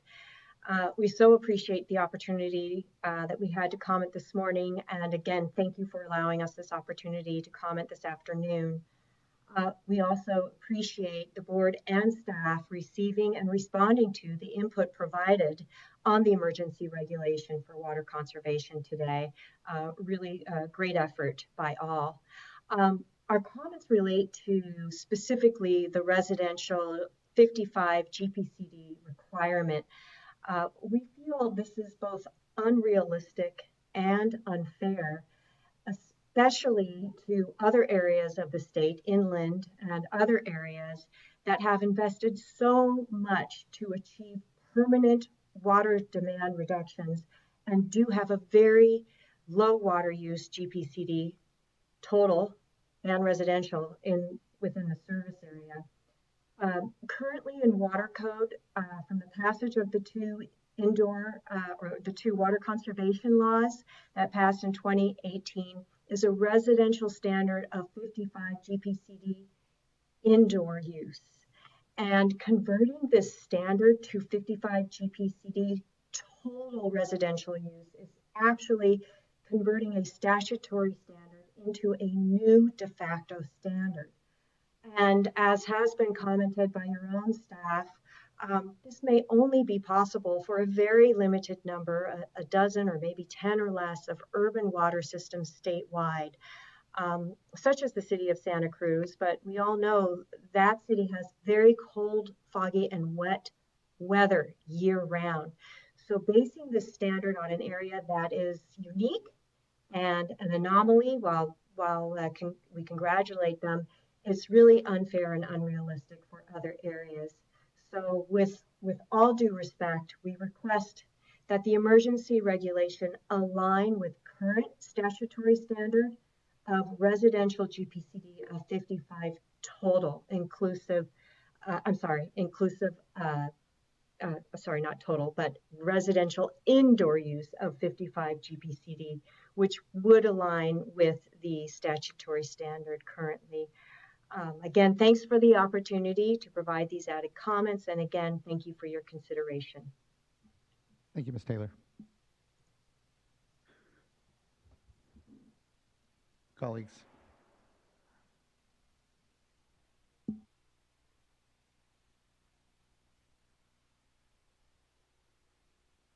We're gonna, do you have additional edits or lines?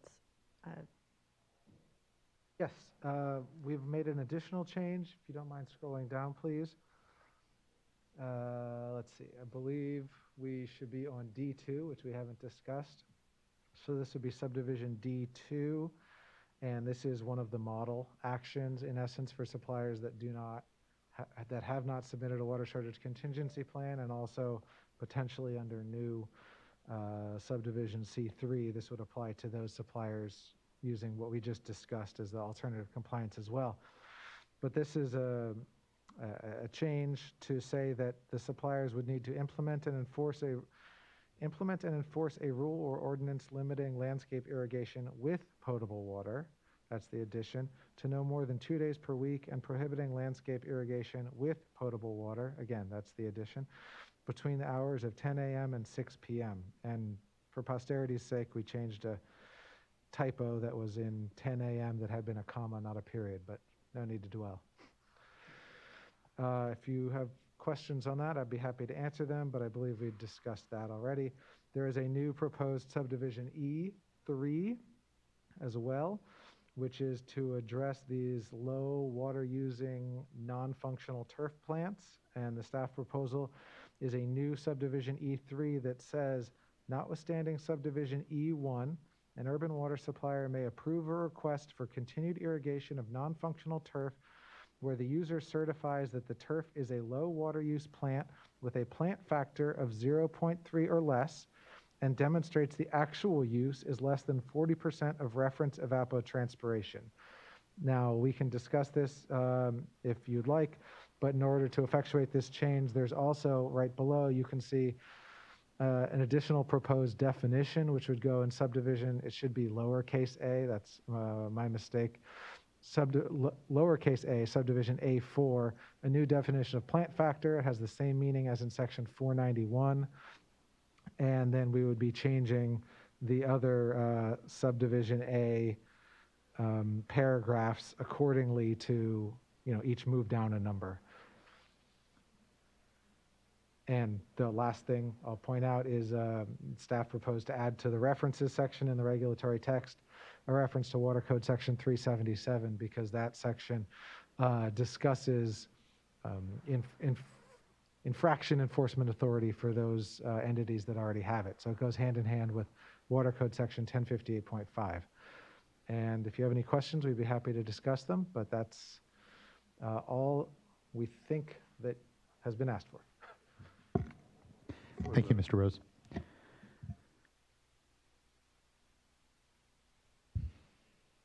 Vice Chair. I think you've captured it. I did want to just ask, because we did already, for the record, we talked a bit about the 40% of evapotranspiration, but on the plant factor, if you could just discuss that a little bit. Be glad to. So the plant factor, which already is, like I said, exists in section 491, this basically the definitions of MWELO, the Model Water Efficient Landscape Ordinance. The plant factor is defined in that area, in that regulation to really categorize plants. There's very low water using plant. I'm just going to pull up the exact definition. It's subdivision GGG. That's 3 Gs because they have a lot. Plant factor estimates the amount of water needed for plants. The plant factor range for very low water using plants is 0 to 0.1. The plant factor range for low water use plants is 0.1 to 0.3.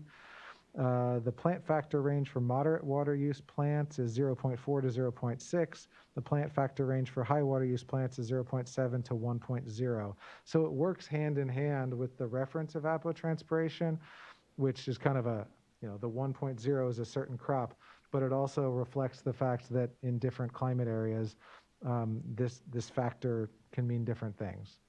So hopefully that helps. We tried to provide the best cross-reference we could to address, as phrased here, or as proposed here, it's the turf has that plant factor, and then the requester, whoever's requesting this exemption for their use, whether it's a contractor or end user, they have to certify that it's the type of turf that is this low water use turf, but also to avoid the issue that Mr. Oppenheimer discussed earlier, that they're actually applying a low amount of water to that, as opposed to, watering 7 days a week a low water use plant, because if you irrigate it, it'll come.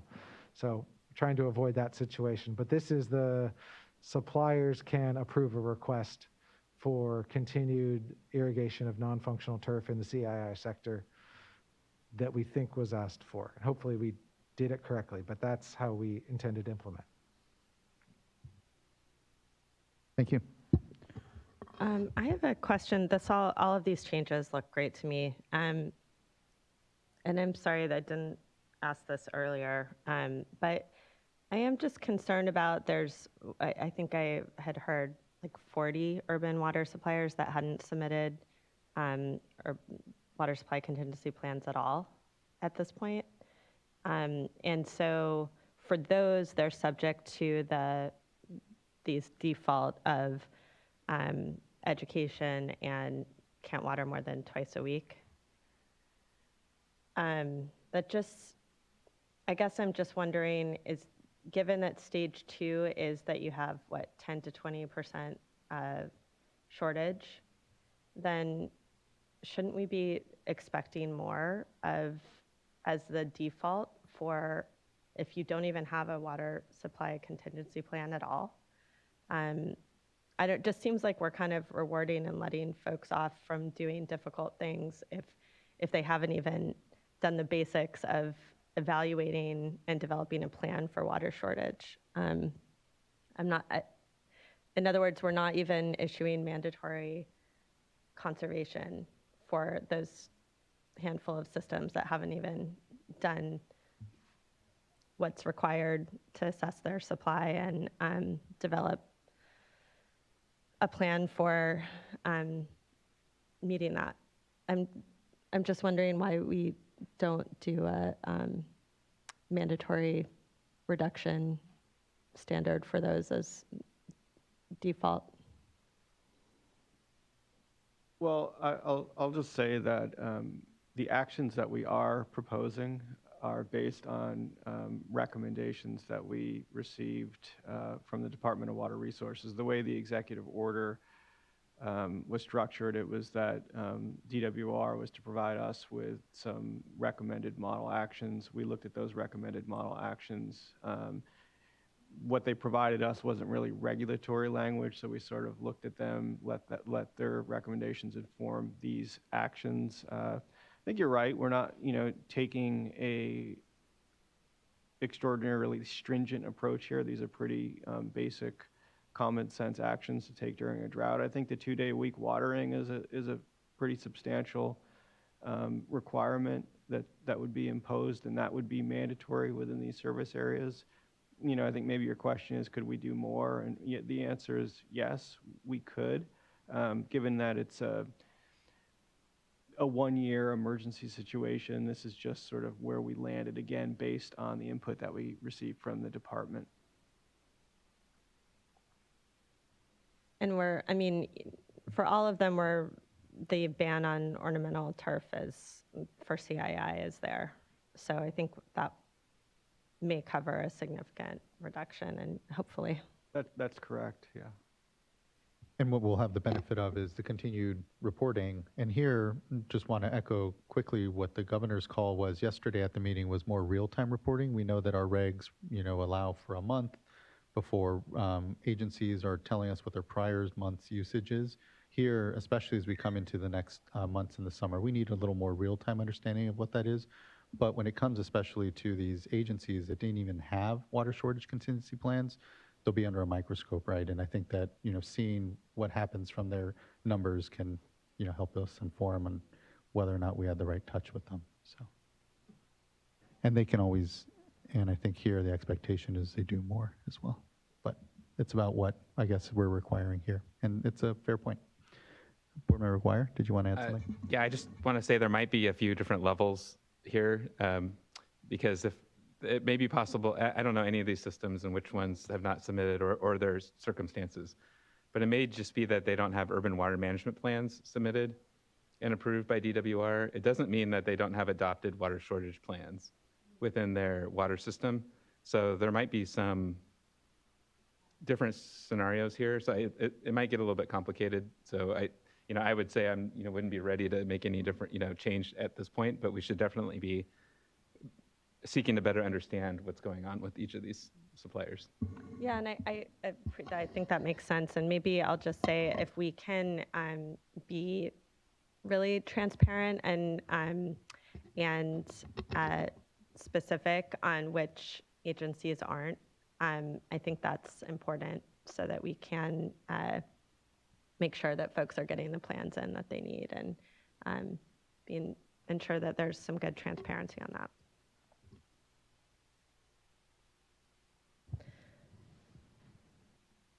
So I also, if I can jump in for a moment, yeah, I also wanted to circle back to the criteria for the suppliers with low water use and the comments that we heard from both Santa Cruz and others.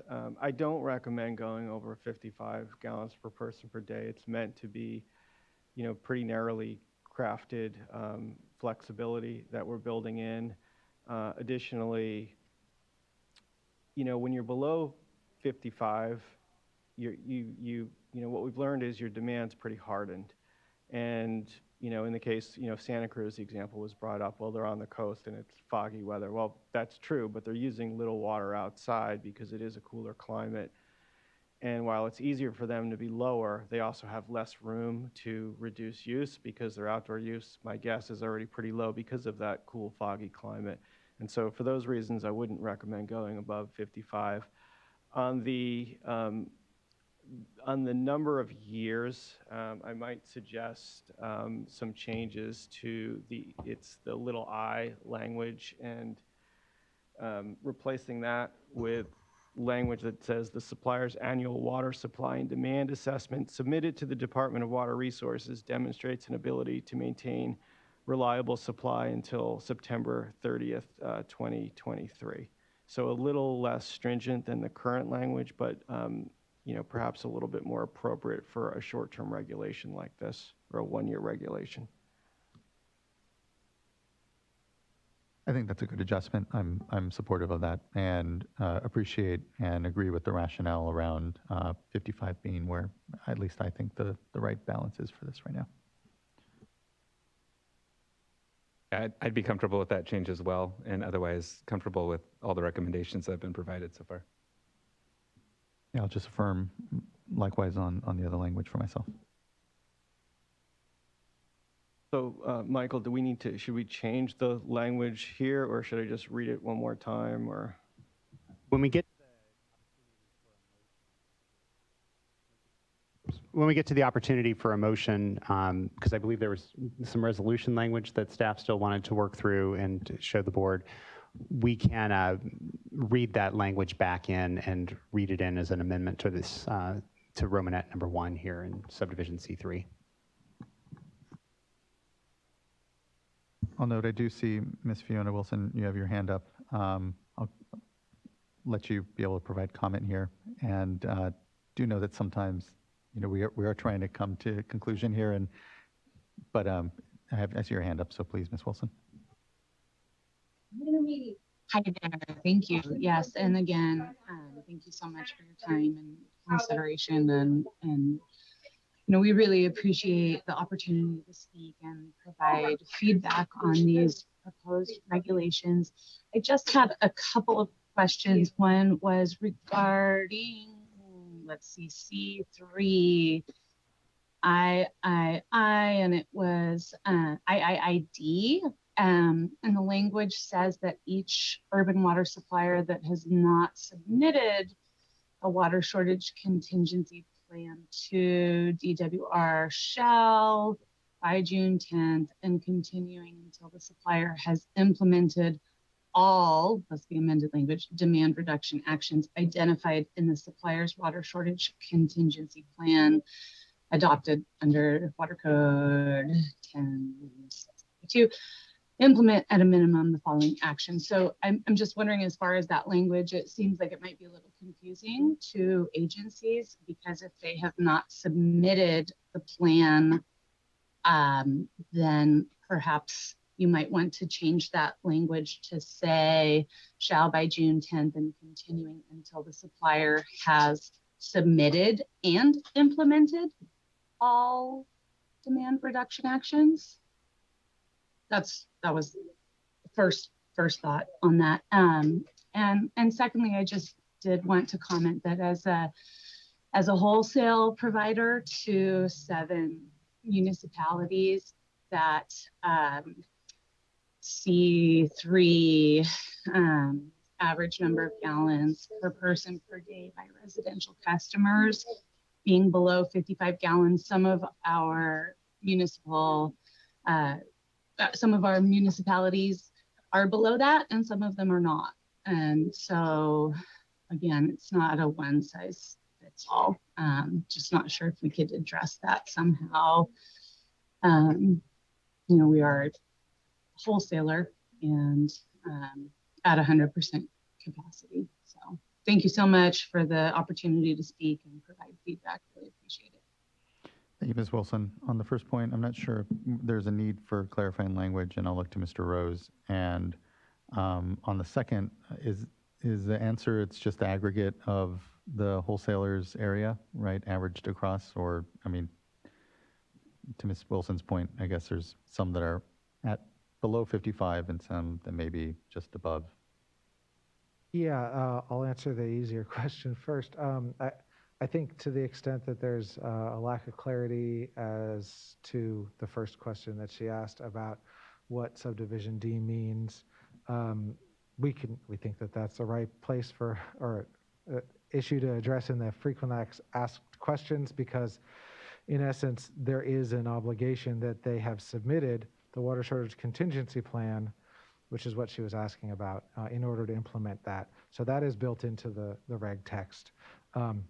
If anybody's unclear, we can work it through the FAQs as well. So the other question is more how this alternative compliance pathway works for a wholesale supplier. Certainly the retail suppliers can qualify on their own, any that qualify. I don't think that this was written with a wholesaler in mind, where the wholesaler retail customers aren't also urban water suppliers.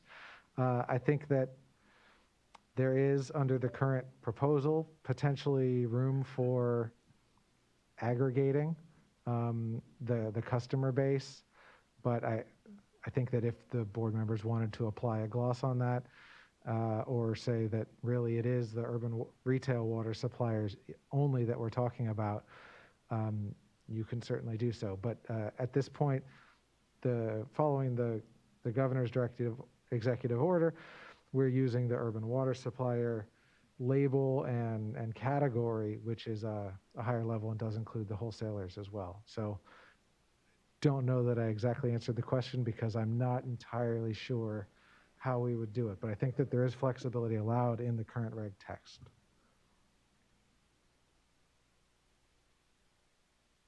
Yes.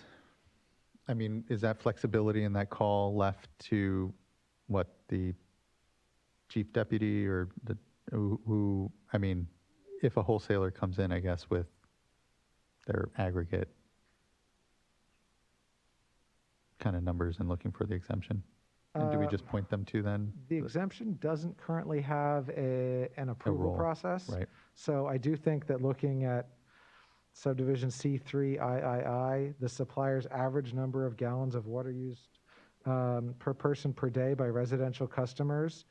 If the supplier aggregates the wholesale supplier aggregates its numbers, I think that would be allowed under this, We just allow this alternative compliance pathway, meaning that I think in Humboldt's case, potentially all of its retail customers would have to be implementing the subdivision D actions if they choose to, in lieu of the subdivisions or their own level 2 water shortage contingency plan actions.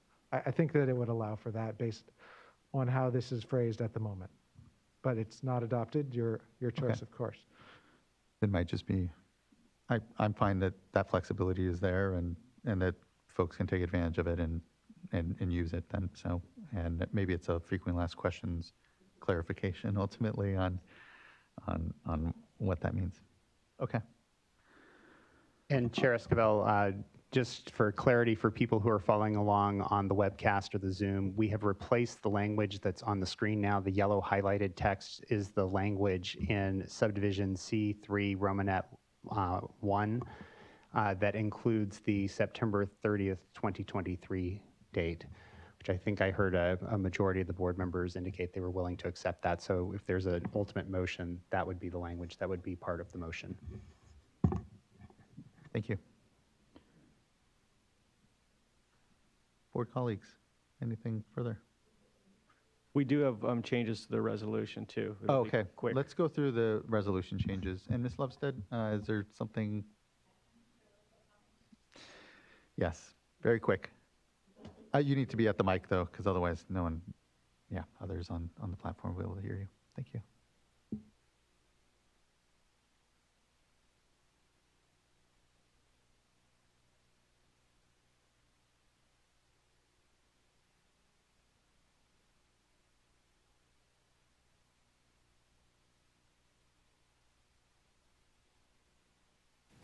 Okay.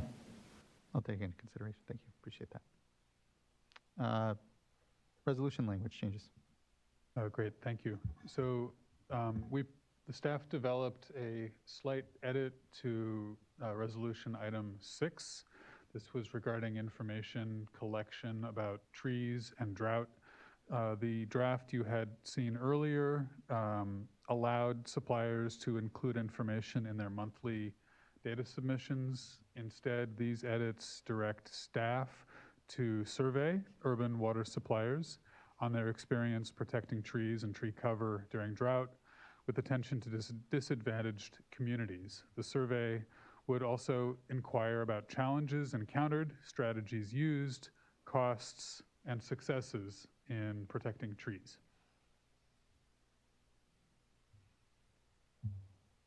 Thank you.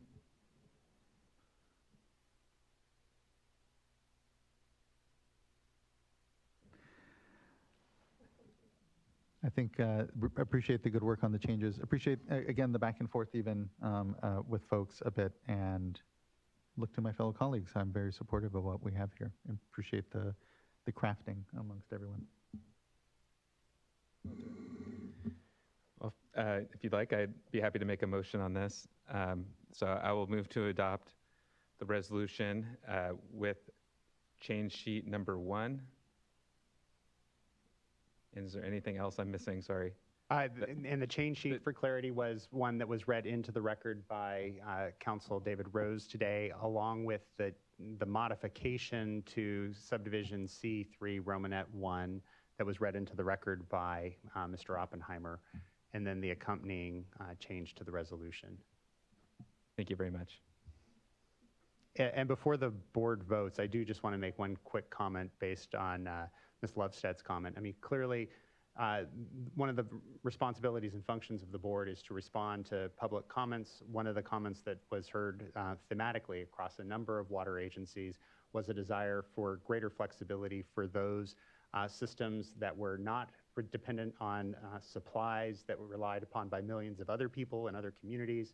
And while much of that conversation was focused around the State Water Project, we've also recognized that the Colorado River is a shared resource that is in the midst of a historic drought And so the additional flexibility being provided by this alternative compliance pathway, which is I think how many people referred to it today, is properly conditioned on looking to those systems that truly are in their own independent realm with respect to water, and clearly those that are dependent on Colorado River water, state water, project water, and overdrafted basins are not in those circumstances.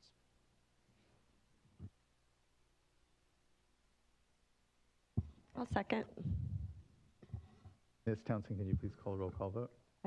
Oh, sorry. Before that, Vice Chair, I just wanted to make Yeah, a I don't mean comment. to- What a pleasure it's been to dialogue together as a board and as a state with, hearing the robust public comments and trying to get it as best we can, though it's not going to be perfect. And so just really want to thank everyone for their input and my colleagues. I think it's been great working together, working through these remaining issues. You're here. Thank you, Vice Chair. We're trying to have the right touch and get this right, but it's really about the outcomes here amongst us. And just thank you and appreciate the ability for us to have dialogue on not uncomplicated issues amongst many, and this being a really important one, of course. Ms. Townsend, can you please call the roll call vote? Aye. Aye. Aye. Aye. Thank you as well. The vote carries, and the regulation is adopted. Thank you, everyone. I know there's a lot of work to do this coming summer, and look forward to continuing to have what are a lot of productive conversations around conservation that include the budget setting that we're doing. And I just appreciate that there's a lot of continuity amongst it all. And I apologize. I meant to include staff. Yes. Everyone, thank you. Yes. Thank you, Vice Chair. Thank you all. Really appreciate it. That allows us now then to move to our tranche of informational items. We have item number 4, 5, and 6 to get through. I apologize. I know the day has gone long, neededly so, on a really important discussion, but it brings us to about 3:20 now, and we're just getting to our drought update and current hydrologic conditions. I'd like to call up Mr. Eric Ekdahl.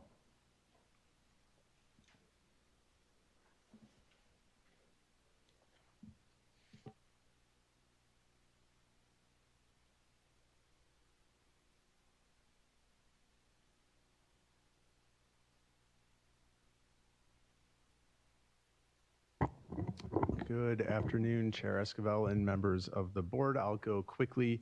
Hopefully we still have our colleagues from USBR and Department of Water Resources available. I know they had some time commitments later in the day, but they were also trying to make it. So let's go directly into our presentation, and we'll go to the next slide, which is actually the State Water Project and CVP update, which they should have a separate presentation for. And if Kristen and Molly are available, I'll turn it over to them. I want to thank them for having held on this long, and I know again it's sometimes hard to know when we're going to hit on the agenda these items, and just appreciate you guys being here today and being always with us and available to be able to discuss. I know it's again not an uncomplicated set of circumstances we have, but just always a good relationship. So thanks you guys for holding on. It's good to see you both. Thank you, and certainly understand the delay, very important item before us. So again, good afternoon, Chair Esquivel, Vice Chair Diadamo, board members. My name is Molly White. I'm with the Department of Water Resources and Water Operations Manager with the State Water Project. And I'm here today with Kristen White of Reclamation. Kristen. Hey, good morning, good afternoon, everybody. Still adjusting. Thank you, board members, for having us. I'm Kristen White, Operations Manager with the Bureau of Reclamation. Good to see you. Thank you both. Nearly evening, it feels. So I'll start out here with the presentation. We'll be providing a hydrology update, conditions update, as well as an operations update. Next slide. So here we go. And we'll start off with some familiar slides that you all have seen. This is a Northern Sierra 8-station precip graphic To date, we have seen just under 40 inches of rain, and we are 79% of average. In the upper left-hand corner shows a monthly distribution. And as you can see, April did come in at over 6 inches, which is above average, actually 140% of average. So it did certainly improve some of our conditions in parts of the Northern Basin. And Chris and I will talk a little bit about that later in this presentation. Next slide. So here are the same two sets of slides, but for the San Joaquin River Basin. Total precip is just at 24.3 inches and 64% of average today. While there was measurable precip in April, April down south also came in, did not come in above average, was below average. Next slide, please. So we've shared one of these graphs over the past few updates. Again, this is the rankings of over 100 years of precipitation for the Northern Sierra Basin. And these tell a good story, you know, we've heard a lot about the weather whiplash that we've experienced this water year. In the upper left-hand corner, the water year, that is the cumulative precip for October through December. From 1921 to 2022. And what it certainly shows is we did start off this water year as the 15th wettest on record for that period of time. Coming off a dry year, while we saw some improvement in some of the storages, it did help with the soil moisture. Down to the far right corner is the January through April cumulative precip. And again, while we were tracking as the driest calendar year on record because of the average, above average April, we did bounce back up. We're now the second driest calendar year on record. So again, started off very wet and ended up quite dry, but overall still below average for the Northern Basin at 80%. Next slide. And here's our standard snowpack, snow water content slide. Not much snow left in the Northern Sierra. Statewide snowpack is about 14% of average, and the Northern Basin stands at 20%, the Central at 14%, and the Southern Basin at 6% of average. Next slide, please. Here's a snapshot of our major reservoirs throughout the state. Storages are shown in dark blue, and as shown, many reservoirs are below the historical average, which is depicted by the green line across each of the bars. The major project reservoirs are below average with the exception of Folsom Lake, which stands at 110% of average. Shasta is at 48% of average, and Oroville is at 68% of average. And then a little bit down south, New Melones is at 59% of average. And we'll go into a little bit more detail of those reservoirs later on. Next slide, please. So we pulled a few snapshots of the drought monitors, beginning with where we were at the beginning of this water year, the beginning of the calendar year, and then a current snapshot as of May 17th.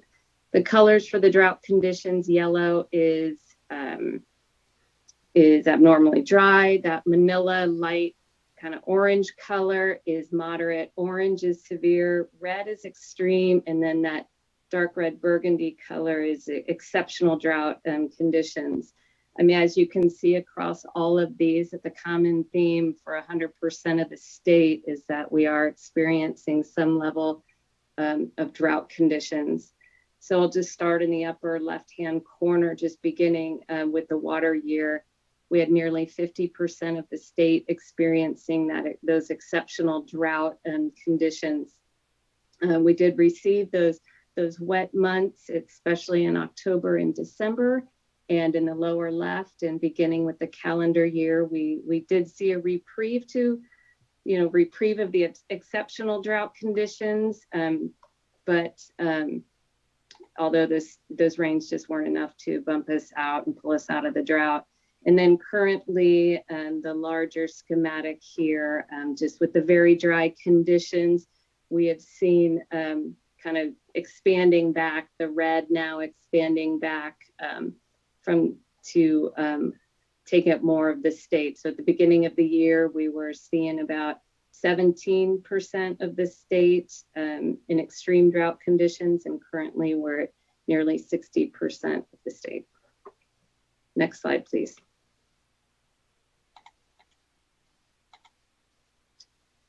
So I'll briefly touch on these. These are the water supply index updates for the Sac Valley in the upper left, in the left corner, and then the San Joaquin index for the right corner.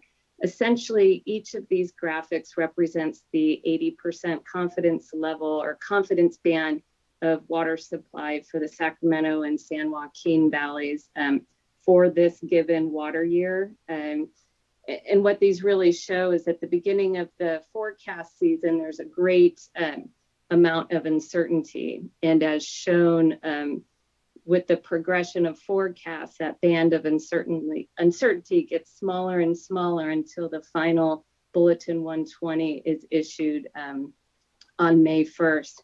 So for this year, with the dry conditions we've experienced, we have converged as shown under May, all this. So we've got the 10% is the blue line, the black line on the Sac Valley is 50%, and the red line is the 90%. So we've seen just that progression, and that band gets smaller and smaller, landing us for both index, for both Sacramento and San Joaquin, is critical water year types. Next slide, please. But the highlight to talk about, I would say, is the benefits of our April storms. So while both the Sacramento and San Joaquin water year types have remained critical, we did see benefits of the April storms in the forecast. So this table represents the difference between, and we're really here focusing on the 90% forecast. So the April 1st and the May 1st Bulletin 120 forecast for Shasta, Oroville, Folsom, and then also included the Sac Four rivers in there. Again, the Feather and the American Watershed were the winners as compared to Shasta. Again, Shasta was bypassed, just didn't see as much of the rain unfold up north in April, although the forecast did increase a little bit. Again, these are April through July forecasts. However, much of the benefits that we did see from those storms were actually realized through direct runoff into the reservoirs. Next slide. Thank you. So this is Oroville storage. We're at 1.93 million acre feet. Current releases to the Feather River are at 2,200 CFS. We did hit likely our peak storage early part of May at 1.942 million acre feet. Certainly a better spot than we were last year when we hit the peak at the end of April at just under 1.5. So we've seen a difference of about 450,000 acre feet in storage difference compared to last year's peak. Next slide. So I'll talk a little bit about projections for Oroville. Just really wanted to highlight, kind of looking at the beginning of our forecast season in that January, February, March period into where we are now. So the blue and the orange here, so these are end of month storages for Oroville. The blue and the orange represent the February and March forecasts based off of a very dry hydrology.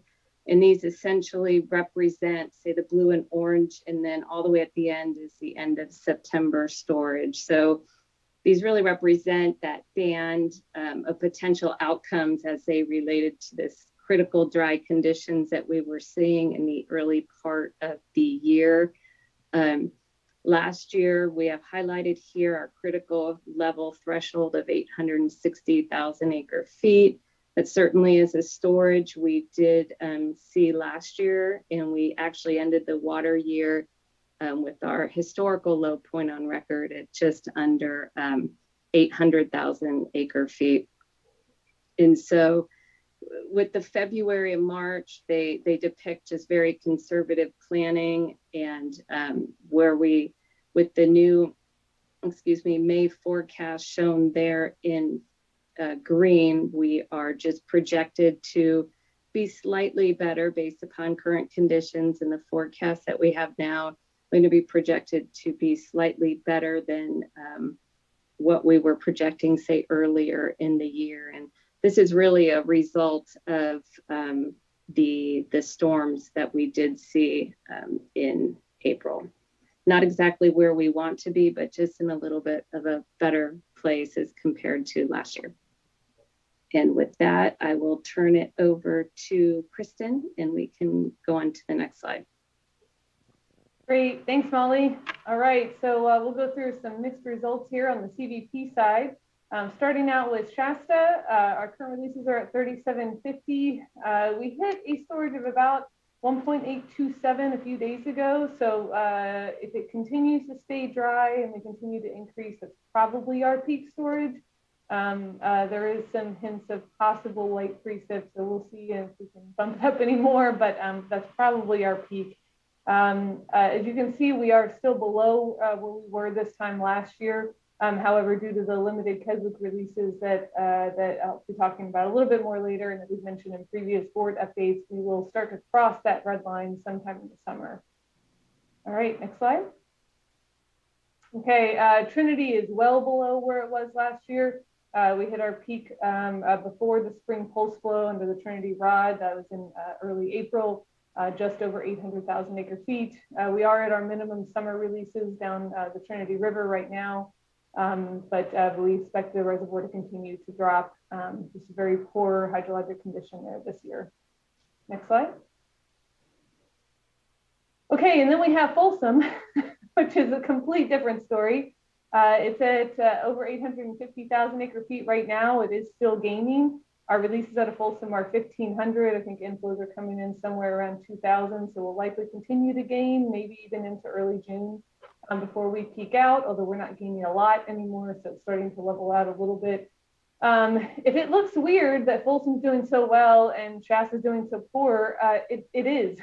This is actually the first critical year since Folsom was developed where the Folsom inflow was proportionately higher than the Shasta inflow. We sometimes see them very different, where Folsom gets a lot more than Shasta, but that's usually in wet and above normal years. It's never happened this way in a critical year. It's actually rarely happens this way in dry years. So this is a very unique circumstance to see Folsom. It's still below average inflow, but such a higher percentage of average inflow than Shasta. All right, next slide. And then we have New Melones, also well below where it was last year. We hit our max storage there back in February of 992,000 acre feet. And sitting at 890 now, we're at 700, mainly medium V for now as base flows, and we'll likely have lower releases as we move into the summer. All right, next slide. Okay, so building off of what Molly showed with Oroville, just wanted to walk through similar plots for the Shasta, Folsom, and Trinity. So looking at Shasta end of month storage, so back in February, we thought it's going to be a better year, and we might actually get up to 2.1 million acre feet. I think that was getting close to what we saw last year. However, that was prior to the agreement to have lower deliveries to the Sacramento River settlement contractors. So you see that much lower end of September storage. Then we moved into March. That was after the agreement was developed to reduce those deliveries. You see that storage went up. It's actually looks like around the 1.2 mark. But then, of course, March was very, very dry after a very dry January and February. And so we saw both a reduction in inflow and lower imports from the Trinity system. due to the dry conditions over there. And so, so that continued to drop to the storage, the end of September storage that was included in our final temperature management plan of 1.14 million acre feet. So again, the agreement was on limiting releases, and we'll talk a little bit more about that in a couple slides. So those releases being set, when we look at the May forecast with the increase in flow, not a lot, but as Molly showed, I think it's around 120,000 acre feet increased inflow. That does put us a little bit higher, closer to 1.3 million acre feet now as a projected into September. However, there's quite a bit of uncertainty with Shasta that we'll talk about. So it's we'll be tracking that and providing updates on what that looks like throughout the year. Next slide. Okay, so Trinity, similar story. We thought it was going to be better, although the Trinity forecast really never looked good. It did decrease, obviously, from February to March, and then again in April. Where we're at here in May is basically bringing us back to the March levels. So, but still very, very low. Next slide. And finally, Folsom, which has been quite the mixed bag. Back in February, we thought the reservoir was going to fill up to the top and that we'd be in a situation where we were forced to release water to get to our flood control limit of 566,000 acre feet by the end of September. That's a limit that starts around mid-November. That's not a very comfortable place to be because it means that we have to increase basically for the first fall storm, and it creates a lot of instability in the river. Which is not great for some of the fish species down there, and it's not a comfortable place to be flood control wise if we get a very large storm like we did this past October. So maybe we were a little bit too vocal about that, because then that went away completely by the March forecast, and we were struggling with a significantly lower peak and concerned about public health and safety. That's when we started looking at trying to maintain the similar volume that we targeted last year, which is 200,000 acre feet to protect public health and safety deliveries through a dry fall. We did see a little bit of improvement in the April forecast that allowed us, that's both in cooperation between Folsom and Oroville, that allowed us to increase that to 300, which is a safer spot. However, the April storage really wasn't high enough to get a very good temperature management plan, certainly better than last year, but it wasn't great. And then the May forecast, due to the very large increase in inflows into the American River watershed, has gotten us in a much better place where we are not quite filling, but we're getting high enough to have much better temperature management than we saw last year. We'll still be looking at that 300,000 acre feet as an end of September zone. I hesitate to call it a target, but that around 300,000 acre feet is a good balance between really minimizing any risk to public health and safety if we see a dry fall, but also minimizing our chances of flood control releases in the fall from early fall storm events. Next slide. Okay, so what do we have coming up for the rest of the spring and summer? So we do not expect, because of those storage increases at Oroville and Folsom, we do not expect additional modifications to D1641 after June. We're also unlikely to rely on the temporary urgency change order for the Western Ag salinity modification through June. So we have not fallen back to that point. We do not expect to rely on that through the end of June. That's the change from Edmonton to 3 Mile Slough. We do plan to rely heavily on Oroville and Folsom to maintain delta conditions. And with those increased releases, we will be planning to export available water based on the ability to meet our delta outflow and water quality needs. For the state, Oroville will be focusing on storage conservation and temperature management. For the CVP, Shasta and Trinity still in the same spot they were in previous drought updates. We'll be focusing on storage conservation and temperature management. For Folsom, I've kind of focused now more on temperature management. It's the key components there are trying to maximize our storage in June and then have the most flexibility with moving our temperature control device there throughout the summer. And then finally, New Melones will also be looking at storage conservation given its storages. Next slide. So a quick update on the Shasta temperature management plan. We're on track and doing a little bit better than on track. So right now, the agreement on releases that was reached said 3,500 CFS in April. We were able to stay at 3,250 due to the storm events. We really didn't see demands pick up, and there was extra water in the system from the runoff from those storm events. That continued into May, where our plan said 4,500 CFS, and I think we're going to end around 3,500 CFS. So we're at 3,750, but we just went there this morning. We were at 35 before that, so I think the overall average will be about 3,500. I think we went from 3,250 to 3,500 on May 11th, so that's where the average comes in. For temperatures, our current temperature requirement in the final temperature management plan is 58 degrees at the SAC gauge. So that starts when our temperature management plan is submitted on May 2nd, and it goes until, I think, June 7th. June 7th, it drops down to 54.5 degrees at the SAC gauge. How we're doing is holding pretty far below that. The highest that we've seen thus far is 56.9 degrees. I think we're currently hitting right around 56 as a daily average. We of course like that to be closer to 58, so we're conserving as much cold water as possible, but we have some limitations with how much blending we can do given the low reservoir storage and the abilities of the shutters. But we are still staying below that. This heat wave that's coming in, I guess, started yesterday and coming through today and tomorrow will certainly be a good test of how our model predicted the warming with these significantly lower flows. We're watching for that, but hoping that our gate change is able to keep us under 58 degrees. And then some upcoming actions, we will be going up to 4,500 CFS. Right now, we're thinking this is probably going to be early to mid-June, which means we may end up a little bit lower in that June average as well.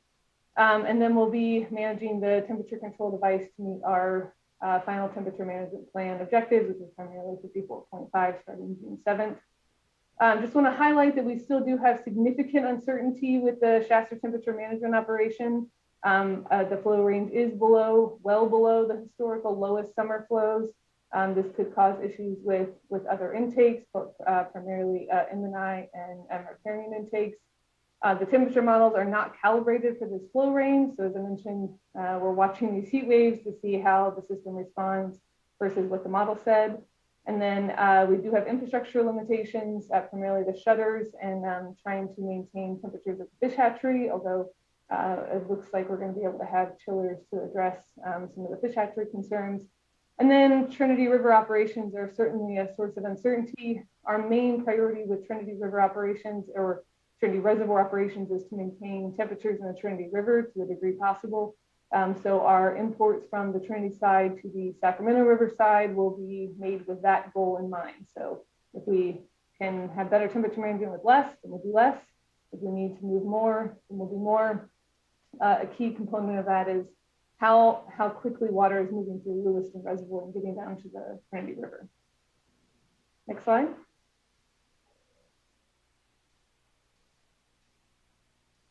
Okay, and finally, looking ahead, we will be tracking the system conditions. We have a significant amount of uncertainty, not just with the Shasta side that I just mentioned, but also with how the upstream diversions are going to interact with curtailments and result in the accretion and depletions in the system. So we'll be watching that very closely, coordinating heavily with state and federal agencies, water users, and stakeholders.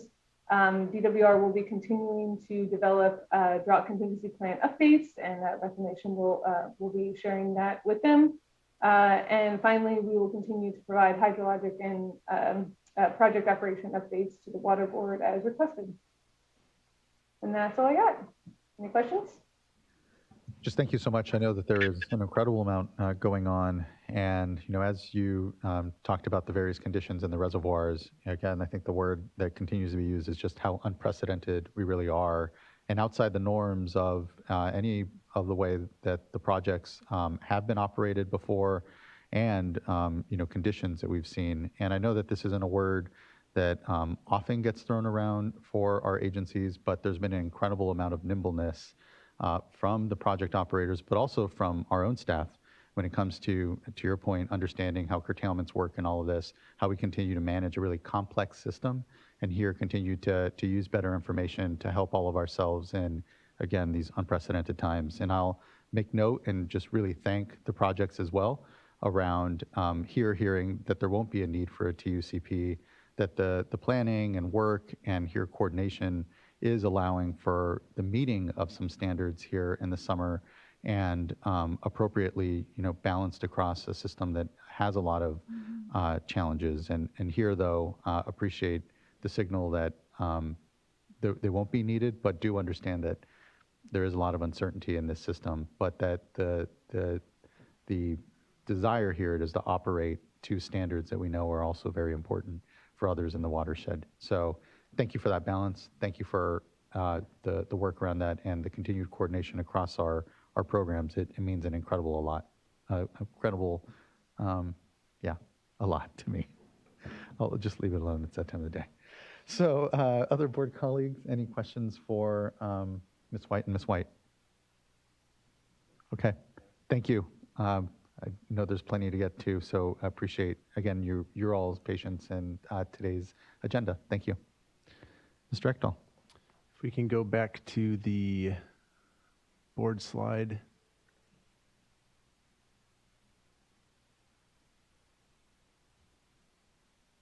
We'll run through just some quick updates, some information on where some other reservoirs are. I won't run through those. We can go to the next slide. I do want to flag term 91 is not currently in effect, but it's very close to being in effect. And just yesterday, I believe we sent out an early heads up email to those that have term 91 in their water right permit, indicating that it could be coming in the very near future, and to stay tuned for the formal issuance of term 91, which could be in the next week or two. Next slide, please.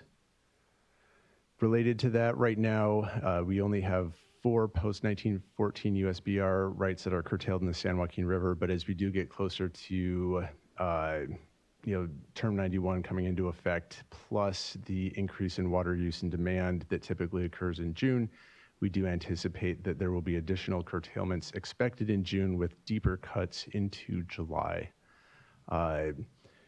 We do also anticipate releasing an updated water availability methodology and revised emergency regulation text for public comment in the mid to end June. That's related to the July 20th proposed bringing the draft emergency regulations to the board for your consideration for readoption for Delta emergency drought regulations.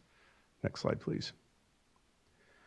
In Mill and Deer Creeks, the emergency regulation requirement of 50 CFS has been complied with and met since that went into effect on October 15th. Of note, recently on May 11th, the California Department of Fish and Wildlife requested a 72-hour pulse flow on both creeks due to fish presence. The pulse flow was originally requested for May 26th through 29th and June 12th through 15th in both Mill and Deer Creeks. But the situation is rapidly, changing even hour by hour today, and it appears as though flows in Mill Creek are above the pulse flow targets, and so nothing is being requested on Mill at this time, although it may come later in the next week or two as conditions change. On the other hand, flows in Deer are below the pulse flow targets, and so we do anticipate requesting a pulse flow in the next couple of days in Deer Creek, and we'll follow up accordingly. Next slide, please. I have a quick question on that. Have you done pulse flows? I know that the authority has been there, but have the conditions warranted that in the past? I would have to go back and compare to 2014 and 15. I don't recall off the top of my head, and the regulation wasn't in place until October 15th of this year, so it didn't apply last spring. But I'll have to, I can follow up with that information and either update at the next board meeting or via email. And I had sent Ms. Riddle a note on this, but maybe just even coming back in a future update. But what sort of a benefit I'd like to see what the benefits have been. I'm sure there's going to be ongoing monitoring on the migration benefits. And then also, it is a short period of time, but it is a critical period during, irrigation. And so just curious about how the water users will be able to manage that 72-hour period. Sure. I can provide a little bit of context on that last question now. Right now, there are curtailments in place, but flows are such that people are able to still divert, and flows in Deer were about 70 CFS as of earlier today. That's with some amount of diversion occurring for irrigation and other purposes. The request would be for that flow to be bumped up to about 100 CFS for a 3-day time period. And so without knowing fully the above and below kind of the diversion CFS, I think the natural unimpaired flow in Deer is about 160 CFS. So there's somewhere between 60, 70, 80, 90 CFS that's being lost to either diversion or other depletions in the system, riparian demands, evapotranspiration, vegetation demands, or groundwater depletion. And so the bump up to 100 should be doable with still some amount of diversion, actually a fair amount of diversions occurring within the system, particularly if those are coordinated amongst the users within the watershed itself. Let's see, in the Russian River, curtailment status, curtailments are suspended through May 31st, 2022.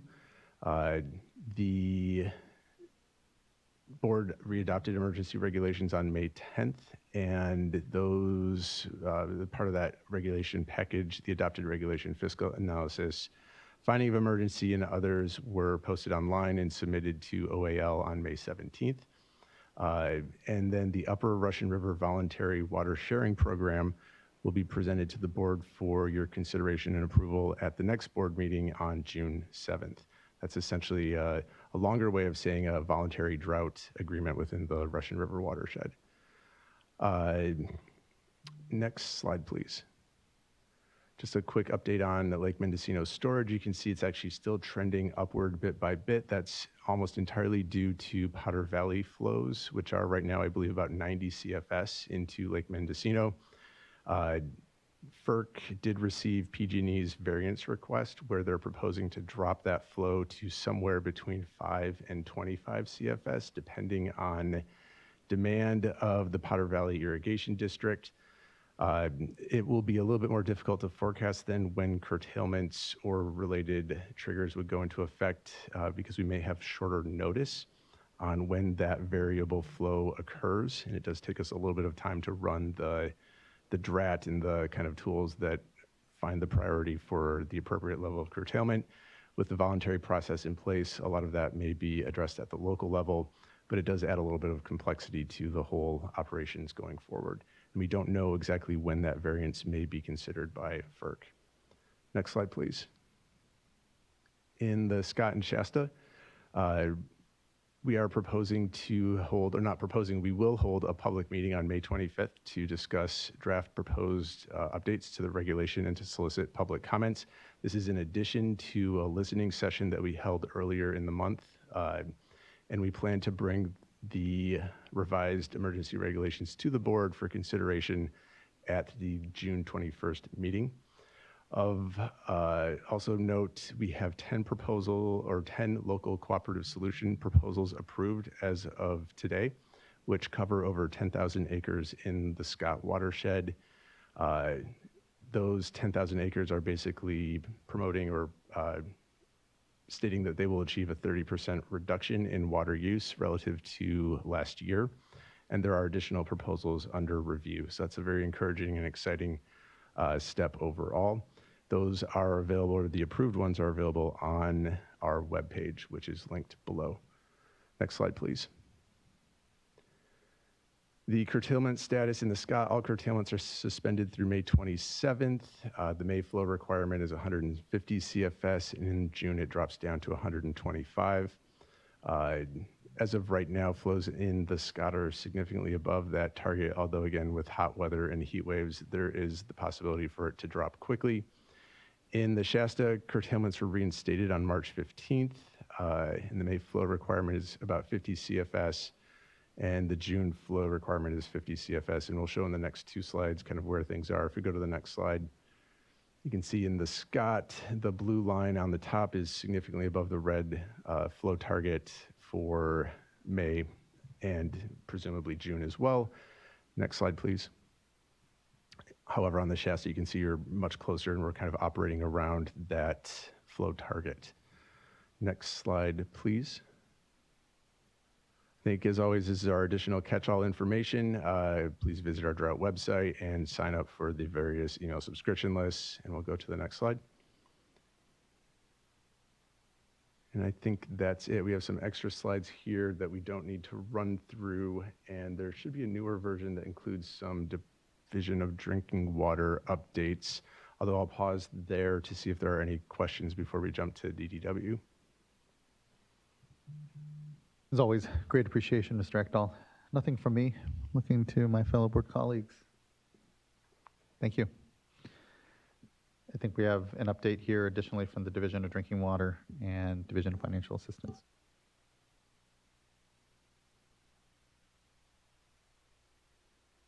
Apparently the slides did not get to the clerk in time for DDW, and so we won't be able to process those slides. I don't know if Mr. Zuniga is available on Zoom, if he can talk through it verbally. Yeah, he is on the platform here. Mr. Zuniga. I am here. Good afternoon. Yeah, apologies. I don't believe we have your slides.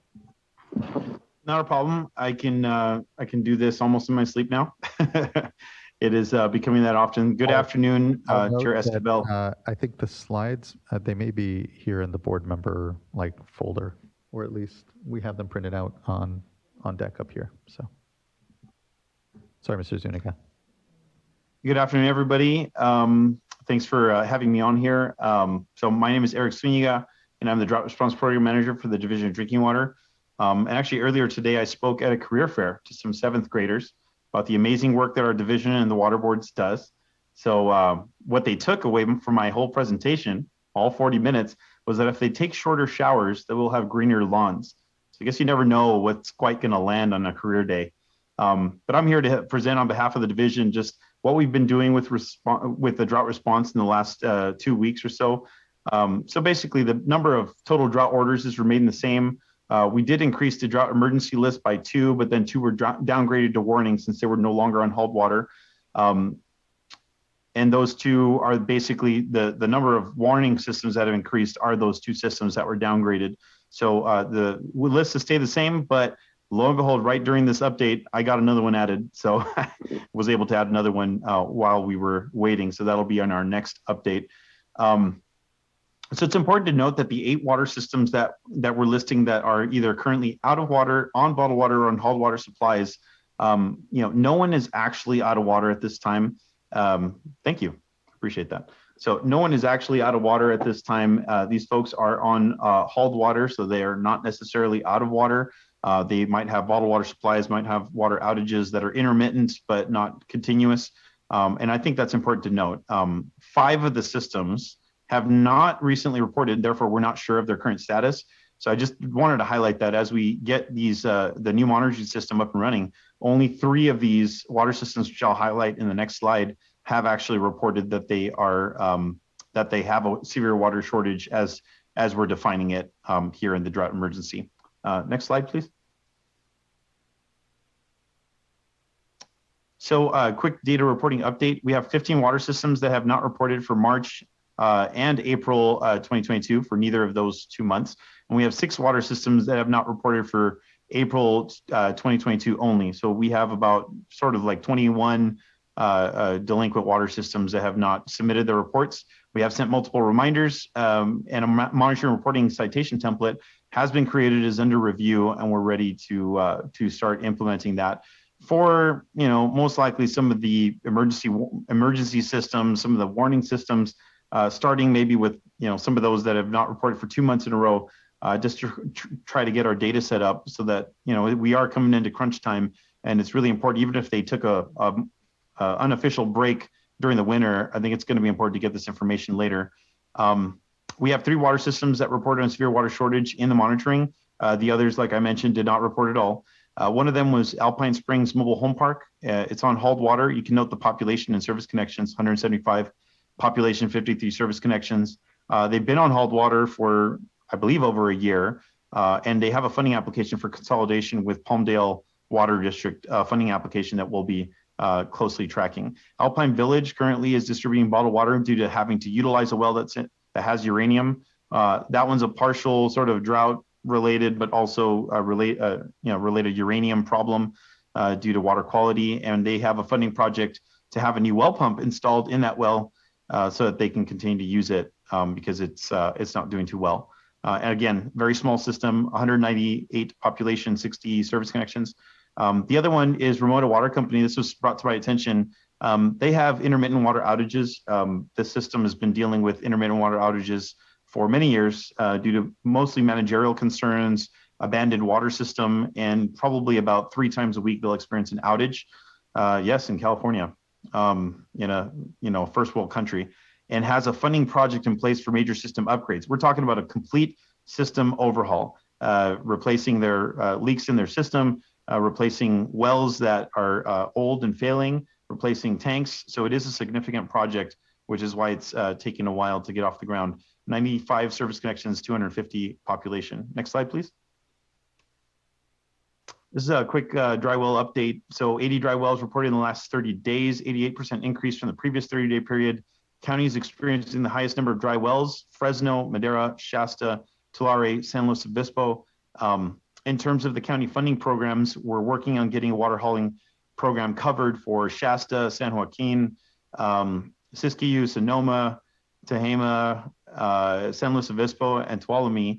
The good news is Shasta has an application that's now being processed, so that'll be taken off that list shortly. And San Joaquin is now covered under the state contract for self-help enterprises, so they will have coverage as of June 1st in preparation for the summer, exactly what we want to see. Next slide, please. So final updates is that we are finalizing the drought response framework. I'm working on some internal reviews this week. Already briefed one board member. We're looking to brief the rest of the board members and also some internal staff for feedback of the model, the framework, and the systems that are included, why they're included, and how the model works.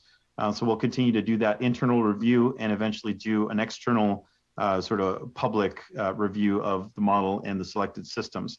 I wanted to add in, just for the city of Exeter, this is something that's come up. It's not strictly drought related, although drought sort of impacts everything once you're in a bad situation. They did have a well rehabilitation started in March, and because of the well rehabilitation of their largest source of supply, their other largest source of supply was also contaminated with nitrate, and they had to utilize that second highest source in order to continue keeping water in the pipes.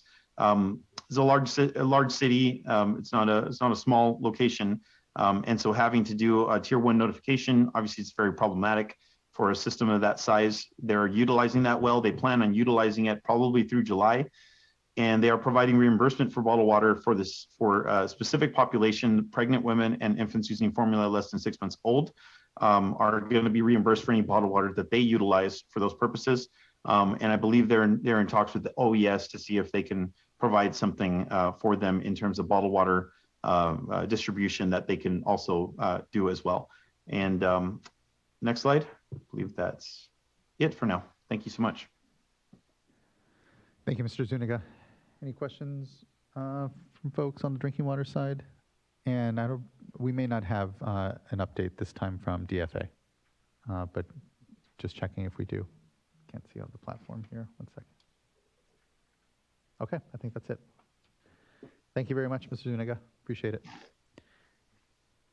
Any further discussion from fellow board colleagues on this item? I think we have a couple of commenters, so we can get to them. But anything from us? Great. Let's go ahead and call up, I think we have Eric Oriana.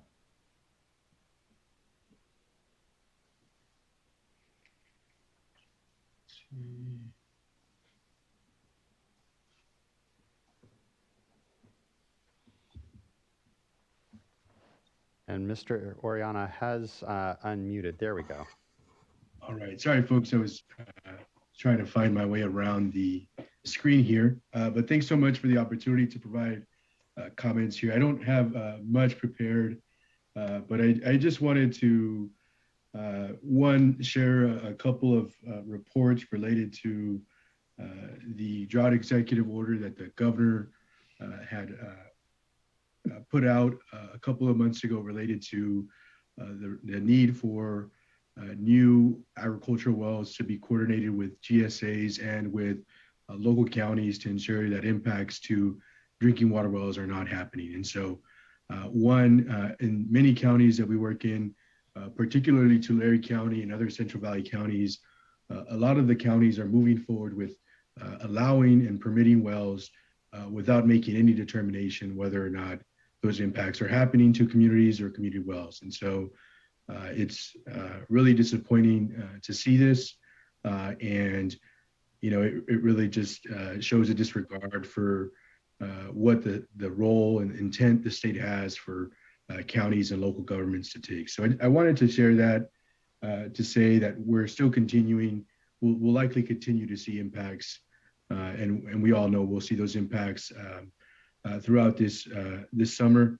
And I just wanted to continue to highlight the gaps in the programs that the State Water Board has related to domestic well owners. We're hearing that some folks are being turned away from some programs from technical assistance providers for hauled water and for water tanks. And so households are having to come up with the thousands of dollars it takes to install a water tank and to haul that water to households. And really, it just is not good to see that happening just this early on in this year's summer season. And just generally very, very concerned about what can happen, how long communities are going to be going on without running water in their homes because our programs are not reaching them. Another concern that I wanted to flag is that the State Water Board right now is trying to address about more or so less a quarter of the dry wells that have been impacted as a result of agriculture's mismanagement and overpumping of groundwater aquifers. And, you know, this is not a way for us to ensure that communities have a human right to water and to ensure that communities have a basic fundamental need in their homes. And so, you know, I was hearing from some technical assistance providers that just to address and deepen the wells and repair the wells that have been impacted already in this drought, it would take us 5 to 10 years to do that. And if we have another 1,000 wells go dry, let's just do the math on that. And so we are going to see more significant impacts to our communities. We're going to see the costs of repairing those wells go from really the pockets of agriculture and the profits that they're making, and they're going to pass on the externalities of that to communities and households. And so it really is a shame that we have that here in the state of California. It's a shame that we don't have a way to correct that and that we're letting that gap continue. And, you know, there are pots of fundings with the Department of Water Resources.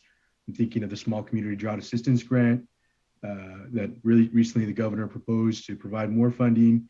And as part of that, they mentioned well repairs, water tanks, hauled water as part of the cost to address the drought impacts. And as of now, we're not seeing those funds used for specific households. We're seeing that used for water systems, and that's definitely one of the intents of that program, but it's not, I would say, the full intent of the program. And so I think we need to get real as a state about where we're going and how we're addressing these impacts and who we're leaving these impacts, who should be responsible for these impacts. And so I really encourage you all to, you know, try to find a solution and focus and put our brain power on issues that are really impacting our communities. Today, we spent worthwhile hours on addressing water conservation, which is absolutely necessary for us to get to where we need to be as a state.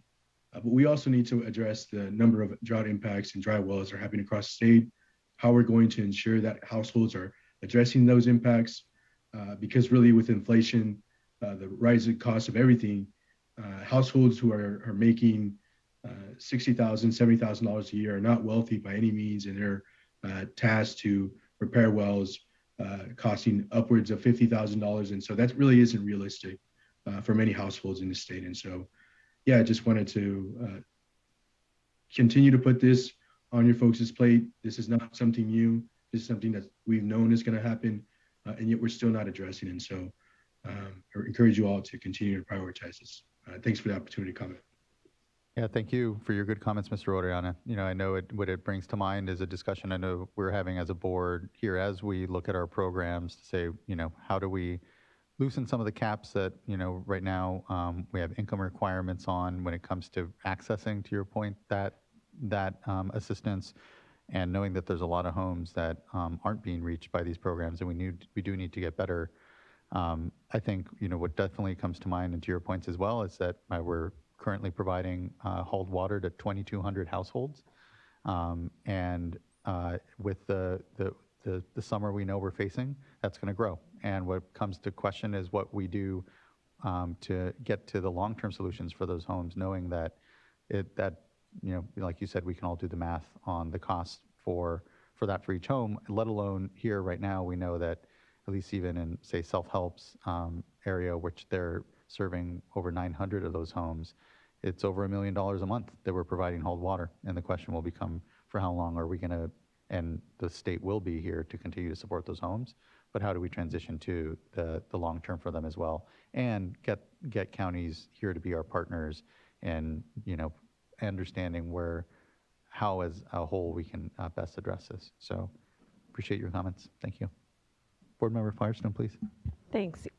Yeah, I just wanted to add on to that. One is, because you had mentioned this to me, Mr. Oriana, and I'd followed up with our Division of Financial Assistance on the question of having to turn folks away. And we have been working and agreed with the technical assistance provider, I think for a bit now, that cap is not just limited to 3 months, but extended to 18 months. So I think they are finalizing the paperwork, is what I understood.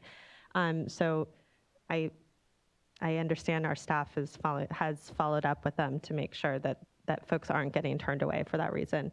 I don't see our staff here to say that. So I'll just send that message, because I was able to touch base with them before this. So the other thing I just want to say, especially today, as we just took, very significant emergency regulations on urban use.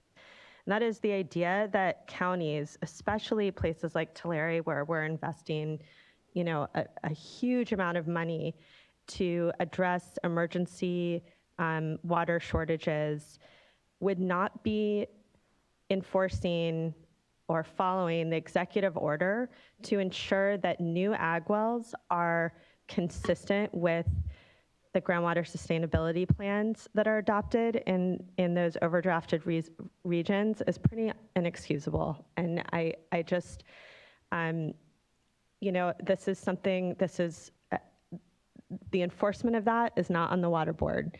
But we also are the ones that are having to invest taxpayer dollars in dealing with those impacts now. And what will result is far greater harm by really setting us up for failure with sustainable groundwater management in general if we're not coming to terms now with these challenges within the permitting we're doing. Now, that doesn't mean people can't drill wells. I think what's really clear is that does not prohibit domestic well replacements, and that it doesn't prohibit well drilling. It just says that you have to make sure that it's consistent with your groundwater sustainability plan. That is a bare minimum, and it's pretty egregious if we can't do that as a state. So I just felt the need to comment on that, given how much we are focused with our resources in trying to ensure conservation is a way of life, ensure that we're supporting sustainability and resiliency, and supporting the emergency response from the actions we're already seeing happen. Thanks. Thank you, board member. Anything further? Well, then thank you. That wraps up item number 4 and our drought and current hydrologic conditions update. Before we move on to items number 5 and 6, I just want to note I'm going to switch the order here. We'll take item number 6 first. So we'll have our update from Dr. Laurel Larson, and then we'll have our update from the Delta Water Master. So let's take just a quick 10-minute break for folks, or unless we want to just move on to the informational items, if you're okay. Okay. People feel still good. Let's continue on. And I'll note I may have to end up leaving before we conclude the meeting. I have a flight at like 6:55, but I need to get home and then go. Anyway, so I'll make a note when I hand things over. But let's see what we can get through. And we'll go to item number 6, Dr. Larson. Well, thank you for changing the schedule to accommodate me. I'm going to try to give an abbreviated version because I did have many slides prepared for you today. But I first of all wanted to congratulate the whole board on the action item from earlier today. That was really important work. So could you advance the slides, please? There's a few items that I wanted to discuss in some level of detail with you today upon request by Michael George. And one is the long-term monitoring reviews that the Delta Science Program has been a part of or connected to. Next slide. And I first want to note that in March, the Delta Independent Science Board released their review of the monitoring enterprise in the Sacramento-San Joaquin Delta. And that review was received and accepted by the council. Now, the goal of this review was to assess whether the information collected from monitoring is meeting the needs of management agencies.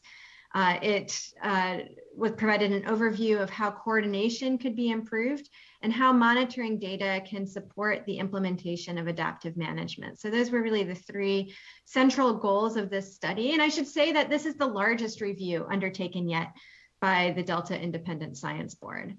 Next slide. The review's scope consisted of 2 components, and one was to take an inventory of all monitoring activities that span physical, chemical, biological, geological, and social sciences in the Delta and Sassoon Marsh. And then the second component was to review the management contexts, strengths, and challenges of monitoring together with issuing recommendations about how to improve the efficacy of monitoring. Next slide. So I'm just going to highlight some of the general findings of the report. First of all, the monitoring enterprise in the Delta and Sassoon Marsh is quite extensive. The inventory revealed 157 unique monitoring activities. And I should say that this monitoring inventory is going to be made publicly available in the summer with the launch of the Delta Science Tracker. Based on the inventory, 62% of the monitoring activities were clearly influenced by a management driver, but there was a lack of clarity around the problems that monitoring and adaptive management are intended to address. And this is a pervasive challenge across large-scale social ecological systems where there are extensive monitoring programs. Establishing that linkage between specific management drivers and monitoring activities can often be elusive. Next slide.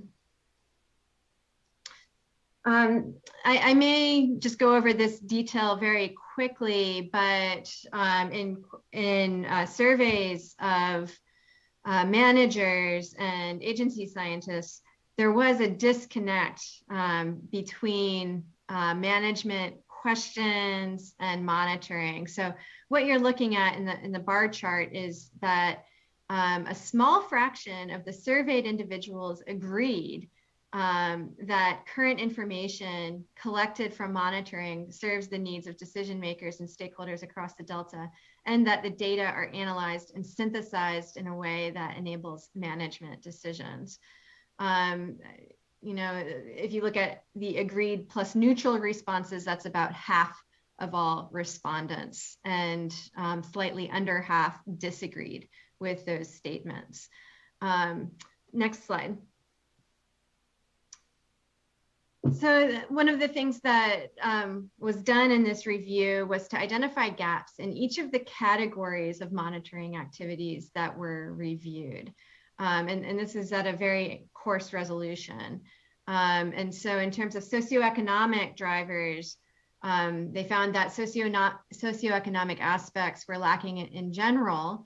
Documenting land use change at a high temporal frequency was a gap, and information about dredging was a gap.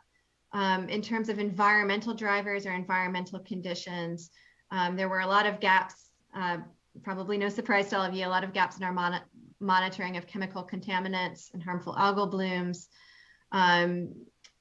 In terms of habitats, shallow habitats are not well documented. And in terms of specific species, it's well known that Delta smelt are very difficult to sample properly, so there are many gaps there. Also, gaps were identified related to Chinook salmon, benthic invertebrates, and birds. And then in terms of management actions, it was difficult to access information about non-native species management and transportation-related vectors of spread and introduction. Next slide. The ISB also looked at the level of coordination by topical area and created these network graphs, which they're just great for getting an intuitive sense for how coordinated monitoring is across different entities. Here, the nodes represent organizations, and the ties represent joint involvement around a common monitoring activity. And so you could see that for many of these topics, there's a need for greater coordination and integration across monitoring areas, geographic areas, and ecosystem components. Next slide. And then in terms of data quality and accessibility, I know this is something the Water Board is really working hard to advance, but the ISB found that presently only 44% of monitoring activities have publicly accessible data, data collection guided by a monitoring design or sampling protocol, and QA/QC procedures. They have acknowledged that data accessibility has improved, but needs to continue to improve, especially with respect to the timeliness of data sharing. So they found that 95% of monitoring activities do have publicly accessible data, but often those data are hard to find, lack sufficient documentation, or are not available in a timely manner to conduct analysis. Next slide. Dr. Larson, don't mean to interrupt, Yes. but when you look across the nation, I guess, you know, to my mind, I know there are other robust programs with a lot more federal involvement, particularly we'll say like in the Everglades or the Chesapeake, which is multi-state, so a little different, but say even Puget Sound. So do you see similar here gaps and challenges in those programs? I'm just trying to understand where our estuarian program is relative to what are, you know, benchmarks and other programs in other states. Yes, so the Independent Science Board does have members that have done extensive work in those other systems, particularly the Great Lakes, Puget Sound, and the Chesapeake. And in conversation with ISB members and also from sitting in on their presentations to other agencies, it is apparent to me that these issues are not unique to our estuary. And I would be hard pressed to rank us relative to those other estuaries. I will say that with respect to federal and state funding investment for science activities, we lag far behind those other systems. So we're struggling against a relative lack of funding compared to those other estuaries. Thank you. You're welcome. So as far as the overall recommendations from the ISB report go, there were three. The first was to develop management-informed priority science needs and questions The second was to reimagine monitoring designs to address those priority needs and questions. And then the third was really focused on strengthening integration, funding, and organizational structure. And in particular, the ISB is recommending that a new entity be formed to oversee monitoring programs and oversee the implementation of recommendation A and recommendation B. So if you click through, you'll see some of these detailed recommendations. I think they should pop up, yes. And I'm feeling pressed for time, so I'm not going to go through them, but I would encourage you to look at these materials in your packet and pick up the ISB report, which is available on the Delta Stewardship Council website. What I will say is that these recommendations are being broadly discussed as part of an interagency collective effort to review monitoring programs that is taking place right now in CAMT and in CSAMP. So if you go to the next slide, CAMT recognized that there are several of these monitoring reviews ongoing simultaneously. So the Independent Science Board Monitoring Enterprise Review is the first one on the list. But the Interagency Ecological Program has also been undertaking a long-term review of monitoring programs. There is a so-called six-agency redesign that CDFW and US Bureau of Reclamation are undertaking. And then there are other reviews, more topically oriented reviews being undertaken by National Marine Fisheries Service and US Fish and Wildlife Service. And so CAMT back in October held a workshop to discuss the objectives and some of the emerging findings of each of these reviews in order to open a discussion of how we want to move forward as a community. Next slide. So the Delta Science Program synthesized some of the discussions from the October CAMT workshop and this meta review, this review of reviews, and came up with a report detailing high-level findings and observations. And so around the question, are reviews guided by management questions and needs? A widespread finding is that management questions aren't always provided by those requesting the review, and that specific management questions were not always the starting point for review efforts. The focus is more commonly on improving the rigor of programs.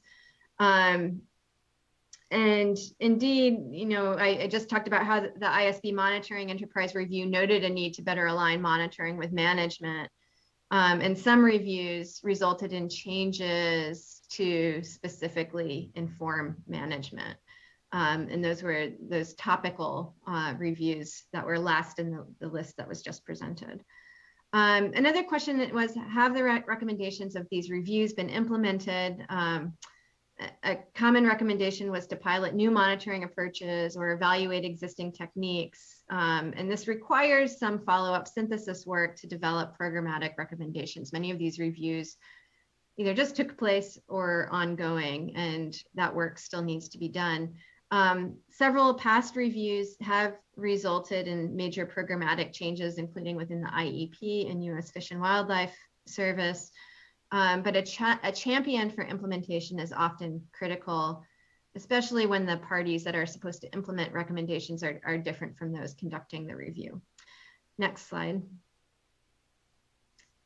Some additional insights that emerge from the CAMT workshop are that expectations of monitoring programs are diverse. CAMT is going to catalog these expectations through the summer as part of their ongoing work on what they're calling Task 2.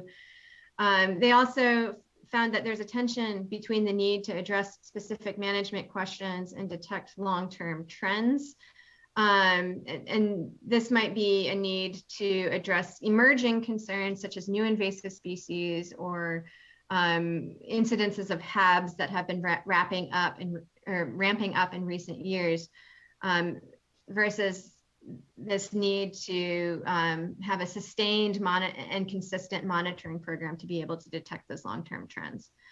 There was also a finding that sustained capacity for monitoring program review is needed. This is not something that is institutionally baked in and is relevant to the ISB's recommendation to create a new body that would oversee this review of monitoring programs.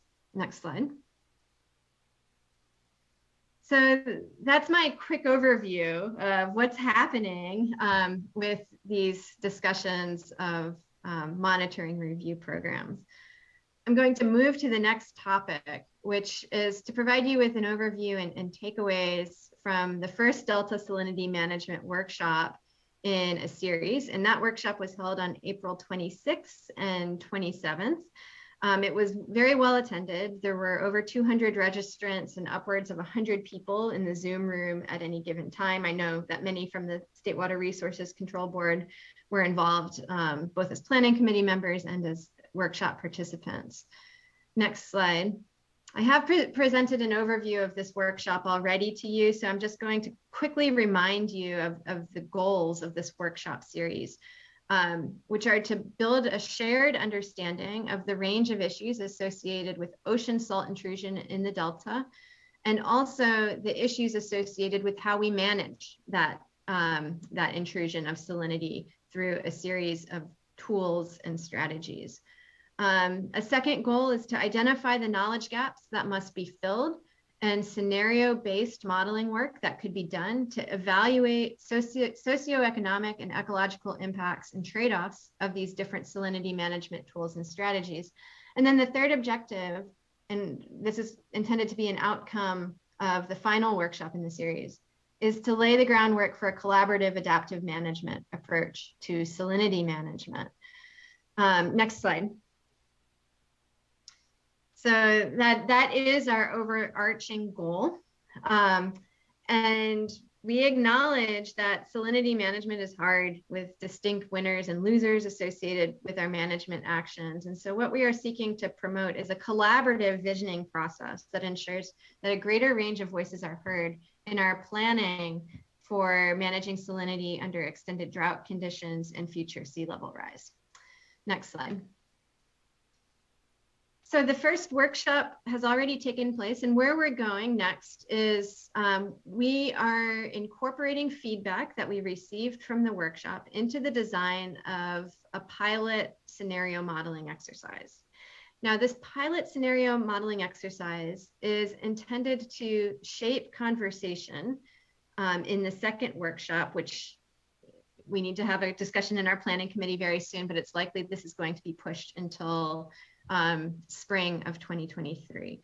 The pilot exercise is designed to show at a small scale what can be accomplished when we undertake a scenario modeling exercise to envision the long-term results of different salinity management strategies. And these could be regulatory strategies, they could be implementation of nature-based solutions like tidal marsh restoration, or they could be things like, well, you all discussed strategies for demand reduction today, but there's also the use of infrastructural solutions such as the hard rock salinity barrier.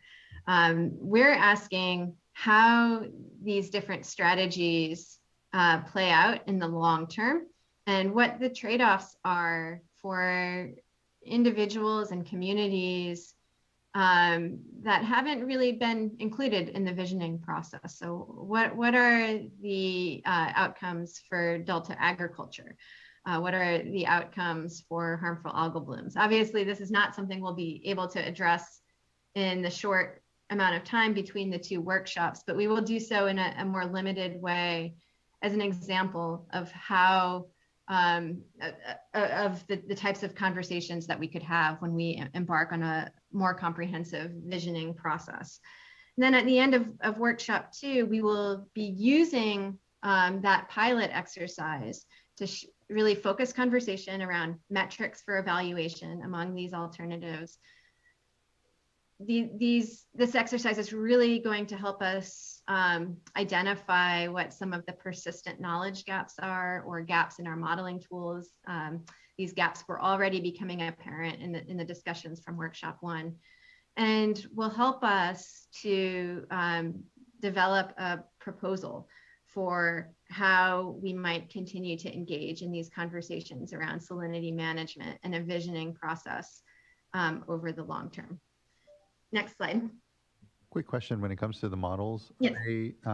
Is it a particular framework or platform that is happening on, or just kind of wondering Yes, what those tools and I think it's the next slide after the one that you're looking at now. So I will address that question in just a moment.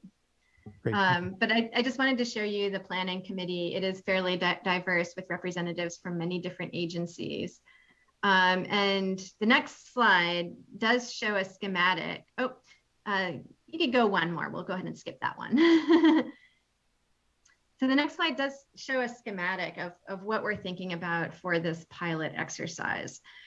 So what we are looking to do, this is highly simplified. So if any of you are in the weeds of the modeling, I apologize for the oversimplification.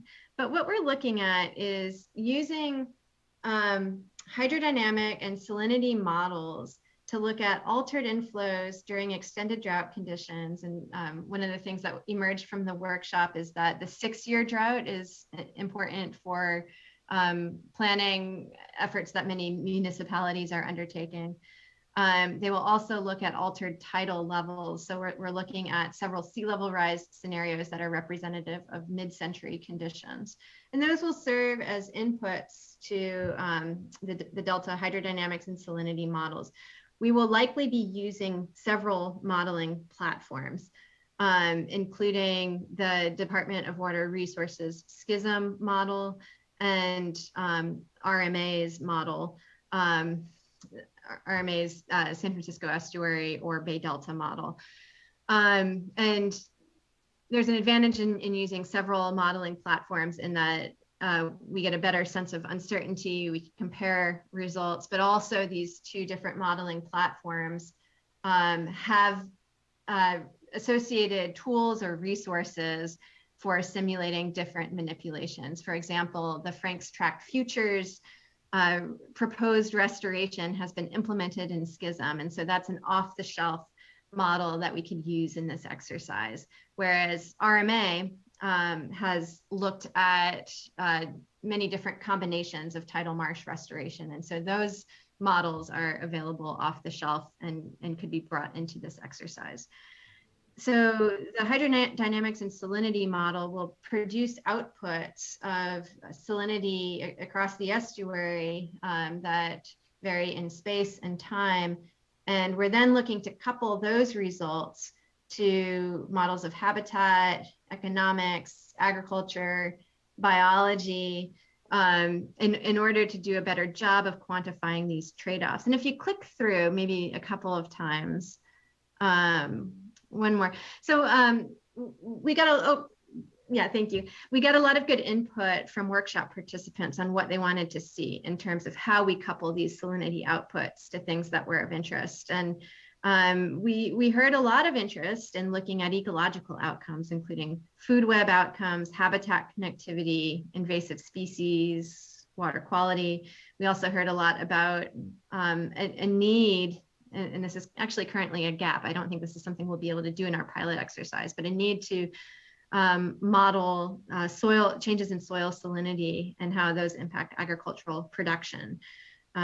Changes to crop type are one thing that is within the realm of possibility of what we can include in this pilot exercise using the Delta agricultural production model, for example. There was also interest in assessing impacts to fishing and boating.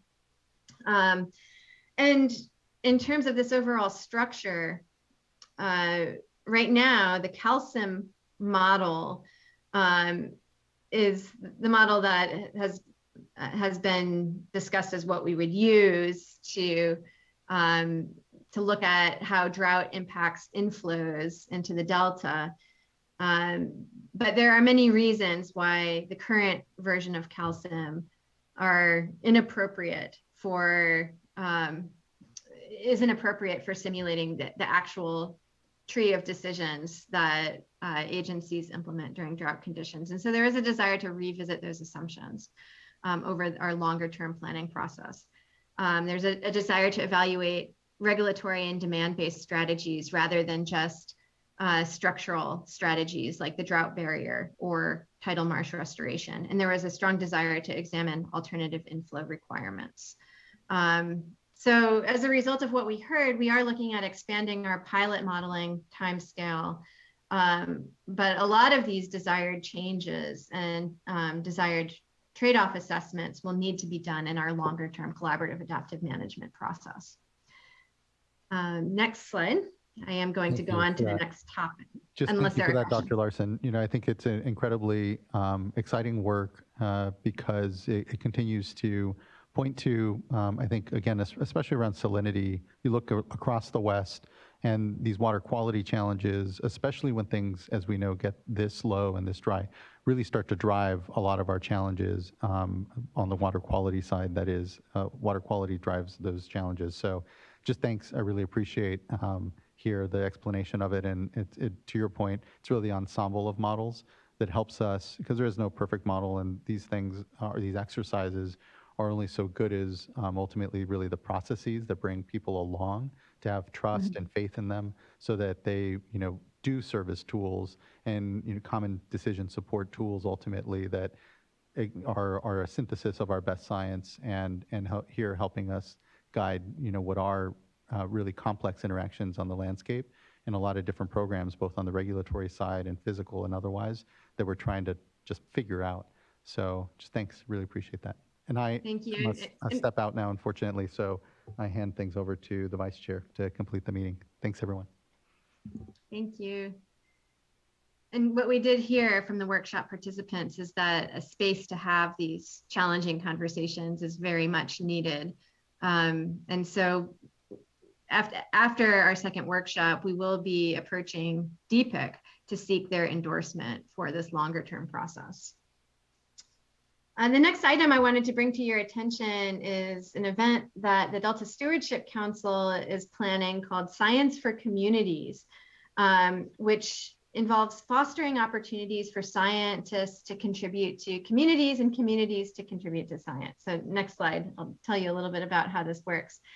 So what is being planned is an in-person workshop to connect the Delta community with scientists and give the Delta community an opportunity to work with scientists to address questions relevant to their interests. So the Delta Stewardship Council has been in communication with the State Water Resources Control Board about this and has gotten a lot of support from your staff in their preliminary work to identify participants and scientists who will be volunteering their time to work with community-based organizations to address some of these topics.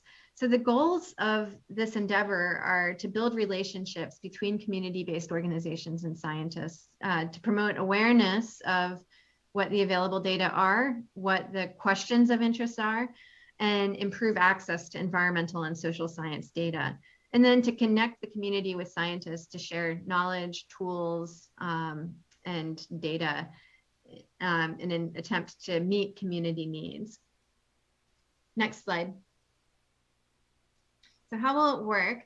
There has been a lot of coordination on the front end in order to identify interested community groups and identify where science could assist. The team will then work with scientists to inventory available data and tools that are relevant to those topical areas. The community members and scientists will then be paired to work together.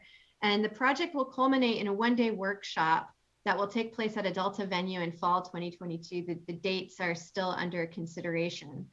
But one example might be community members are identified who are concerned about flooding in their area.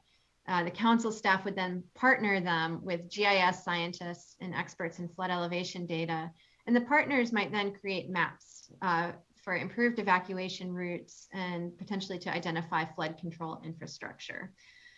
In addition to the science and community presentations that will take place at the workshop, the event will also have networking activities so that people can, in an organic way, learn more about each other's work.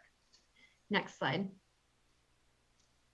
And then why is this important? Well, many community-based organizations and interested parties do face barriers to accessing science or data.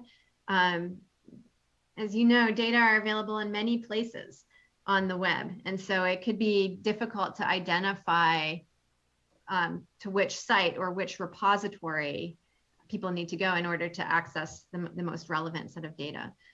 It's also important to provide an opportunity for underrepresented groups to make their interests and needs known and to have a connection with agency or to make a connection with agency and academic scientists. And on their part, scientists might not have had the capacity to address community needs previously, or they may be unaware of what those specific needs are.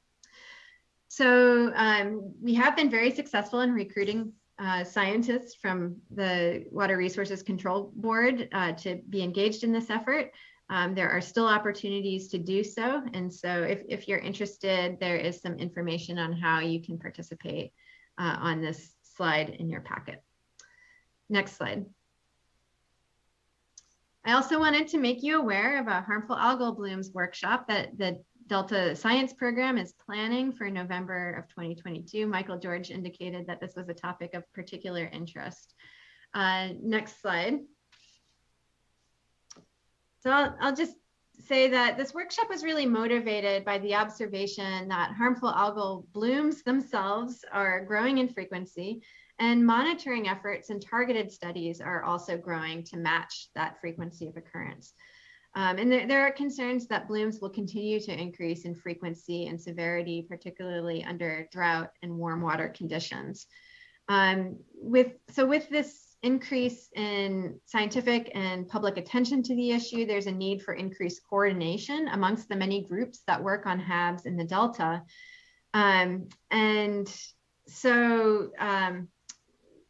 So a number of these parties have come together. That the need for a public workshop was really brought by the Central Valley Regional Water Quality Board, as well as the Department of Fish, the California Department of Fish and Wildlife.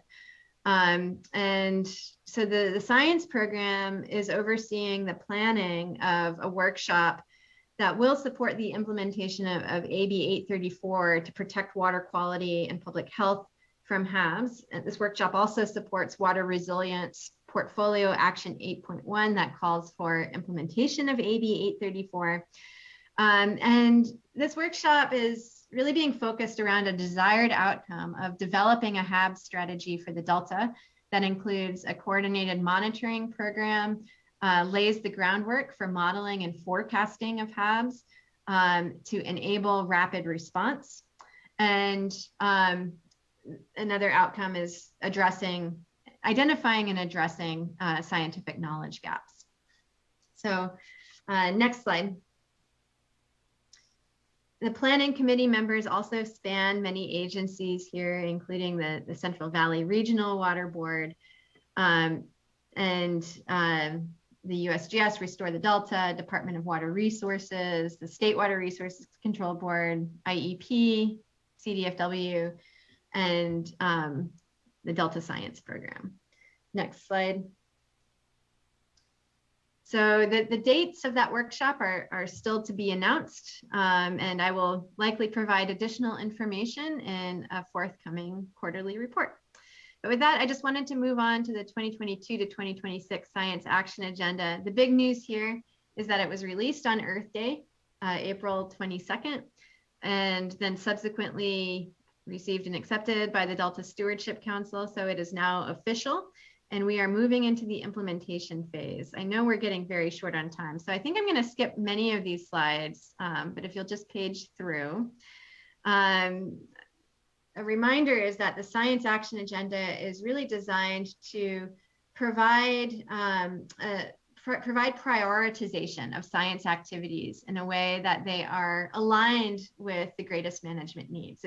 So essentially provides a roadmap for science to inform decision-making in the Delta. Next. The time frame of the science action agenda is 4 to 5 years. And the science actions within the science action agenda are intended to guide funding investments for science activities. The previous science action agenda guided over $35 million in science investments across multiple agencies. We're looking to expand that number of agencies who are partners in implementation of the science action agenda in the forthcoming years. Next slide. This is a document that underwent extensive co-production. Over 30 collaborative groups engaged in the process through participation in surveys and workshops.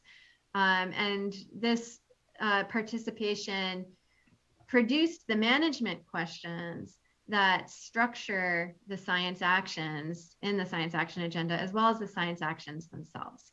Next slide. So the science action agenda is structured by 6 overarching management needs. There are 65, or there were originally 65 key management questions that fall under the umbrella of these management needs. An additional management question was added after the public comment period. And then there are 25 science actions that are responsive to those management questions and ultimately to the management needs. There were so many good management or so many good science actions that were proposed in the workshop, though, that 75 additional ones were preserved in an appendix, but it's really 25 that were identified for prioritization for science funding purposes. Next slide. So this version of the science action agenda really emphasizes integration. I think we're at a period in the advancement of Delta science where there's really a lot that we understand about individual components of how the Delta operates, the biology, the hydrodynamics, the water quality, and there are a lot of tools for modeling and understanding that behavior. But what we really need to advance is understanding how they all come together as a system in an integrated way. So this SAA promotes integration in several flavors, and you could just click through. Evaluation of many simultaneous changes in response that require multidisciplinary understanding, combination and coupling of models that were formerly used independently, collaborative planning and analysis that spans agencies and interest groups, assimilation of data into models, weaving together of different forms of knowledge. And you could go to the next slide and also click through that. So there are many components in this vision of integration that really focus on advancing aspects of the basic science that we haven't fleshed out very well, particularly understanding social components of the Delta, but then understanding how those different components of the Delta function as a system, providing accessible and relevant data for measuring the changing Delta, implementing adaptive management experiments, developing tools for integrative planning, and assessing trade-offs and multiple benefits of planned and ongoing management actions and policies. Next slide. The 6 management needs that are in the science action agenda are shown here. In the interest of time, I'm not going to read through them, but I'll just point to a few highlights, which are a whole management need that is focused on assessing and anticipating climate change impacts. This is something that's been very much at the forefront of the meeting today, and building and integrating knowledge on social processes and the behavior of Delta communities and residents to support effective and equitable management. Next slide. This just gives you a flavor of some of the science actions. I'm just going to read through one of them in the interest of time. Harmful algal blooms determine how environmental drivers such as nutrients, temperatures, and water residence time interact to cause harmful algal blooms in the Delta. Identify impacts on human and ecosystem health and well-being, and test possible mitigation strategies. You'll note that this is an action that builds on the previous science action agenda, and we've distinguished in the document between these building block actions versus those that are new science actions, including a drought action that you see at the bottom here. Next slide. We received 14 public comments on the draft science action agenda and made an extensive number of changes that were responsive to those public comments, including centering the science action agenda around this theme of integration, doing more to connect the science actions to specific legislation and existing programs, clarifying the temporal scope and scale of the science actions, and then making it clear how progress that we assessed on the 2017 to 2021 science action agenda informed this one. Next slide. So please help us spread the word about the availability of the science action agenda. The next concrete steps in implementation include the ongoing RFA that we have for the 2022 California Sea Grant Delta Science Fellowship for master's students, PhD students, and postdoctoral fellows. We have review panels that are convening next week to begin evaluating the applications received. We are planning our next proposal solicitation notice for 2023 to solicit competitive research awards, and we are looking to partner with several different state and federal agencies in that solicitation. So we're currently engaged in a lot of communication about how that partnership, how potential partnerships could be coordinated. We also implement the science action agenda through holding workshops, synthesis activities, and directed actions for funding.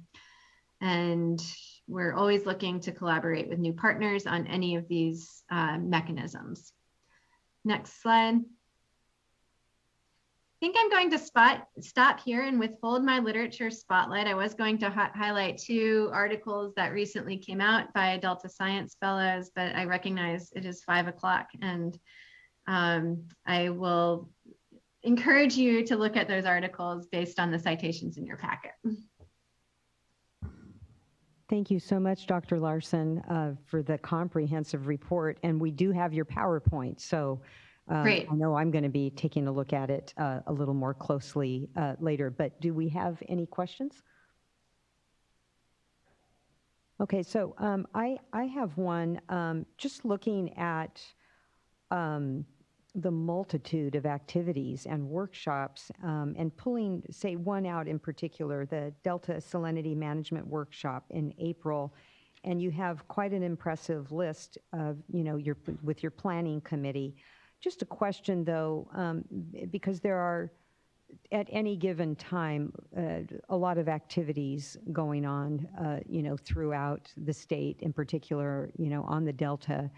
And, just the concern that I would have is the ability to draw on all the voices that, might have an opinion on any given issue. And I see you've got, obviously some good participation already.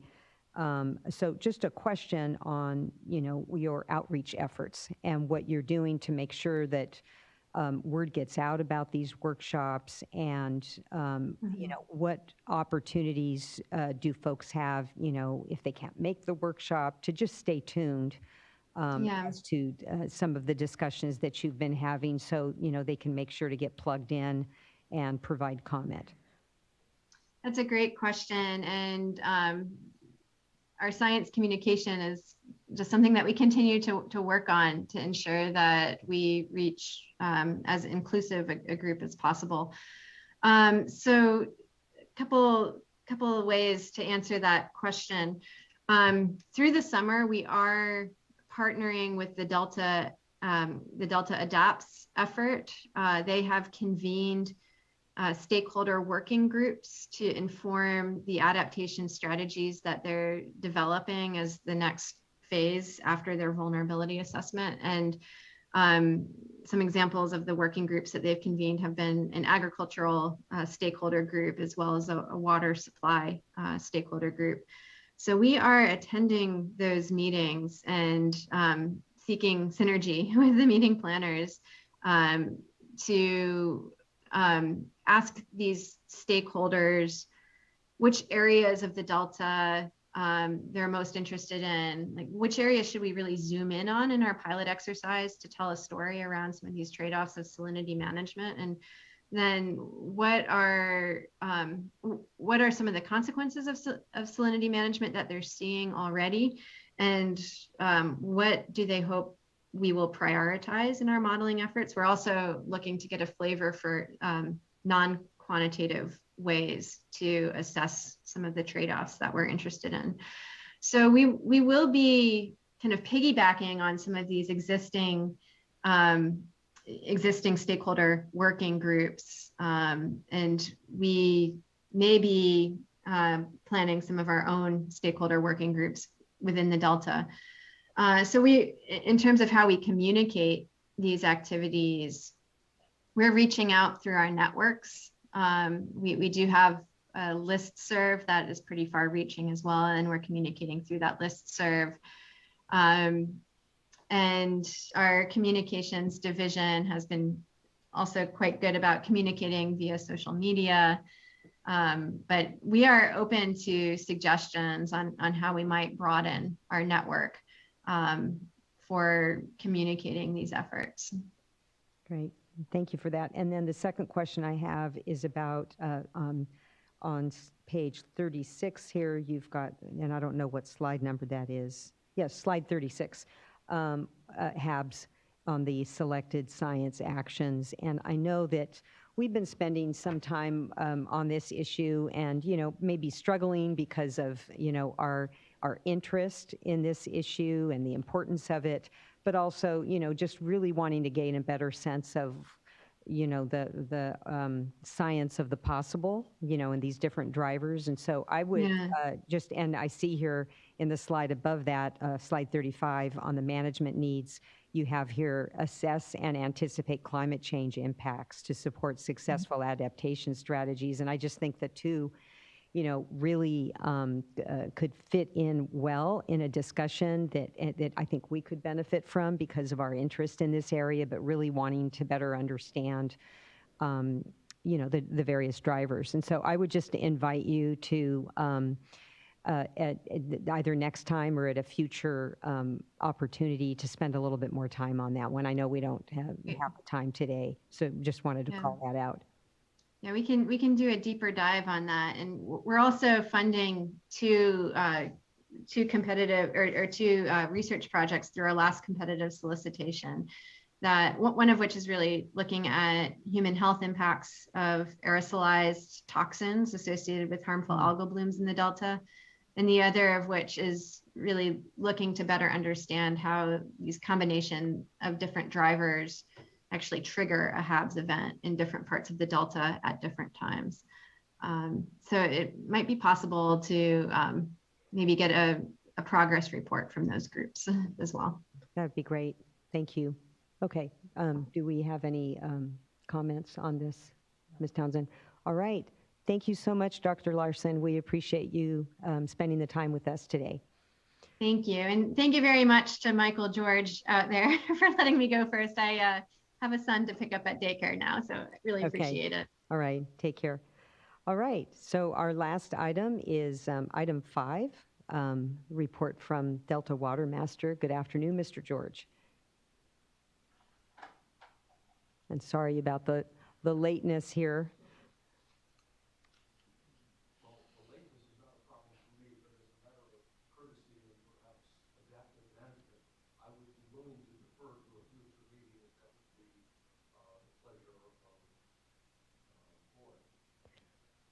Well, I think we're fine. Maybe just an abbreviated version, and then if there's anything in particular that we want to bring you back to focus on, I think we'd be open to that. Okay, that's fine. So bring the slides up. Can you check your microphone too to make sure you're on? I'm sorry. Mike. Is the green light just on make sure your your green microphone? light's on. On the bottom by your hand. Yes, it's been a long time since we've done this in person. You want to have a seat? Thanks for the reminder. I'm comfortable here if this is okay with you. And it is nice to be in person, so I appreciate the opportunity to bring you up to date on some of the recent activities in the Office of the Delta Water Master. So next slide, please. There are 5 issues that I'd like to share with you. Next slide. Oop, okay. I want to talk about the recent water use reporting schedules. All water use reports were due on April 1st. I want to talk about the current implementation of the dry year response pilot program, which is in the field today. I want to bring you up to date on where we are, a summary of our investigation into the complaint about alleged unlawful diversions within the Delta, collaboration on the integrated responses to the wicked problems that we have in the Delta. And finally, as Eric focused on curtailment issues in the broader Delta watershed, I want to focus in more on the Delta itself. So next slide, please. As the board is well aware, there was a transition that is ongoing, and we had the challenge, and our water reporters had the challenge of a change in schedule and a change in period. So I want to talk a bit about that. But overall, I want to say that we've come through it quite well. Delinquencies, that is, late filing of reports, continued, notwithstanding the change in the schedule, to decline. In fact, as of today, with the reports both of licensees and statements due on April 1st, that's the traditional date for licensees' reports, but it's a new date for statement filers. And I'm pleased to say that as of today, our delinquencies are 5 licenses and 40 statements out of plus or minus 2,500. That is a testament, frankly, to our outreach coordinator, Christy Mittal, and the extraordinary support we've gotten from reclamation districts, from engineers, lawyers, and the Delta water agencies to help us make sure that people file on time. Secondly, and frankly, more important than being on time, is doing a good job. And the quality of the reports continues to go up. And that's because we've done some things and the water community have done some things to improve the quality of the reporting. And I'll talk a little bit more about them. We've largely eliminated duplicative reporting, which has been a scourge in the Delta as long as the Delta has been required since 2010 to make these periodic reports. We had a circumstance where people reported the same water use under their licenses and their statements. We've largely dealt with that issue. Now we've got some issues ahead with what I call masking, where people report their water use under their license. They don't duplicate it under their statement, but when and if their license gets curtailed, then they move to their more senior water rights. So in effect, reporting under the more junior right masks the more senior demand. And when we get into a need to curtail, we are playing a bit of a whack-a-mole game, closing down the license, which is junior, only to have the migration of water use move over to the statements. With all those issues in mind, however, the Delta is primed for this transition, which we're partway through, to the alternative compliance plan. We are now in the first year of the alternative compliance plan. It's the water year that began last October 1st and will end September 30th of 2022. So all the water use during that new period, we moved the period from calendar year to water year, all of that will be reported. I won't say all of that, most of it will be reported under the alternative compliance plan, which will give us more timely data developed on a consistent basis that is machine readable, that has a lot of data visualization to help people understand what's going on in much closer to real time in the Delta. But that's not the end of it, because even though we're into the alternative compliance plan, the Delta Measurement Experimentation Consortium has turned the page to new series of experiments and further research to see if we can make better correlations between measure diversions, and we've got a network of measure diversions, and the EC from crops in the field. So we're continuing to move forward, and I'm pleased to say that Metropolitan Water District has, as a member of the consortium, has stepped up to lead that effort. I'll also point out that Metropolitan Water District is one of the recalcitrants on our masking problem. So they get some kudos and a couple of demerits as well in the Water Masters book.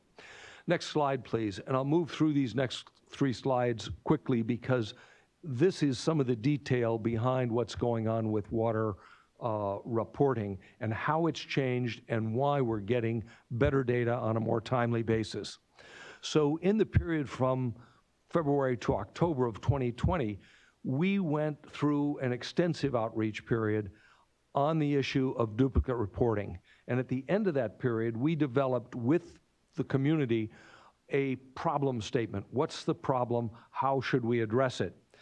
We moved from there to developing a consensus for addressing it among reclamation districts, large farming organizations, lawyers, engineers, and the Delta water agencies, so that when the water use reports came in April 1st and July 1st of 2021, reporting on water year 2020, we had pretty good adoption of this voluntary effort to put all the water use reporting under the most senior water right and report only nominal use under the junior water rights. So we got a much better sense for actual water use and under what level of priority. So after we had those in, we took a period of time to evaluate the adoption rates. Last year, April and July of 2021, it was about 65%. So we started to work on how do we increase that? What are the problems that people ran into? What were the reasons for not adopting it? How could we overcome it? Where else did we need to go out into the community to explain the problem and get their help? In addition, we got help from the governor and the legislature in the passage of Senate Bill 155, which was a trailer bill, which at our request consolidated both the due dates for all the reports to have them by February 1st, rather than waiting for most of them until July when you were already in the following irrigation season. So to get the information earlier and to consolidate all water use reports to the water year so you could begin much more easily to correlate and to have now OpenET and other machine-readable data available at the same time for the same period. Next slide, please. So coming to the most recent reports, April 1st, the water use reports were due for both statements and licenses. I've said we got tremendous help from our community. We've got very strong quality and also timeliness of those. And now we move to the next due date, which is going to be February 1st of 2023 for the water year currently underway. That is the water year that will end on September 30th. Everyone will report, whether under licenses or statements, on February 1st. Next slide, please. And this is just a graphic representation that we used to help people understand this transition. So 2020 water use reports was for a full calendar year. 2021 was for this transition 9-month stub period. And for the current year, which is in blue on the left-hand side, it'll be the full year, but beginning October 1st and going to September 30th. And it'll continue like that in future years. And then the due dates are located on the other side. While this is a bit pedantic about due dates and timeliness and duplicate reporting, The net benefit of this is better data achieved on a more consistent basis with a higher level of reliability and consistency so that we can actually use the data to make closer to real-time decisions.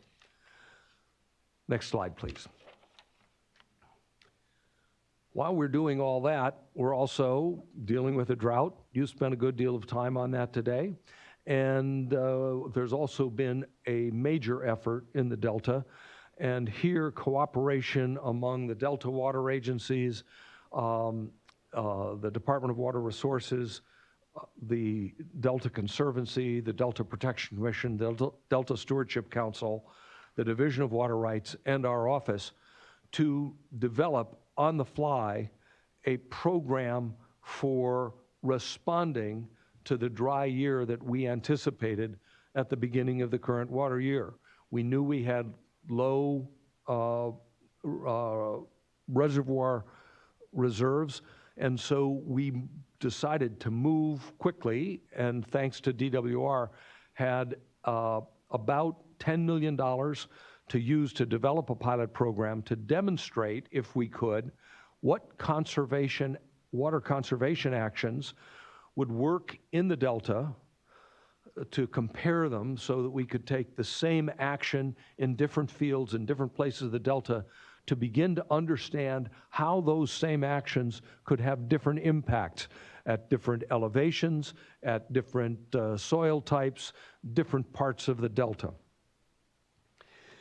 And so we're in that process now. We got about 85 applications for funding under this grant program to take these actions and to allow for pretty intense monitoring so that we could draw conclusions from that. We're measuring the evapotranspiration of these efforts through OpenET.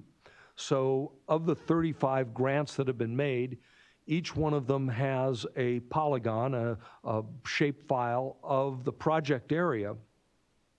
And then we're taking a nearby field that is kind of business as usual.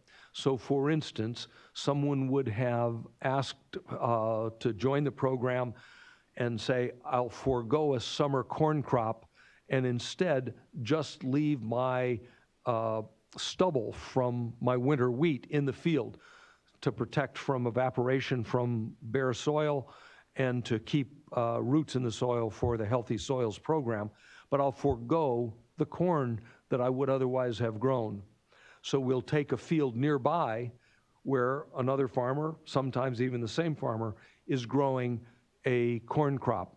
So we'll be able to have a very good apples to oranges comparison. What did this series of actions do during this dry year to both reduce water use and protect water quality in the Delta?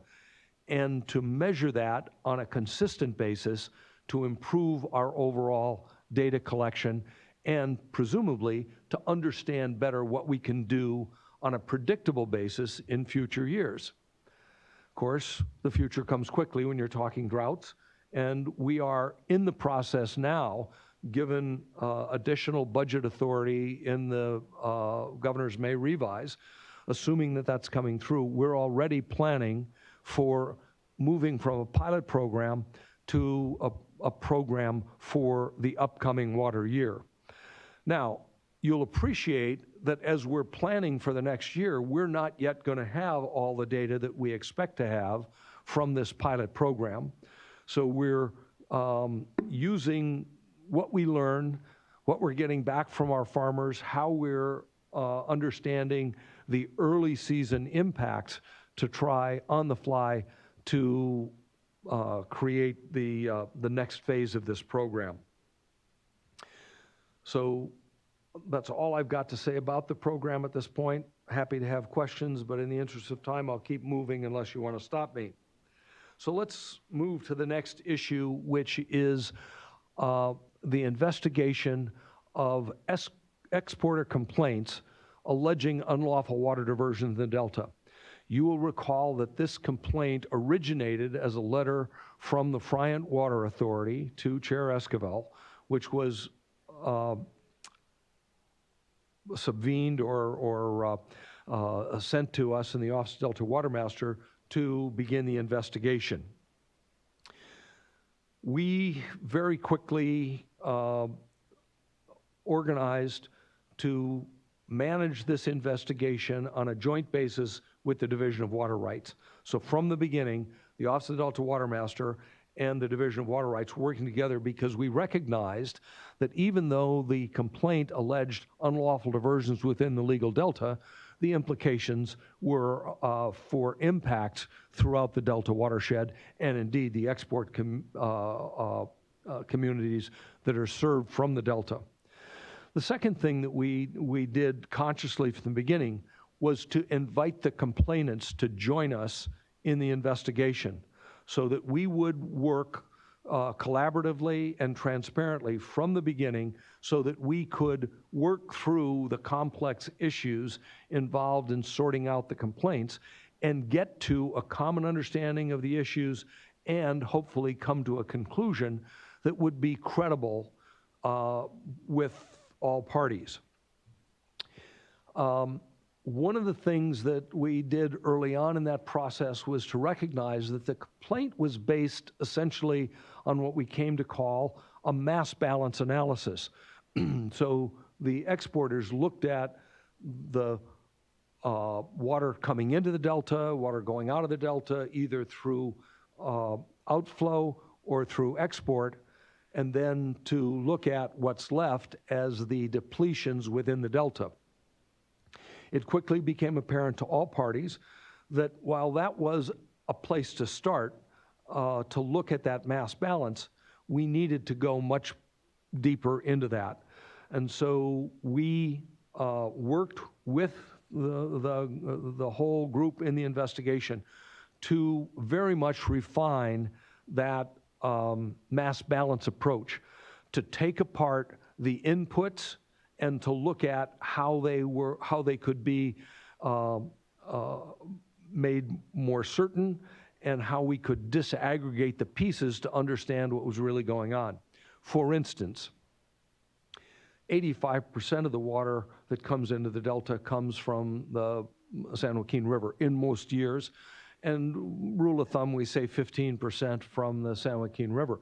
But when you're looking for individual diversions that are unlawful, you've got to get much more granular the information. You've got to look at the inflows from the McCollum and the Puda Creek and all those other things. So we set about with a technical subgroup, including people from the division, from our office, as well as from the complainants. And Friant Water was joined by the state water contractors, San Luis Delta Mendota Water Authority, and Tehama-Colusa Canal. So we had really a lot of technical expertise, and some of those complainants also brought their engineers. We had good help from MBK as well as other engineers in this process. And so we, first of all, challenged the complainants to refine their analysis, which they did. We then took on the challenge to replicate their analysis to see if we could find, using the same data sources, we came to the same conclusions. Obviously, we found some areas where there were discrepancies, and we went down each rabbit hole to find out what those discrepancies were so that we could come to a conclusion about the range of uncertainty for each of the inputs. And our objective was to get down to a range of uncertainty plus or minus 5%. We didn't always make it. We generally got close. But we also realized that when we were dealing with so many variables, just think about the inputs, even if you got down to a 5% on each, it was a compounding issue. And so pretty quickly, we decided that we needed to look in other areas to improve data.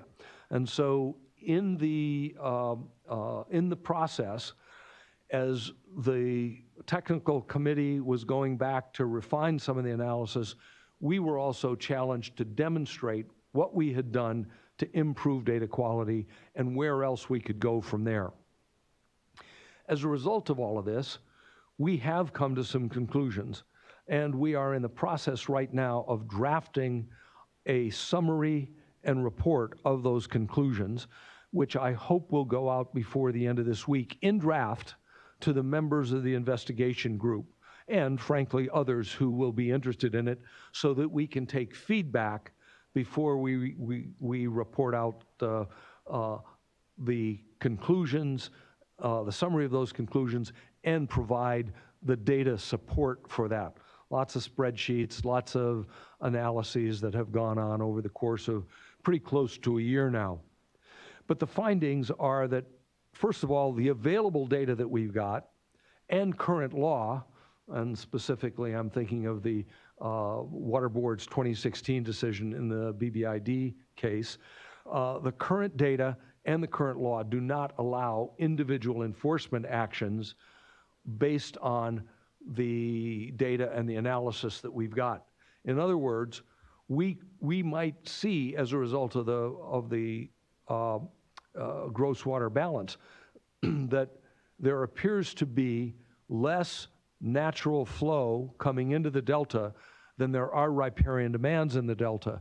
And therefore, one might say, as the complainants did, it looks to us like there's unlawful diversion in the delta. That difference of primarily riparian demands against reduced natural supply means that riparians are taking project water released from storage that's meant for a different use. The available data and the requirements, the burden of proof, don't allow us to bring individual enforcement actions against individual riparian demands. Not only that, but we did, in the course of the investigation, really reduce the amount of actionable information that we were getting. For instance, in the northern part of the delta, something less than half, more than a third of the delta, there is a backup supply. It's a contract with the state water contractors. So pretty early in the investigation, we agreed, first of all, we brought that water contract to the attention of Friant and the others. Not all of them were aware of it. We brought out the contract, we explained how it worked. We brought in the North Delta Water Agency and resources from the Department of Water Resources to explain how that works. But the net effect of that was to say, even if we found an unlawful diversion, all we're doing is changing the demand to the state water project rather than to that. We came to other circumstances like that. We focused our attention primarily on the central delta and the southern delta and certain parts of Contra Costa County over by Coney Island, Holland Tract, Palm Orwood Tract, some of those areas that are not in either the North, Central, or South Delta Water Agency, but are in the agricultural areas of Contra Costa County. So we really narrowed the focus, and we focused the attention on understanding what water was at stake. If we were successful in identifying and stopping unlawful riparian diversions, what would be the effect? How much water was at stake? When was it at stake? How could we proceed?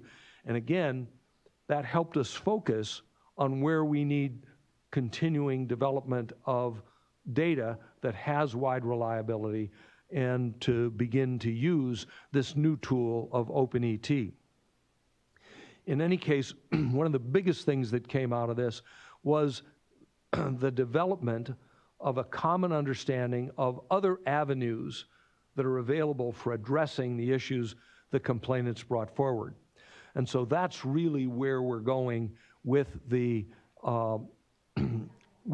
closing of this investigation, without an enforcement action being taken, but with a lot more work to do to identify how to take action on issues.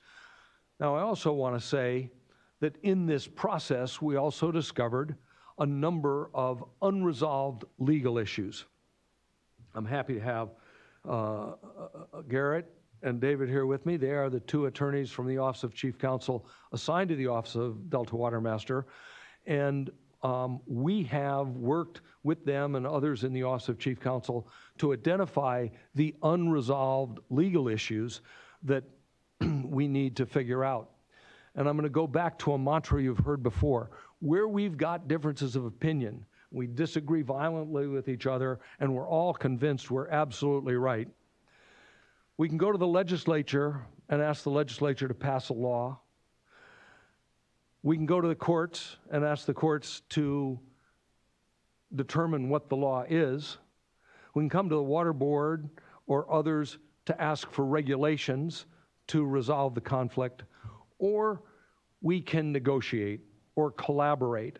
But to do that last thing, which is faster, cheaper, and more both durable and flexible, it requires the kind of data that we are developing but don't yet have. So that's what I have to say about the investigation, where we are, and certainly we'll share with the board drafts of our final report. Be happy to have your input as well as feedback from the board as we're seeking from lots of other interested parties for how we proceed to resolve some of the outstanding questions. Let me go to the next slide, which, as I said, focuses in on curtailment in the Delta. And here I want to kind of refer back to the last two things I talked about and remind us all that drought in the Delta is experienced differently than it is in the rest of the Delta watershed. That is not as a lack of physical water supply, but rather a heightened risk to water quality. Because the Delta is, after all, and I'm talking now about the legal Delta, defined in the Water Code, section 12200, it's basically a tidal estuary with important riverine influences. And what I mean by that is that the net freshwater flow is what keeps the bay water from intruding into the Delta. Dr. Larson talked about focusing on that issue of salinity intrusion in the recent salinity workshops.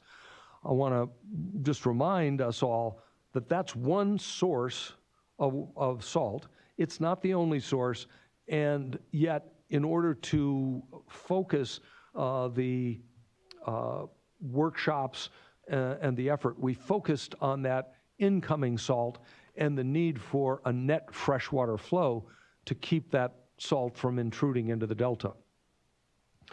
So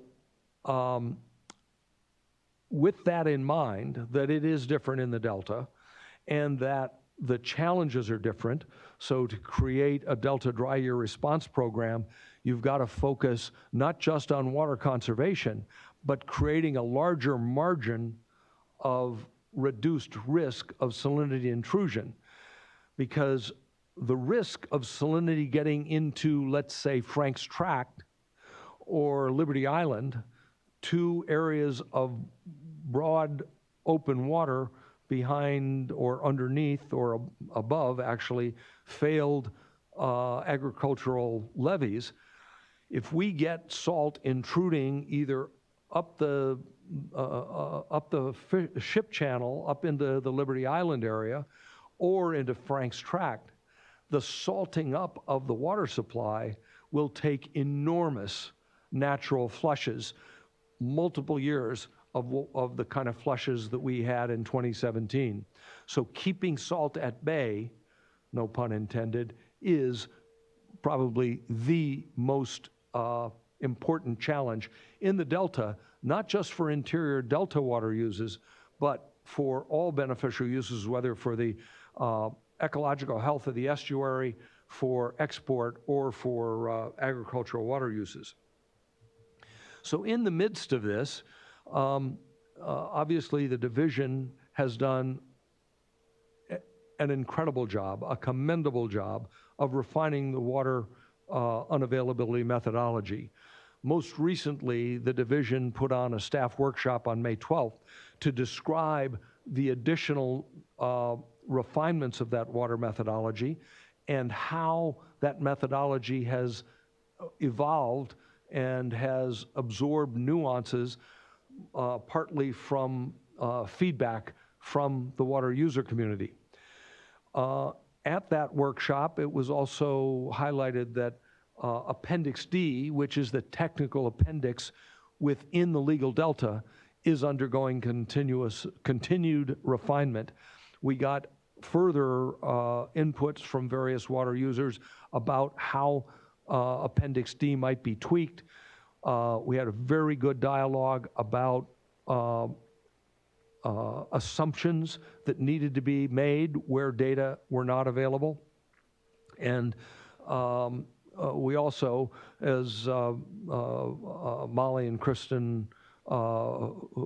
White and Kristen White adverted, we had some late spring weather that deferred Term 91, as Eric talked about. It'll probably come within the next week or two, and deferred most curtailments. The only curtailments in the legal delta today are project curtailments for a few of the water rights and permits from the federal project. Nonetheless, we are planning and working with the community of water users in the Delta against the assumption that the methodology and the continuing persistent drought is going to require curtailments of licenses and at least some, probably many, pre-14 water rights in the Delta. Unlike last year, where those curtailments only came for 11 days at the end of the irrigation season, from when the emergency regulations became effective on August 10th to the end of the month, there are only 11 days. We planned for it. We worked with the water users who got curtailed. This year, it's going to be much deeper. We've been working with them on that. In fact, many of the people who anticipate getting curtailed came into the dry year response program to propose some of these water conservation and water quality risk mitigation efforts. All of that said, the methodology today, much like our investigation, does not support riparian curtailments.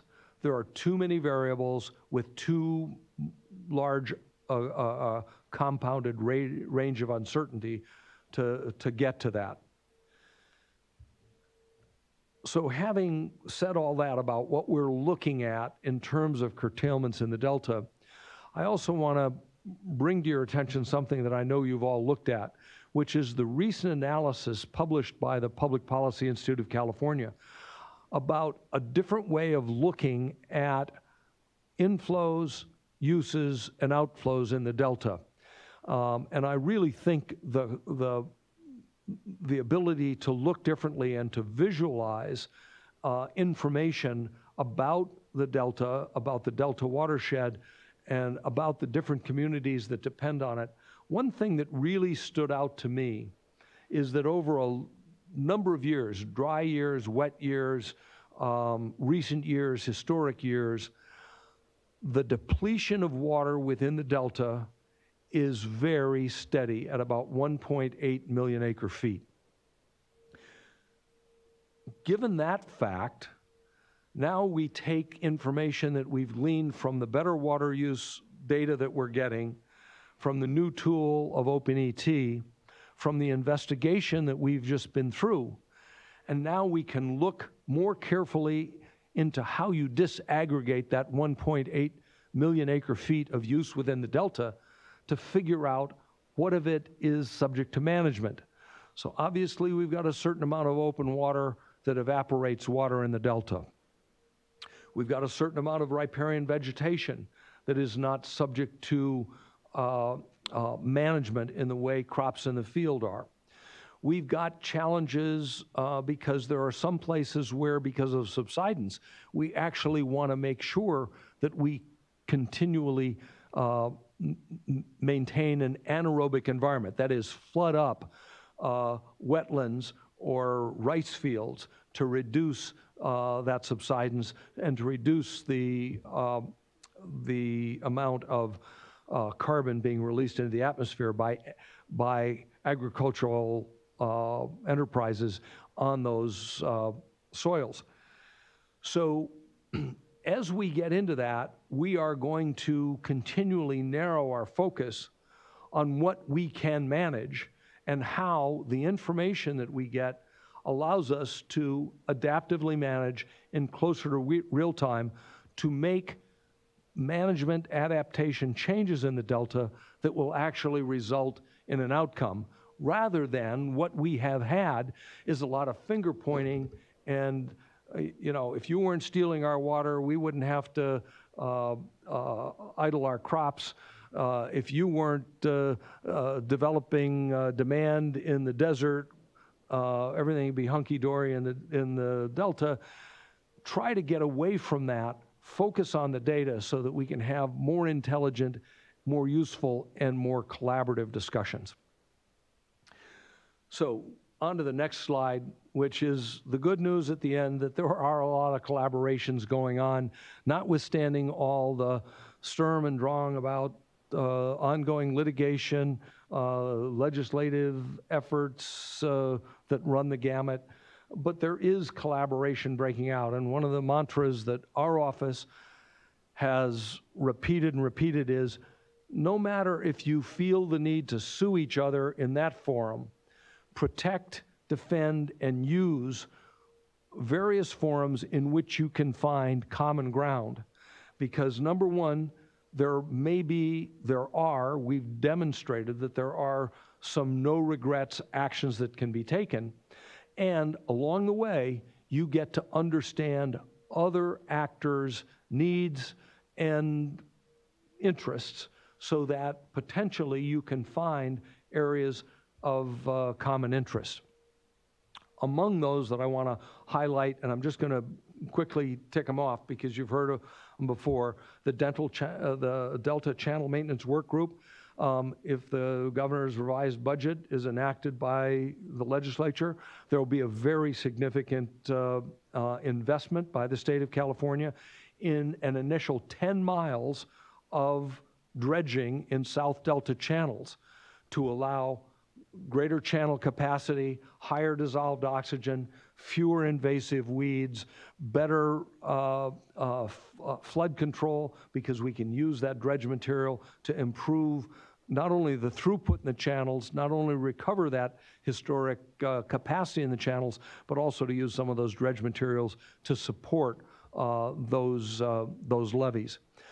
So that is an action that came out of looking at the problem through lots of different lenses, getting people to understand that it was a shared problem that none of us could solve individually.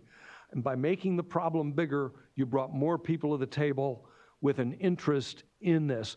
And for instance, the two most important proponents of this significant investment that the state is making was the state water contractors and the South Delta Water Agency, working together on common ground and making progress. Also, an activity that the board set off in 2018 with the update of the Water Quality Control Plan on the Lower Sound and Queen River and the Southern Delta, the so-called monitoring special studies. And instead of just forcing the projects over whom we have authority and regulatory control because of their licenses, we actually were successful in broadening the group of stakeholders, and the DWR and the Bureau of Reclamation opened up the process. So they weren't just trying to develop special studies which would prove it's not their problem, they don't want to deal with the salinity issues, but rather to look at it as a shared problem that would need shared solutions. And so they reached out not only to some of the scientists within the Water Board. I want to call out particularly from the division, Aaron Forsman, Stephen Louie, and Helena Hartman, who've done really terrific work on opening up these monitoring special studies to take a broader view, to actually inform comprehensive operations changes that could make a difference in the Delta. We've also got Region 5, our office, obviously, the South Delta Water Agency, Contra Costa Water District, a group of people who understand and share knowledge about the problems of salinity, of channel throughput, et cetera, in the Delta, to inform a master plan to make things better. Also, that helps us design truly multi-benefit projects, because if the people who share the problem are at the table trying to get money to solve it, trying to bring their data to bear on the project or the problem, you can find those multi-benefit projects. And part of that is empowering regional responses. The Delta, as I've said many times, is not a monolith. It's not one place. It's different regions. There's a good reason why there's a North Delta Water Agency, a Central Delta Water Agency, and a South Delta Water Agency, because the problems, opportunities, and demands in those areas, not to mention Contra Costa County, are different and need to be managed differently. It's a real different circumstance that you face, let's say, in the Yolo Bypass under a broad flood easement, and in the Pescadero Irrigation District in the South Delta. Nonetheless, it's important to bring the Delta together for a unified voice and to look at how they can solve problems together, or how they can inform and collaborate with people who want to solve some of those problems as well. And so, again, outreach, dealing with the communities of interest, listening to them, understanding their needs. My experience is that you can say no, but only after you've listened to the problems. And that's what we're trying to do. So that's essentially the end of my report. Next slide, please. Just because I want to show a cool picture. But happy to have any questions, but I would understand fully if the time having passed, you'd rather get on to something next. Wow, thank you. There's a lot there. Questions? I don't have any questions right now, but really amazing report. There's a lot to dig into. I completely agree. I think we actually we have a check-in tomorrow morning, so I've made some notes on a few items to follow up with you. So I'll forego any questions right now, but thank you as always. Okay, great. Well, Board Member Firestone. Yeah, I don't have any questions, but I mean, a huge amount covered here. And just, back to the beginning on, I think just the progress we've seen with compliance with reporting. It's like we don't want to, it's a great success story, and I think due to a lot of work, and, I think a testament to the partnerships and transparency and work that folks have been doing. But yeah, I don't have any questions right now. Thank you. I just really want to thank you. It's really exciting to see the progress in compliance, as Board Member Firestone said, and then also the collaboration and the really good discussions going on. I'm really interested in drilling down a little bit more on the complaint, not just the complaint, but the unresolved legal issues, the various avenues, obviously bringing in, closing the data gaps, but then also other tools and the interplay between that issue and the methodology for curtailments. And so I'd like to set up a briefing. I'm really interested. You and I have check-ins, and I love that, because it's just very informal and super helpful. But I think on this one, I would like to bring in the legal team that's been working on this, but I don't want it to be a formal briefing. I'm really looking for just a good discussion. And so, don't feel like you have to prepare, a briefing document and all that. And I'd welcome the Mr. Oppenheimer for you to join, and maybe Ms. Riddle as well, so that there could be a discussion about the overlap there on, like, if some of these issues could be resolved in the context of the methodology, does that take care of most of this, or are there still these, sticky wickets that you refer to that, we need to continue on both paths? And so, So we would be delighted to have that kind of a dialogue on those issues because we're spending a lot of effort on better data, and that is going to help enormously. But there are still these unresolved issues that without some resolution, it's hard to make progress. And I'll just give you a couple of examples. One is the accident of history that when California became a state, it adopted the common law. Riparianism was part of that. And then later we overlaid the priority system on it. And we never resolved the fact that those two systems allocate shortage, not only differently, but on a basis that is inconsistent. And so that is the kind of really thorny, difficult, unresolved legal issue. The riparians are supposed to share the shortage correlatively, priority, first in time, first in right.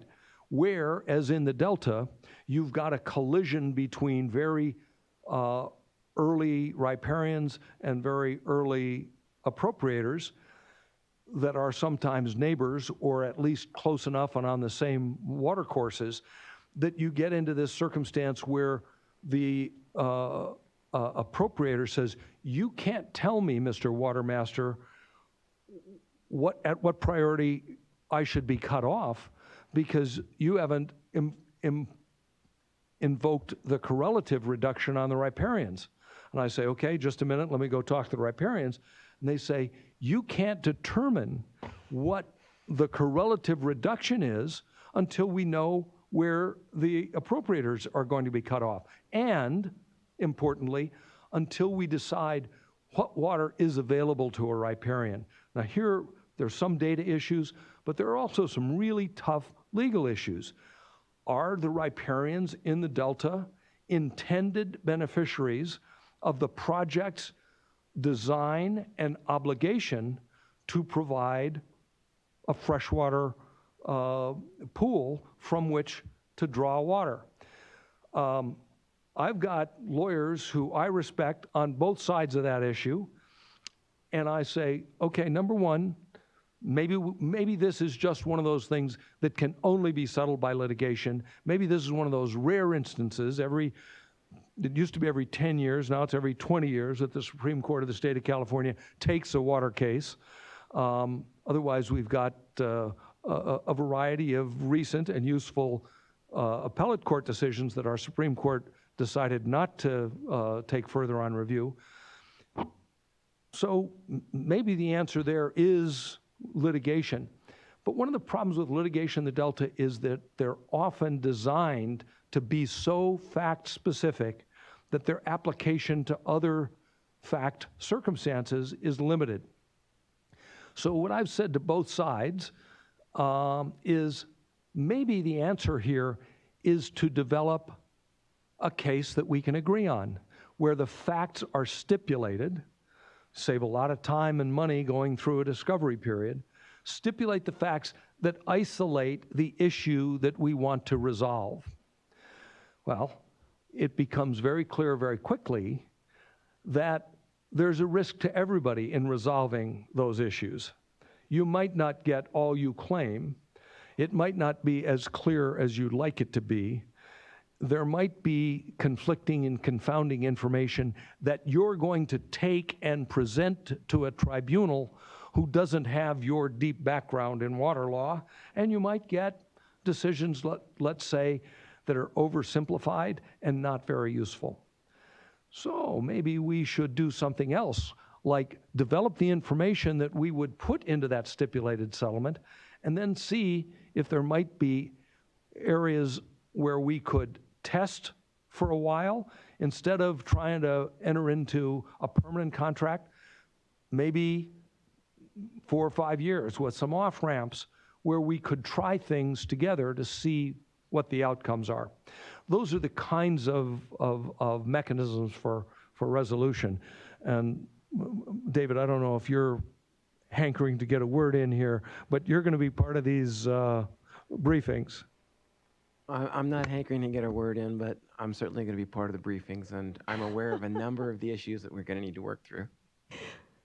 Well, that's the thing. I mean, I think a lot of this, if we turn it into, a workshop, and you can get all kinds of different opinions, and then also people go to their talking points. And so I guess I'm a little, I'm sad you're going to be leaving, at some point, and also,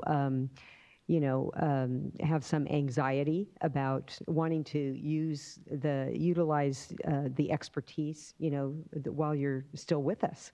And so, but I'm also mindful that you have a certain approach, and we might have differing views within our own agency here. And so would like to have that open dialogue where, you can throw out some of your ideas and maybe, hear how the division, with their perspective, because then there's that opportunity for the dialogue that we wouldn't otherwise have. So thank you so much, and look forward to, a deeper dive in briefings. And I'd encourage you to offer those to, it's too bad the chair's not here and Board Member Morgan, but, offer those up for everybody. I think that it'd be good opportunity to the extent that others would like to avail themselves of that opportunity. Of course, I'd look forward to it, and I totally agree that even within the Water Board, as between, let's say, the division and the Office of Delta Water Master, there are some issues that we have lingering, I wouldn't even say disagreements, but different approaches to resolution.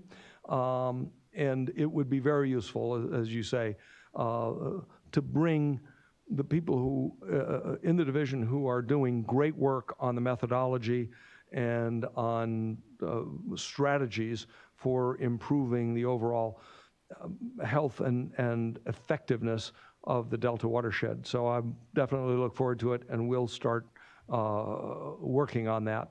Great, and I would just suggest, be provocative, but then also give us options where, with improved data, how far does that get you? What's critical mass on a voluntary agreement for the uplands in the Delta? How far would that take you to, not resolving the issues, but getting pretty close to being responsive? Exactly. And on the practical side. Practical side, because we can't let the perfect be the enemy of the good. If we can narrow the differences, if we can resolve parts of it, we can continue to move forward. We don't have to have a kind of universal solution for all time. That's a chimera we're never going to reach. Right. Mr. Bishop, I thought you were going to say something. I'm just waiting for my opportunity to read the executive director's report from cover to cover. Okay. Any other questions? All right. Thank you so much. Well, John, I've only got 10 more slides. Thank you very much. I appreciate it. All right. So I'll just note that when I tried to did you get my message, Ms. Townsend? Yeah, I wasn't able to pull it up, so I didn't have an opportunity to review it. So, Madam Vice Chair, just for clarification, so we have board member reports. Yes. And then we have the executive director's report. Thank you for keeping us disciplined. Okay. All right. Help, what item? I've lost my agenda here. So item 7 is board member report, and All then right. item 8 is the executive director's report. Board member reports. Anything to report?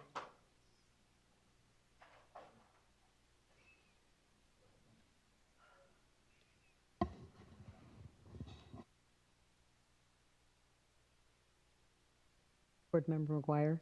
Yes, thank you. I will report that staff have been keeping all of us very busy with workshops. There have been a lot. I've been attending as much as I can, including on some of the topics we just discussed in water conservation, among others. And I think all of us were able to attend a portion of the chair's meeting on Friday, so that was good. Good to have folks back in the room and some on Zoom, and engage in the dialogue with the regional boards again.